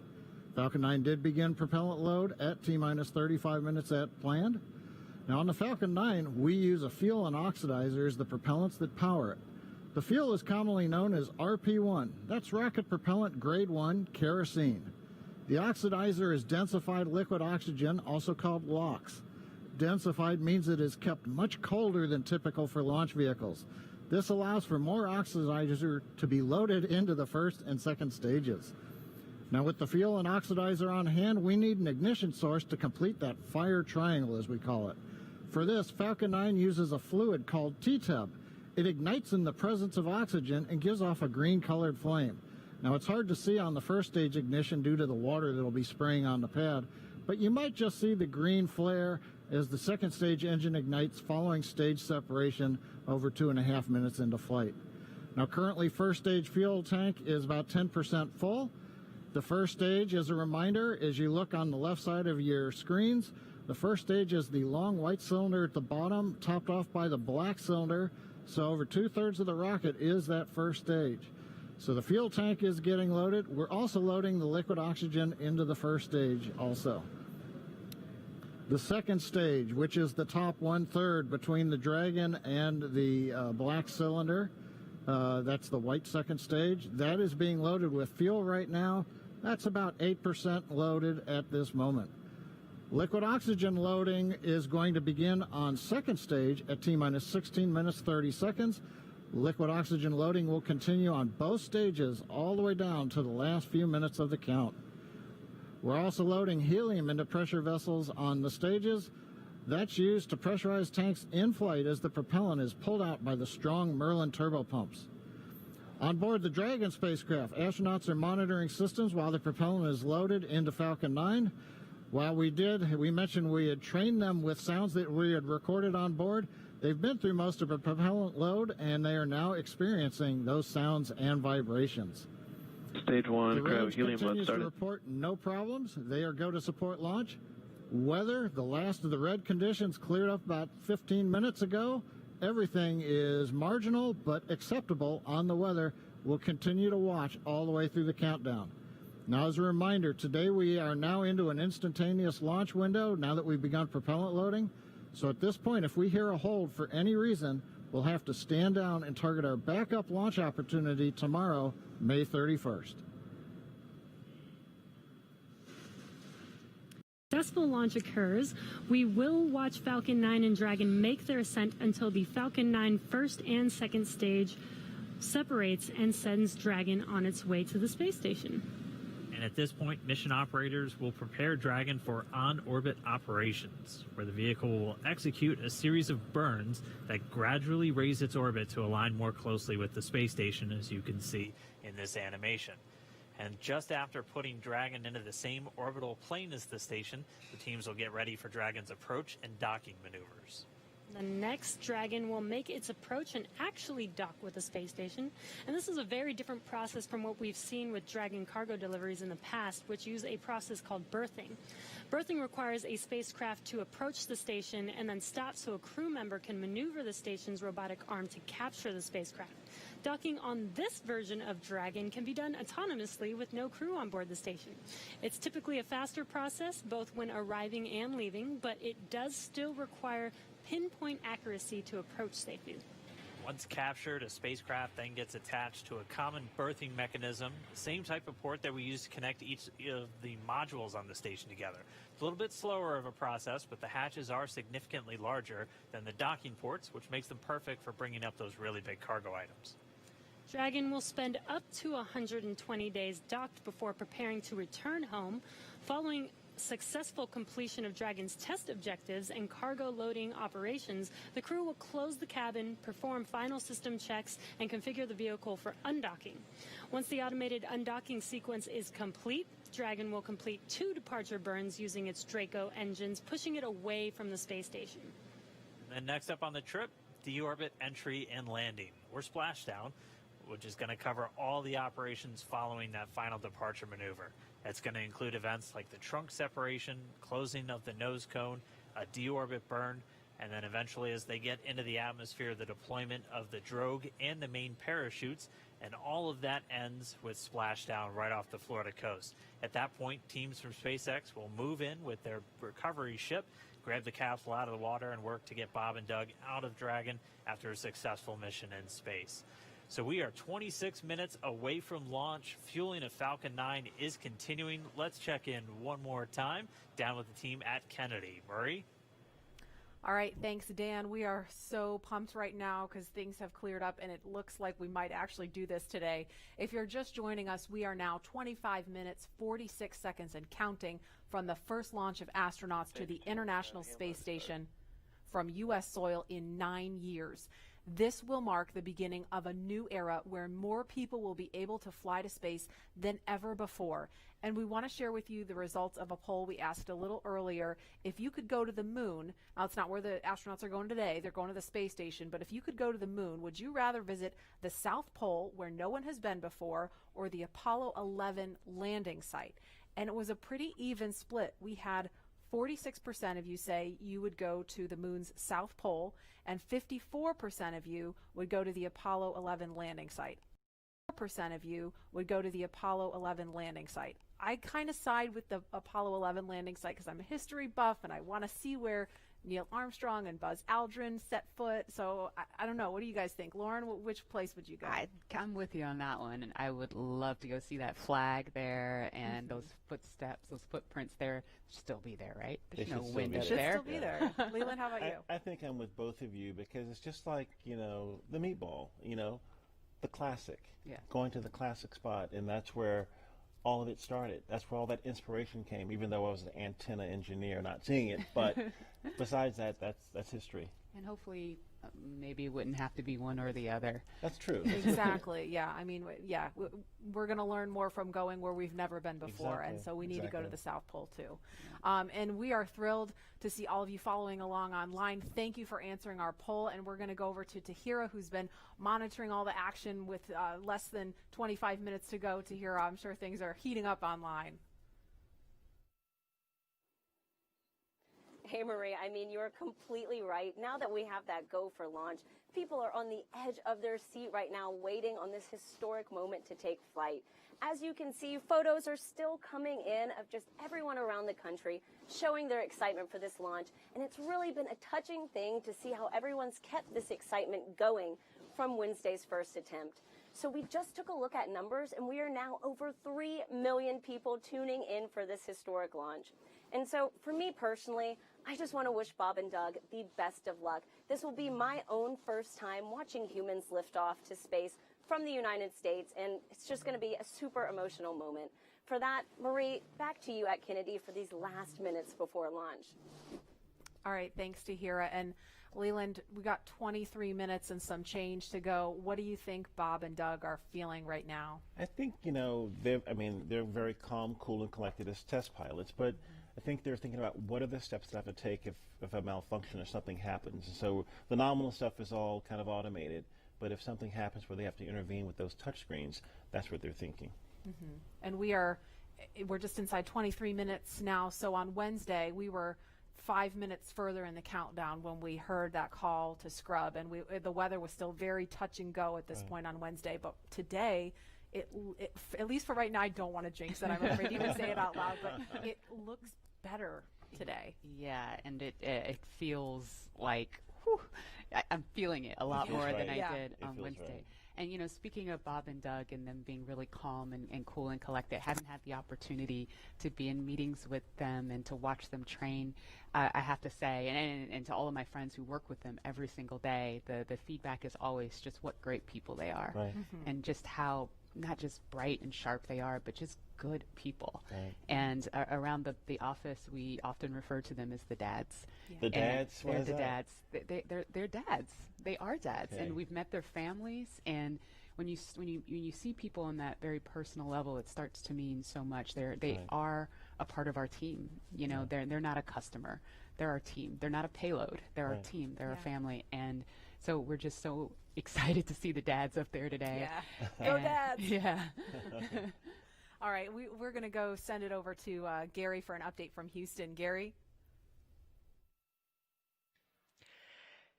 Hey, Marie. The space station team here is focused. All eyes are on the system checks that are happening across the board, and we're listening in as we close in on launch. And I can tell you that things are looking very good. Chris Cassidy will be watching from the International Space Station, right now flying over the Pacific Ocean. It's heading to cross right over the launch pad. We might even get some good views from the station. Hope to be capturing those. We'll have the launch view and the big screen up front, and everyone's excited to see our 2 crew members on their way to the International Space Station. But before we get to it, I just want to pass on good luck from the entire flight operations community here in Houston.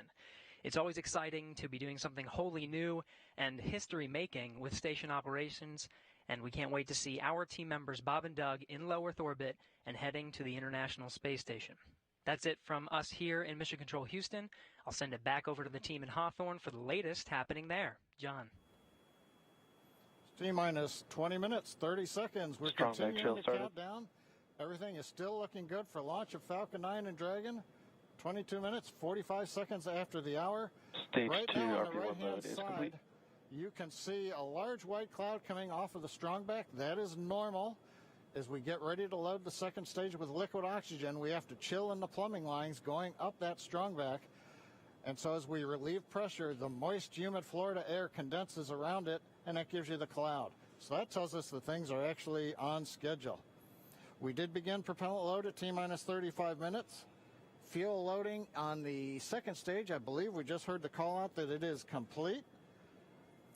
First stage fuel load is continuing, and right now that's a little more than, that's about 60% of the way full. So things are looking good.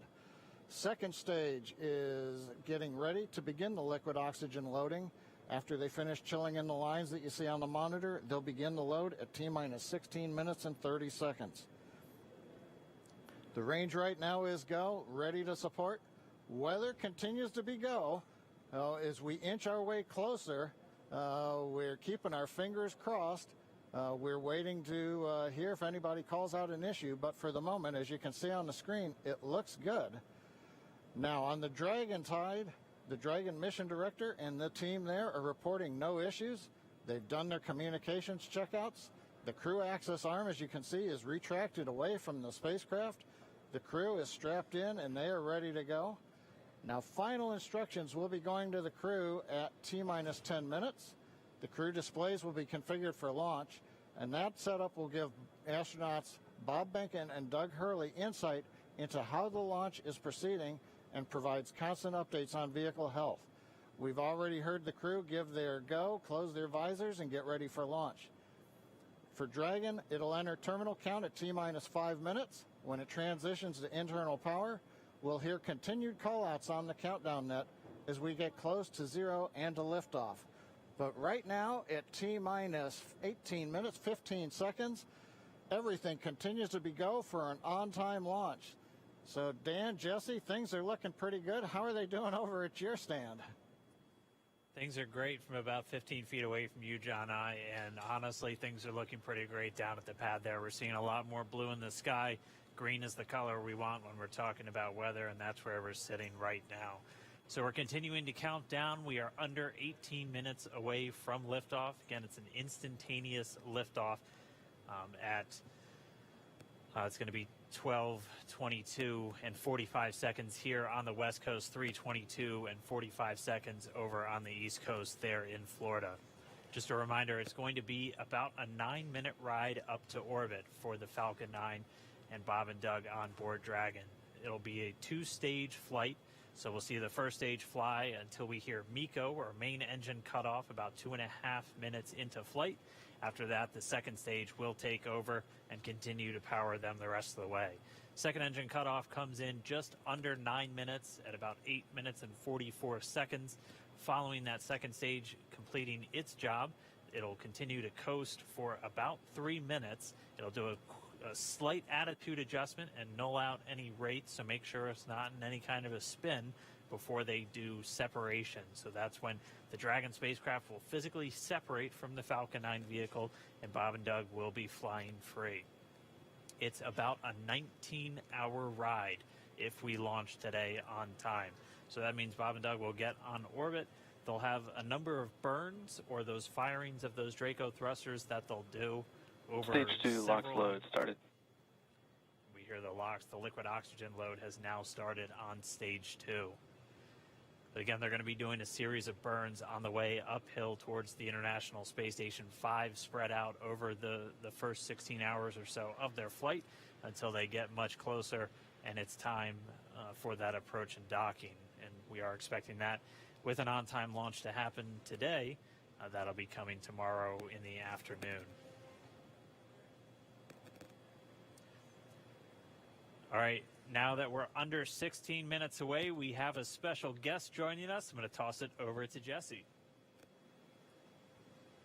We are T-minus 15 minutes and 45 seconds from liftoff of our second demonstration mission today, and we have the honor of having SpaceX's President and COO, Gwen Shotwell, join us. Thanks, Gwen, for coming out and taking a few minutes to chat with us. Thanks, Jesse. We know you've been on console. How's the countdown been going so far in there? Countdown is clean today, just like it was Wednesday. We did clear the weather hurdles sooner than we did on Wednesday. And the only thing we're watching right now is downrange weather and lightning at the staging location. Of course. But we will clear that hurdle at T-minus 7 minutes. Awesome. Great. Very exciting. Now I'm going to throw it back to 2012 because you were on console for Dragon when it was first making its way to the space station. How does that experience compare to today? Stage 2 LOX is on the DPUs. So I was nervous then. I stopped getting nervous for launches. Today I'm nervous again. Super nervous. Stomach and throat. Understandable. No, it's a fantastic day today. I'm really excited. The team is pulled together. It's such a professional operation. And when I say team, by the way, I mean SpaceX and NASA. These folks have been working incredibly hard and have done a fantastic job. Yes, and we are all so excited. And we know that you have to get back inside of mission control, but is there anything that you wanted to say before liftoff to NASA and SpaceX? Well, I want to thank NASA, of course, for their generosity and their help with getting to this place. I want to thank all the SpaceXers who have come together to make this moment in history. And I want to thank Elon for hiring me. We thank Elon for hiring you as well. Thank you so much for joining us. We'll let you get back to mission control. And good luck with launch today. Thanks, Jesse. And Godspeed, Bob and Doug. Well, we are so excited. We are just a few minutes away from countdown. So we are going to turn it over to Dan and John for the final minutes in terminal count. Take it away, John. T-minus 13 minutes, 30 seconds, continuing to count down. We're continuing to load fuel onto the first stage. That should finish up in just about 6 minutes. Fuel is completely loaded on the second stage. That's closed out.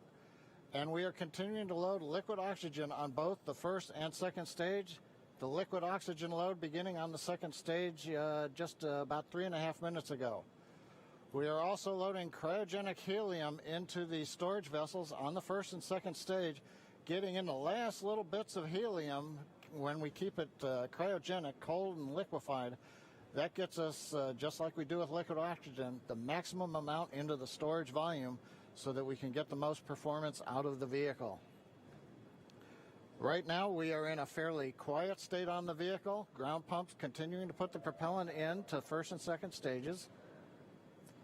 Next significant issue callouts that we're going to hear will probably be inside the T-minus 10 minutes when they talk to the crew. We'll listen for that. But at the moment, everything continuing to look good at T-minus 12 minutes and 20 seconds.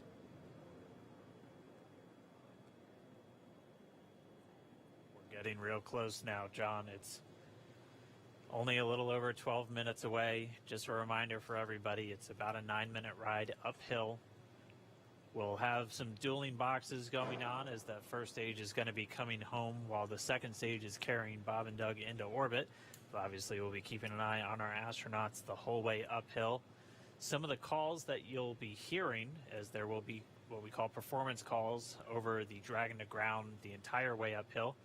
And you'll just hear some of the SpaceX engineers calling out trajectories and booster performance. So we're always looking for that word nominal. I know that's one of John's favorite words. That's one of mine too. We want to hear nominal as much as possible up on the way uphill.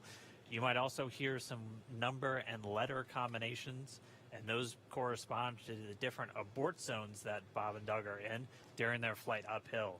There's 1A and 1B, which signify that they're on the first stage. Those carry them from there in the Cape all the way up to about the very top of North Carolina.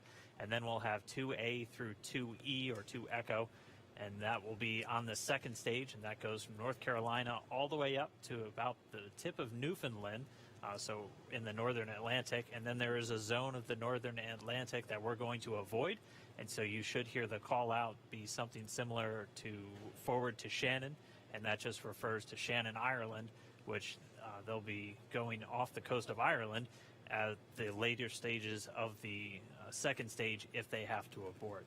So just prepping you now for some of those calls. You're hopefully going to hear that word nominal a whole lot on the way uphill. 10.5 minutes. Things are pretty quiet. As John I said, it'll pick up right at about 10 minutes. We'll wait for the crew just to confirm that their displays are in order. The crew is already strapped in and reported that they are go for launch.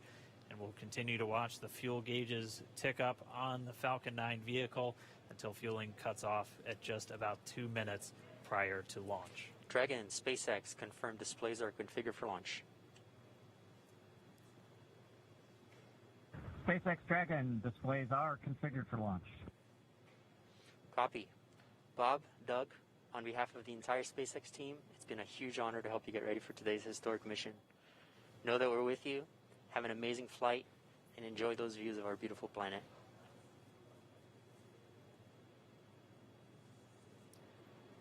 Thanks, Jay. It is absolutely our honor to be part of this huge effort to get the United States back in the launch business. We'll talk to you from orbit. Thank you. Copy all. Thanks for those words. The SpaceX Corps, so again, that voice that's going to be talking to Bob and Doug throughout their mission from right here in Hawthorne, just offering a few quick words. The crew did confirm their crew displays are configured for launch. We are coming up on 9 minutes and counting. We've gotten through T-minus 10 minute with the crew discussions. Activity is now going to switch over to Falcon 9. Our next major event comes at T-minus 7 minutes. We begin what we call engine chill. Pre-valves will open. Those currently separate propellants on the first stage from getting down to the Merlin engines. We'll open the pre-valves. That allowed fuel liquid oxygen to flow to the top of the pumps. And more importantly, when we open the valves, that'll allow us to begin chilling the 9 Merlin 1D turbopumps on the first stage engine. It'll take a few minutes to get them cold enough to where they would then be ready to pass the large amounts of liquid oxygen through the pumps and into the main thrust chambers when we get to engine ignition at T-minus 2 seconds. We don't want to try to run highly chilled liquid oxygen through a warm pump. You would flash that into gas, and running gas through a high-speed pump is not a good thing.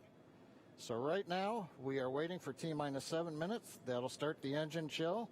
Shortly after that, we will also get the fuel shutdown.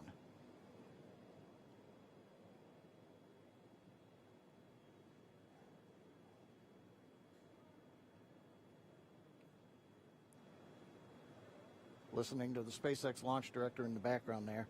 As I mentioned, at T-minus 7 minutes as we start the chill, we will also get into the final topping off of stage 1 fuel, and then the fuel load will complete.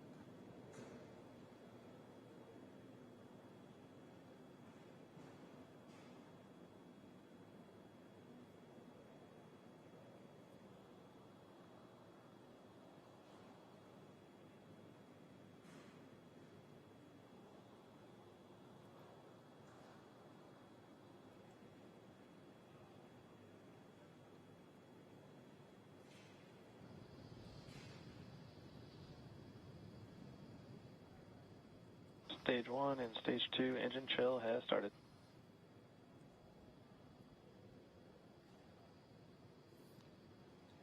We've heard the call out. Stage 1 engine chill has started. That's gone up to the crew so that they've got situational awareness. As I mentioned, the pre-valves are open. And now we are topping off first stage fuel, getting ready to finish the fuel load. Liquid oxygen load on first and second stage will continue until the last 3 to 2 minutes of the countdown. We should hear that call out RP1 load complete coming up in about 6 minutes. Again, RP1 is just that densified kerosene or that rocket fuel that Falcon 9 is going to be used to power Bob and Doug to orbit today.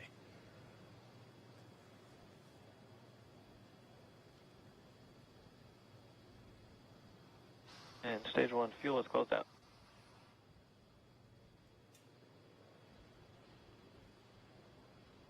Right on time.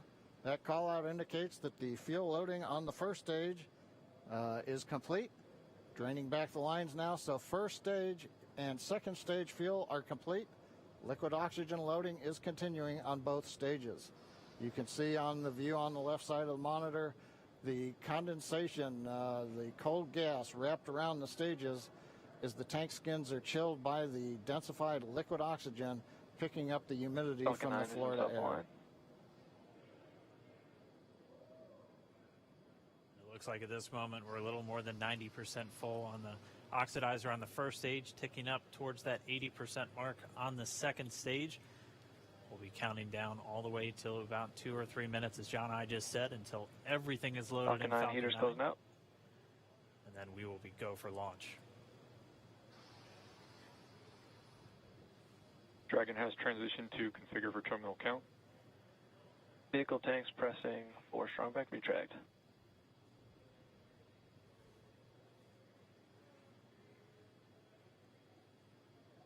We're pressurizing the Falcon 9 tanks. We're going to open the clamp arm around the second stage and begin to retract the strongback. We'll move back about 2 degrees. That'll get us to the liftoff position. At liftoff, the strongback will then recline about 45 degrees away. Started. Stage 2, RP1 bleed. Launch director called out the strongback retract has started. On the left, you'll see it go back just a couple of degrees. Stage 1, RP1 bleed.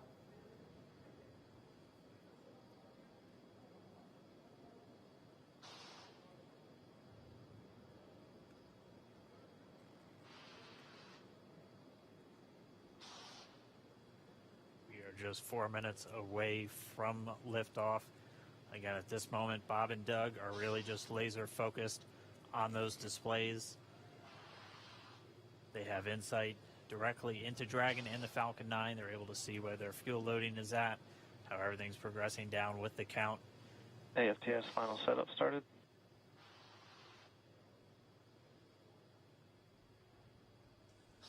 Three and a half minutes from launch. And the strongback is now reclining away from the Falcon 9.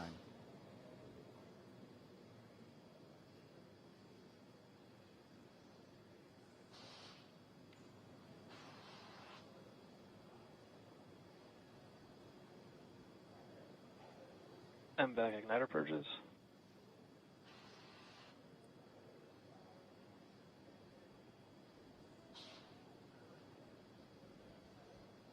I'll go bleed. Dragon has transitioned to terminal count and is on internal power. Stage 1, LOX load close out. Okay, we're at T-minus 2 minutes, 42 seconds. Stage 1 LOX load is closed out. Stage 2 will continue to load for about another half a minute or so. Once we get the completion of Stage 2 LOX loading, we have to vent down the line, so you'll see another large white cloud coming off of the strongback. That'll be normal. That'll happen around transitioning to T-minus internal power. 1 minute and 40 seconds. We're going on internal power now. Just a few seconds away from the Stage 2 LOX load being complete. It's been almost 9 years since we've been in this position. A lot of work done by thousands of people to get to this point. All our eyes focused on 2 now.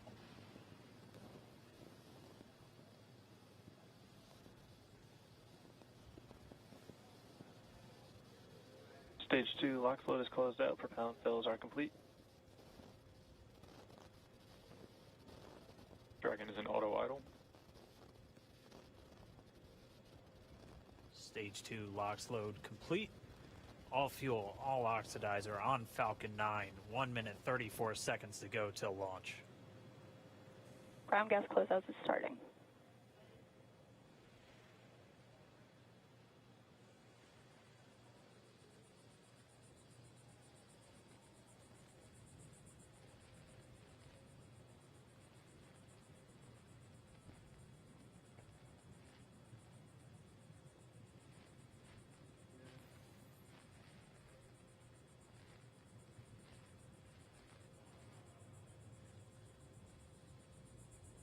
Falcon 9 is in startup. Dragon is in countdown. FTS is armed for launch. Under a minute now, the FTS, the flight termination system, has been armed. Dragon, SpaceX, go for launch. SpaceX Dragon, we're go for launch. Let's light this candle.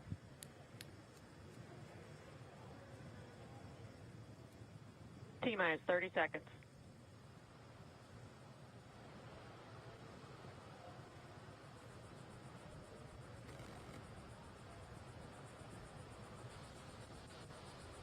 Stage 1 tanks pressing for flight.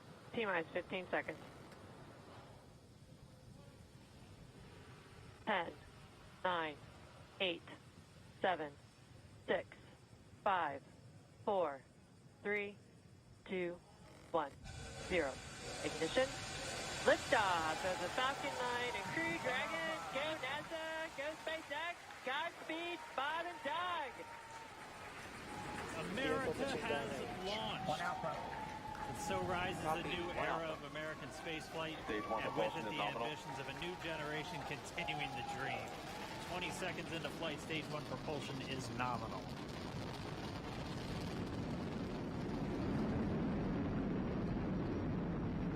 Plus 30 seconds into this historic mission. Flying crew on board Dragon and Falcon 9, and look at them go. Falcon power telemetry nominal. M1D throttle down. We're throttling down to get ready for the period of maximum dynamic pressure. We're in the throttle bucket. Reports say all systems are go. The vehicle is supersonic. We've exceeded Mach 1 on the Falcon 9. M1D throttle up. We're throttling back up to full power as we're through max Q. Copy, 1 Bravo. And we heard that 1 Bravo call out. That's just the second abort zone that they're in. They'll continue to be on this until the first stage has done its job and they switch over to the second. At this point, Bob and Doug pulling about 2.3 Gs, 2.3 times the Earth's gravity, already moving at over 1,500 miles per hour. We've heard the call out for MVAC engine chill. That's getting the MVAC engine ready to light. That'll come at about 2:44 into flight. Right now, everything continuing to look good. Next major event coming up is going to be the triple. We'll have main engine cutoff of the 9 first stage engines, stage separation, and then ignition of the second stage engine to continue to carry astronauts into orbit. Coming up in about 20 seconds. M1D throttle down.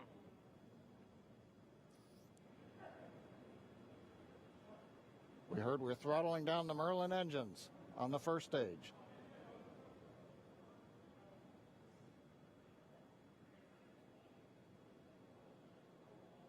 And we have Miko.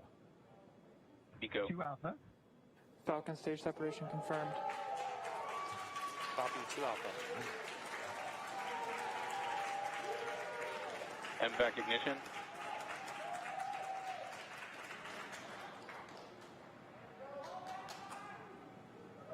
All right, we have stage separation confirmed. The first stage beginning its flight back. The second stage being powered by that single Merlin 1D vacuum engine has ignited and is now carrying Bob and Doug into orbit.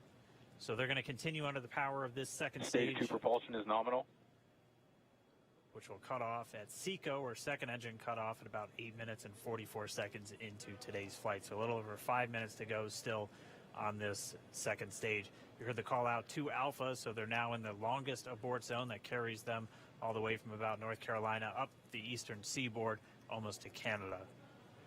Things looking good though, getting good call outs, nominal propulsion on that second stage. Bob and Doug continuing to make their way into orbit.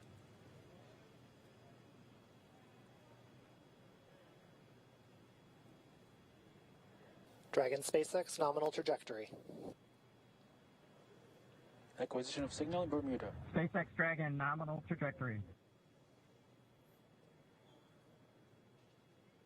All right, here in nominal trajectory, so Dragon pointed in the right direction, continuing to make their flight uphill. Heard acquisition of signal Bermuda. That's one of the other ground stations that they're using to get telemetry and data back from this spacecraft. Stage 2 propulsion is still nominal.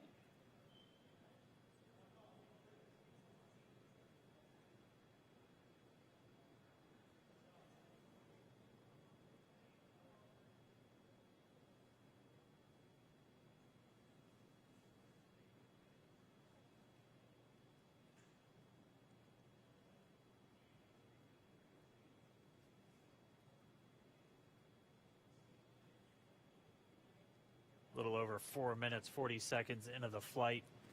Bob and Doug flying at more than 5,600 miles Dragon per hour. SpaceX nominal trajectory. Already almost 200 miles downrange from the Kennedy Space Center. Nominal trajectory continuing.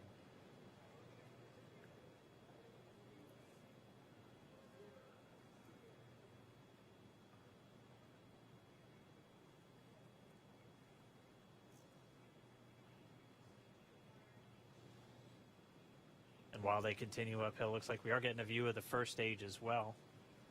Yep, on your right screen, you can see that first stage with the grid fins deployed. It's making its way back to attempt to land on our drone ship, Of Course, I Still Love You Today. And we're just about a couple minutes away from the 9 Merlin engines do ignite to help slow the vehicle down as it re-enters back into the Earth's atmosphere. And then after the entry burn will be the landing burn, which is just a single engine Dragon SpaceX burn. nominal trajectory.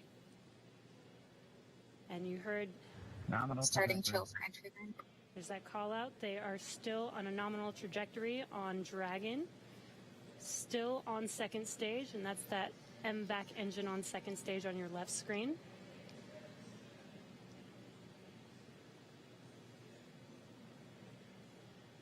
Again, on your right screen is that first stage booster coming back towards our drone ship. Of course, I still love you. We're about a minute away from entry burn.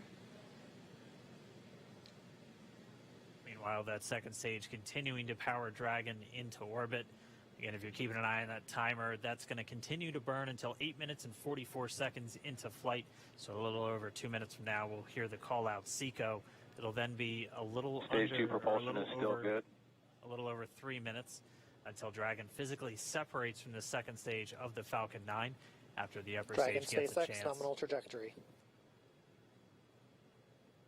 Dragon copies, nominal trajectory.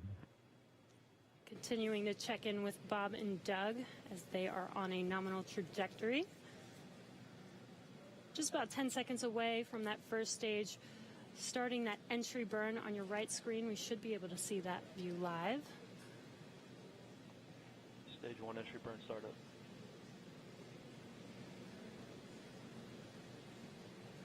And there is that entry burn beginning. This burn lasts about 36 seconds long. Stage 2 FTS is saved.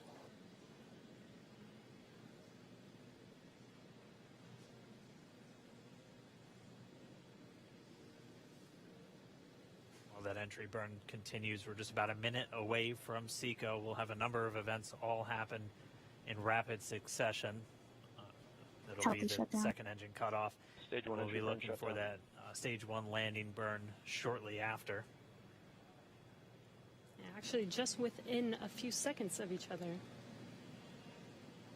It's such a cool view on your left screen, seeing Bob and Doug on Dragon. Right now you can see the displays that they are seeing right now themselves. Terminal guidance. MVAC throttle step. We are coming up 25 seconds or so away from SECO, or second engine cutoff. This is also the point where Bob and Doug are experiencing their highest G-force. We're seeing the counter tick up to right about 1.8. Copy, Shannon. You heard Shannon, so that just means they're in their final abort zones. If they were to abort at this point, it would either be an abort to orbit or to land off the coast of Ireland. Standing by for second Stage 1 landing cutoff startup. confirmation. MVAC throttle step. MVAC shut down. Stage 1 landing winner. Confirmation of SECO's second engine cutoff. Now we are waiting for our first stage to make its way to our drone ship. Of course, I still love you. Dragon SpaceX nominal orbital insertion. Launch escape Confirmation system is nominal Dragon orbital copies, insertion. nominal Stage 1 orbital landing leg insertion. deploy. And what you're seeing on your screen is a live view of our drone ship, where our first stage will be coming down.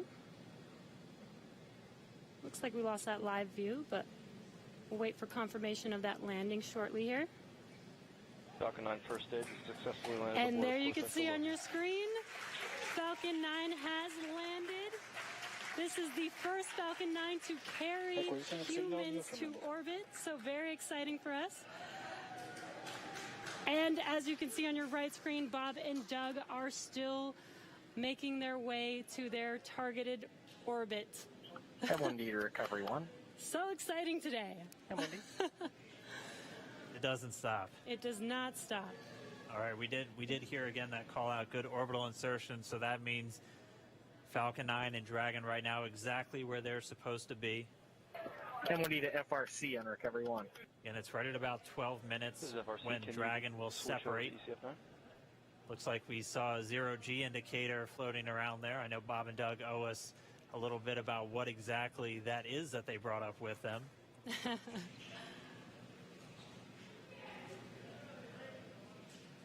And before separation, before Dragon initiates separation from the second stage, they do make sure to they do ensure that the vehicle is not spinning and it is in good condition before we separate.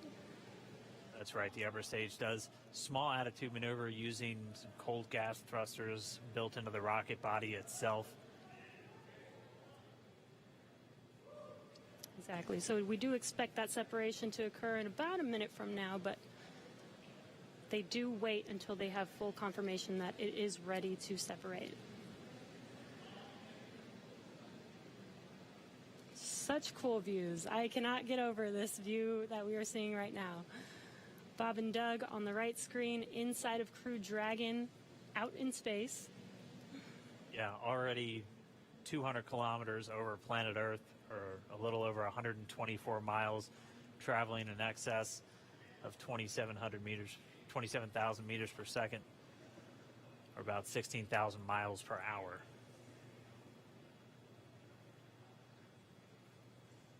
Again, we're just standing by. That separation event should be coming up shortly. Then they'll begin a series of checks on the Draco thrusters that are going to be used to maneuver and then power Dragon on its flight to the International Space Station. Standing by for separation.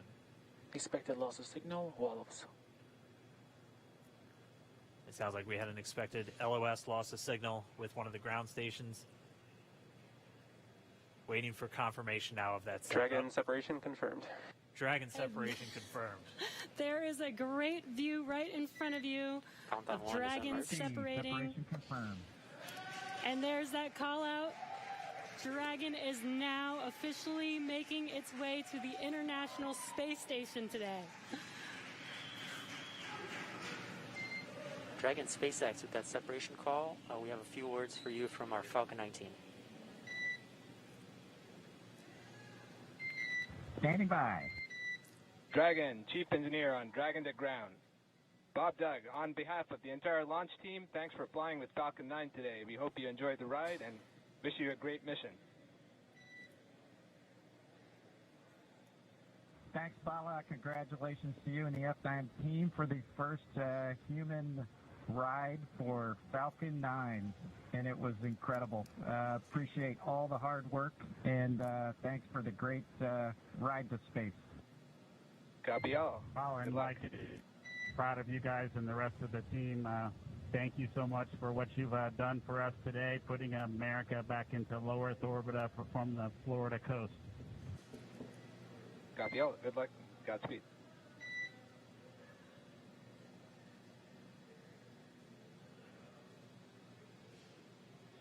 All right, so Bob and Doug are in Dragon space. SpaceX, we confirm nominal E-Class activation and service section Draco checkouts. Nose cone deploys in progress. Copy all. We're monitoring. The Corps here in Hawthorne giving the crew a heads up that we have confirmation the nose cone is deploying. So again, that nose cone is going to open up a little bit more than 90 degrees, goes up to about, I think, 105 degrees, and that's going to expose the actual docking ring and the hatch that they're going to be going through once they attach to the International Space Station. And also 4 of those Draco thrusters, we call them the forward bulkhead thrusters, that are going to be used for these major phase burns or firings of those thrusters to actually raise their orbit gradually over the coming hours. Also heard good activation of the E-Class, that's the environmental control and life support system. That's everything controlling their atmosphere, just keeping Dragon a nice, safe, habitable environment where they're going to be living for the next 19 hours until they arrive at the space station. Right, exactly. And Falcon 9's job may be done for today, but the mission is not over. Crew Dragon's job is not done. As you can see, Bob and Doug are still inside Crew Dragon, making their way. It will be a 19-hour trip to the International Space Station before they dock tomorrow morning. And such cool views. I love that we can get these live views here and see and watch what they're doing now that they are in orbit. Yeah, it's incredible to just be looking over their shoulder, to be along for the ride. And we're going to be with them, and we're going to be with all of you the entire way for their journey to the space station. We're going to be covering live throughout. Bob and Doug will obviously have a sleep period where they'll get about 8 hours of sleep a little bit later today before they wake up for all of their final approach. One of the major things we are looking forward to in the next couple of hours is going to be their first turn at the controls. So they're actually going to be using those touchscreen displays to take control and manually pilot Dragon. We'll walk you through what that's going to look like, and assuming we have some good ground station coverage, we'll be able to get views from right inside Dragon, looking over their shoulder as they manipulate the controls at the display. But I mean, we had a smooth ride uphill, both stages of the Falcon 9 doing their job, placing Bob and Doug into orbit. I mean, this is a day, this is a historical day. This is us kicking off that new era of space flight that we've all been talking about and longing for since the space shuttle program came to an end in 2011. Yes. And the weather cooperated. Yes, second time's a charm. Right. All right, so day for the history books. As you can see, we have lost some live signal there, but the mission still continues, and we're going to send it over to KSC to continue broadcasting live with you. Loss of signal in Newfoundland. Yeah, Jesse and Dan, we are just in awe over here. When I woke up this morning and looked at the weather forecast, I was like, man, we're going to be back here on Sunday, but we did it. The room cleared out. Everybody was outside watching, and inside the lights were shaking, the cameras were shaking. Lauren came back in with tears in her eyes. This is really amazing. I can't believe it. I saw it with my own eyes. This is, I'm a little bit speechless. Just so grateful that we got them up there, and there's a lot more to go. But I'm so happy they're safe right now. I'm just so happy. Yeah. Leland, you were talking about it. It's amazing what we can do when we work together. Yes, American astronauts on an American rocket from American soil, showing you what Americans can do when we come together as a team and blast Doug and Bob off to the cosmos. This is what it's all about, and their families and everyone is working together to take them up to space safely. So I don't know what to say. That rocket fuel is still in my veins, and I want to go get on the rocket. Well, it's too late now. Maybe the next one. I know. But we want to go over to Daryl at OSB2. He's there with the administrator, who hopefully has more words than we do, because we're still kind of speechless. Daryl? Pretty incredible here, Marie, at the Operations Support Building, where a chorus of applause has been happening from the beginning of launch and throughout the various stages. Some very special guests were here to watch it. That includes President Donald Trump, Vice President Mike Pence, and NASA Administrator Jim Bridenstine, who joins me now. And you were with the President and the Vice President. America's back, launching human astronauts again. Tell me how you feel about that, and tell me about the President watching the launch and what happened there. So this has been a long time coming. It's been 9 years since we've launched American astronauts on American rockets from American soil, and now it's done. We have done it. It's been way too long. I want to give a lot of credit to Charlie Bolden. He was my predecessor as the NASA administrator. He fought hard for this program at a time when it didn't get any support in Congress. We now have an administration that is fully supportive of our spaceflight initiatives, not just on the exploration, discovery, going to the moon, onto Mars, but also from a Space Force perspective. Our budgets are going up, things are strong, and today was just just an amazing day. You know, one of the things the President did right out of the gate when he became President is he created what's called the National Space Council. And he put the Vice President as chairman of the National Space Council. And on that National Space Council, you've got the Secretary of Defense and the Secretary of State and the Secretary of Commerce, the Secretary of Transportation, the Secretary of Education, the Chairman of the Joint Chiefs, all of these different amazing individuals that deal with space day in and day out. A lot of people don't realize how many parts of the federal government deal with space.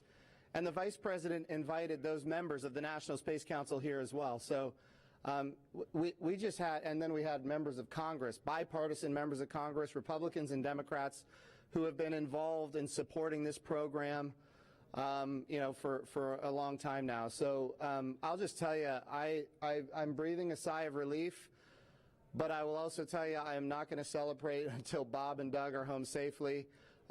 Tomorrow they're going to dock to the International Space Station. Tonight I'm heading to Houston to be at the Johnson Space Center when that happens. So it's a bit of a relief. The nose cone is now open.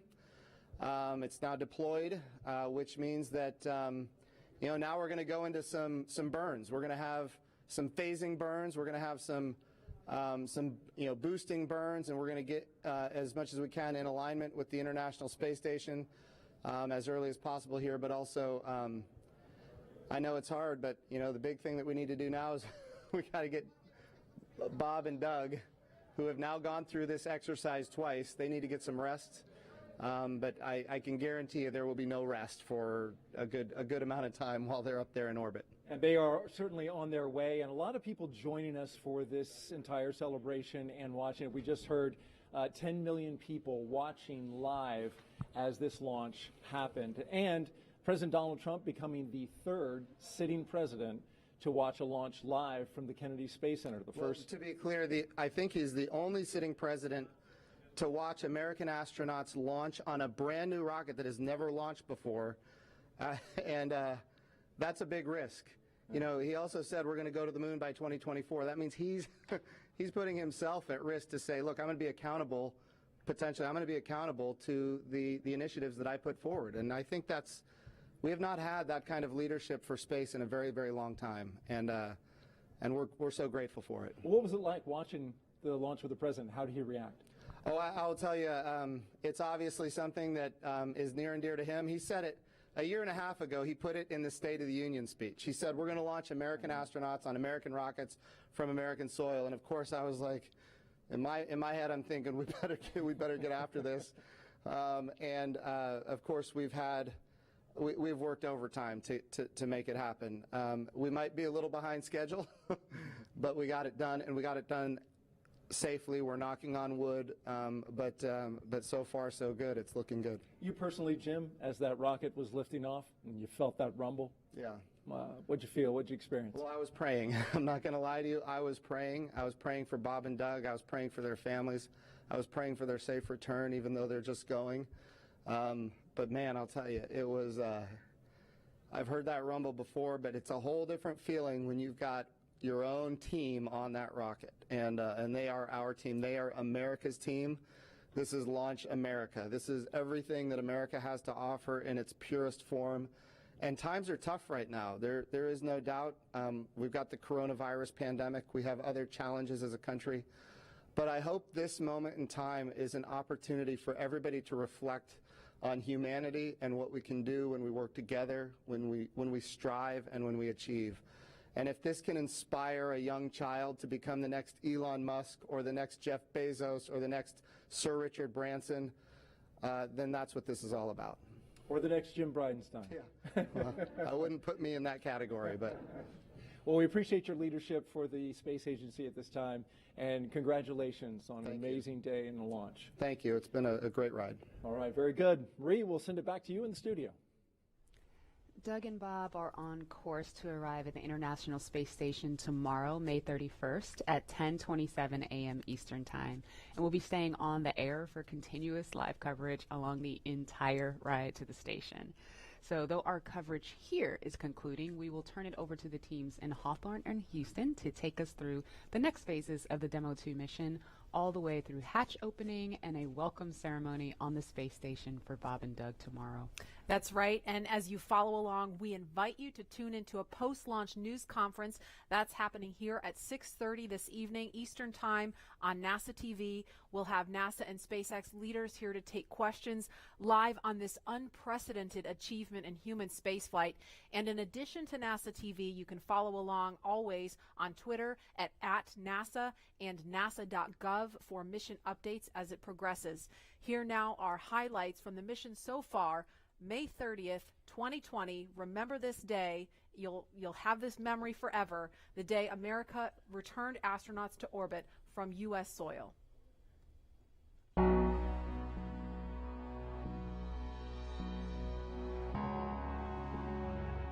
Wow, we're making history again. Let's go.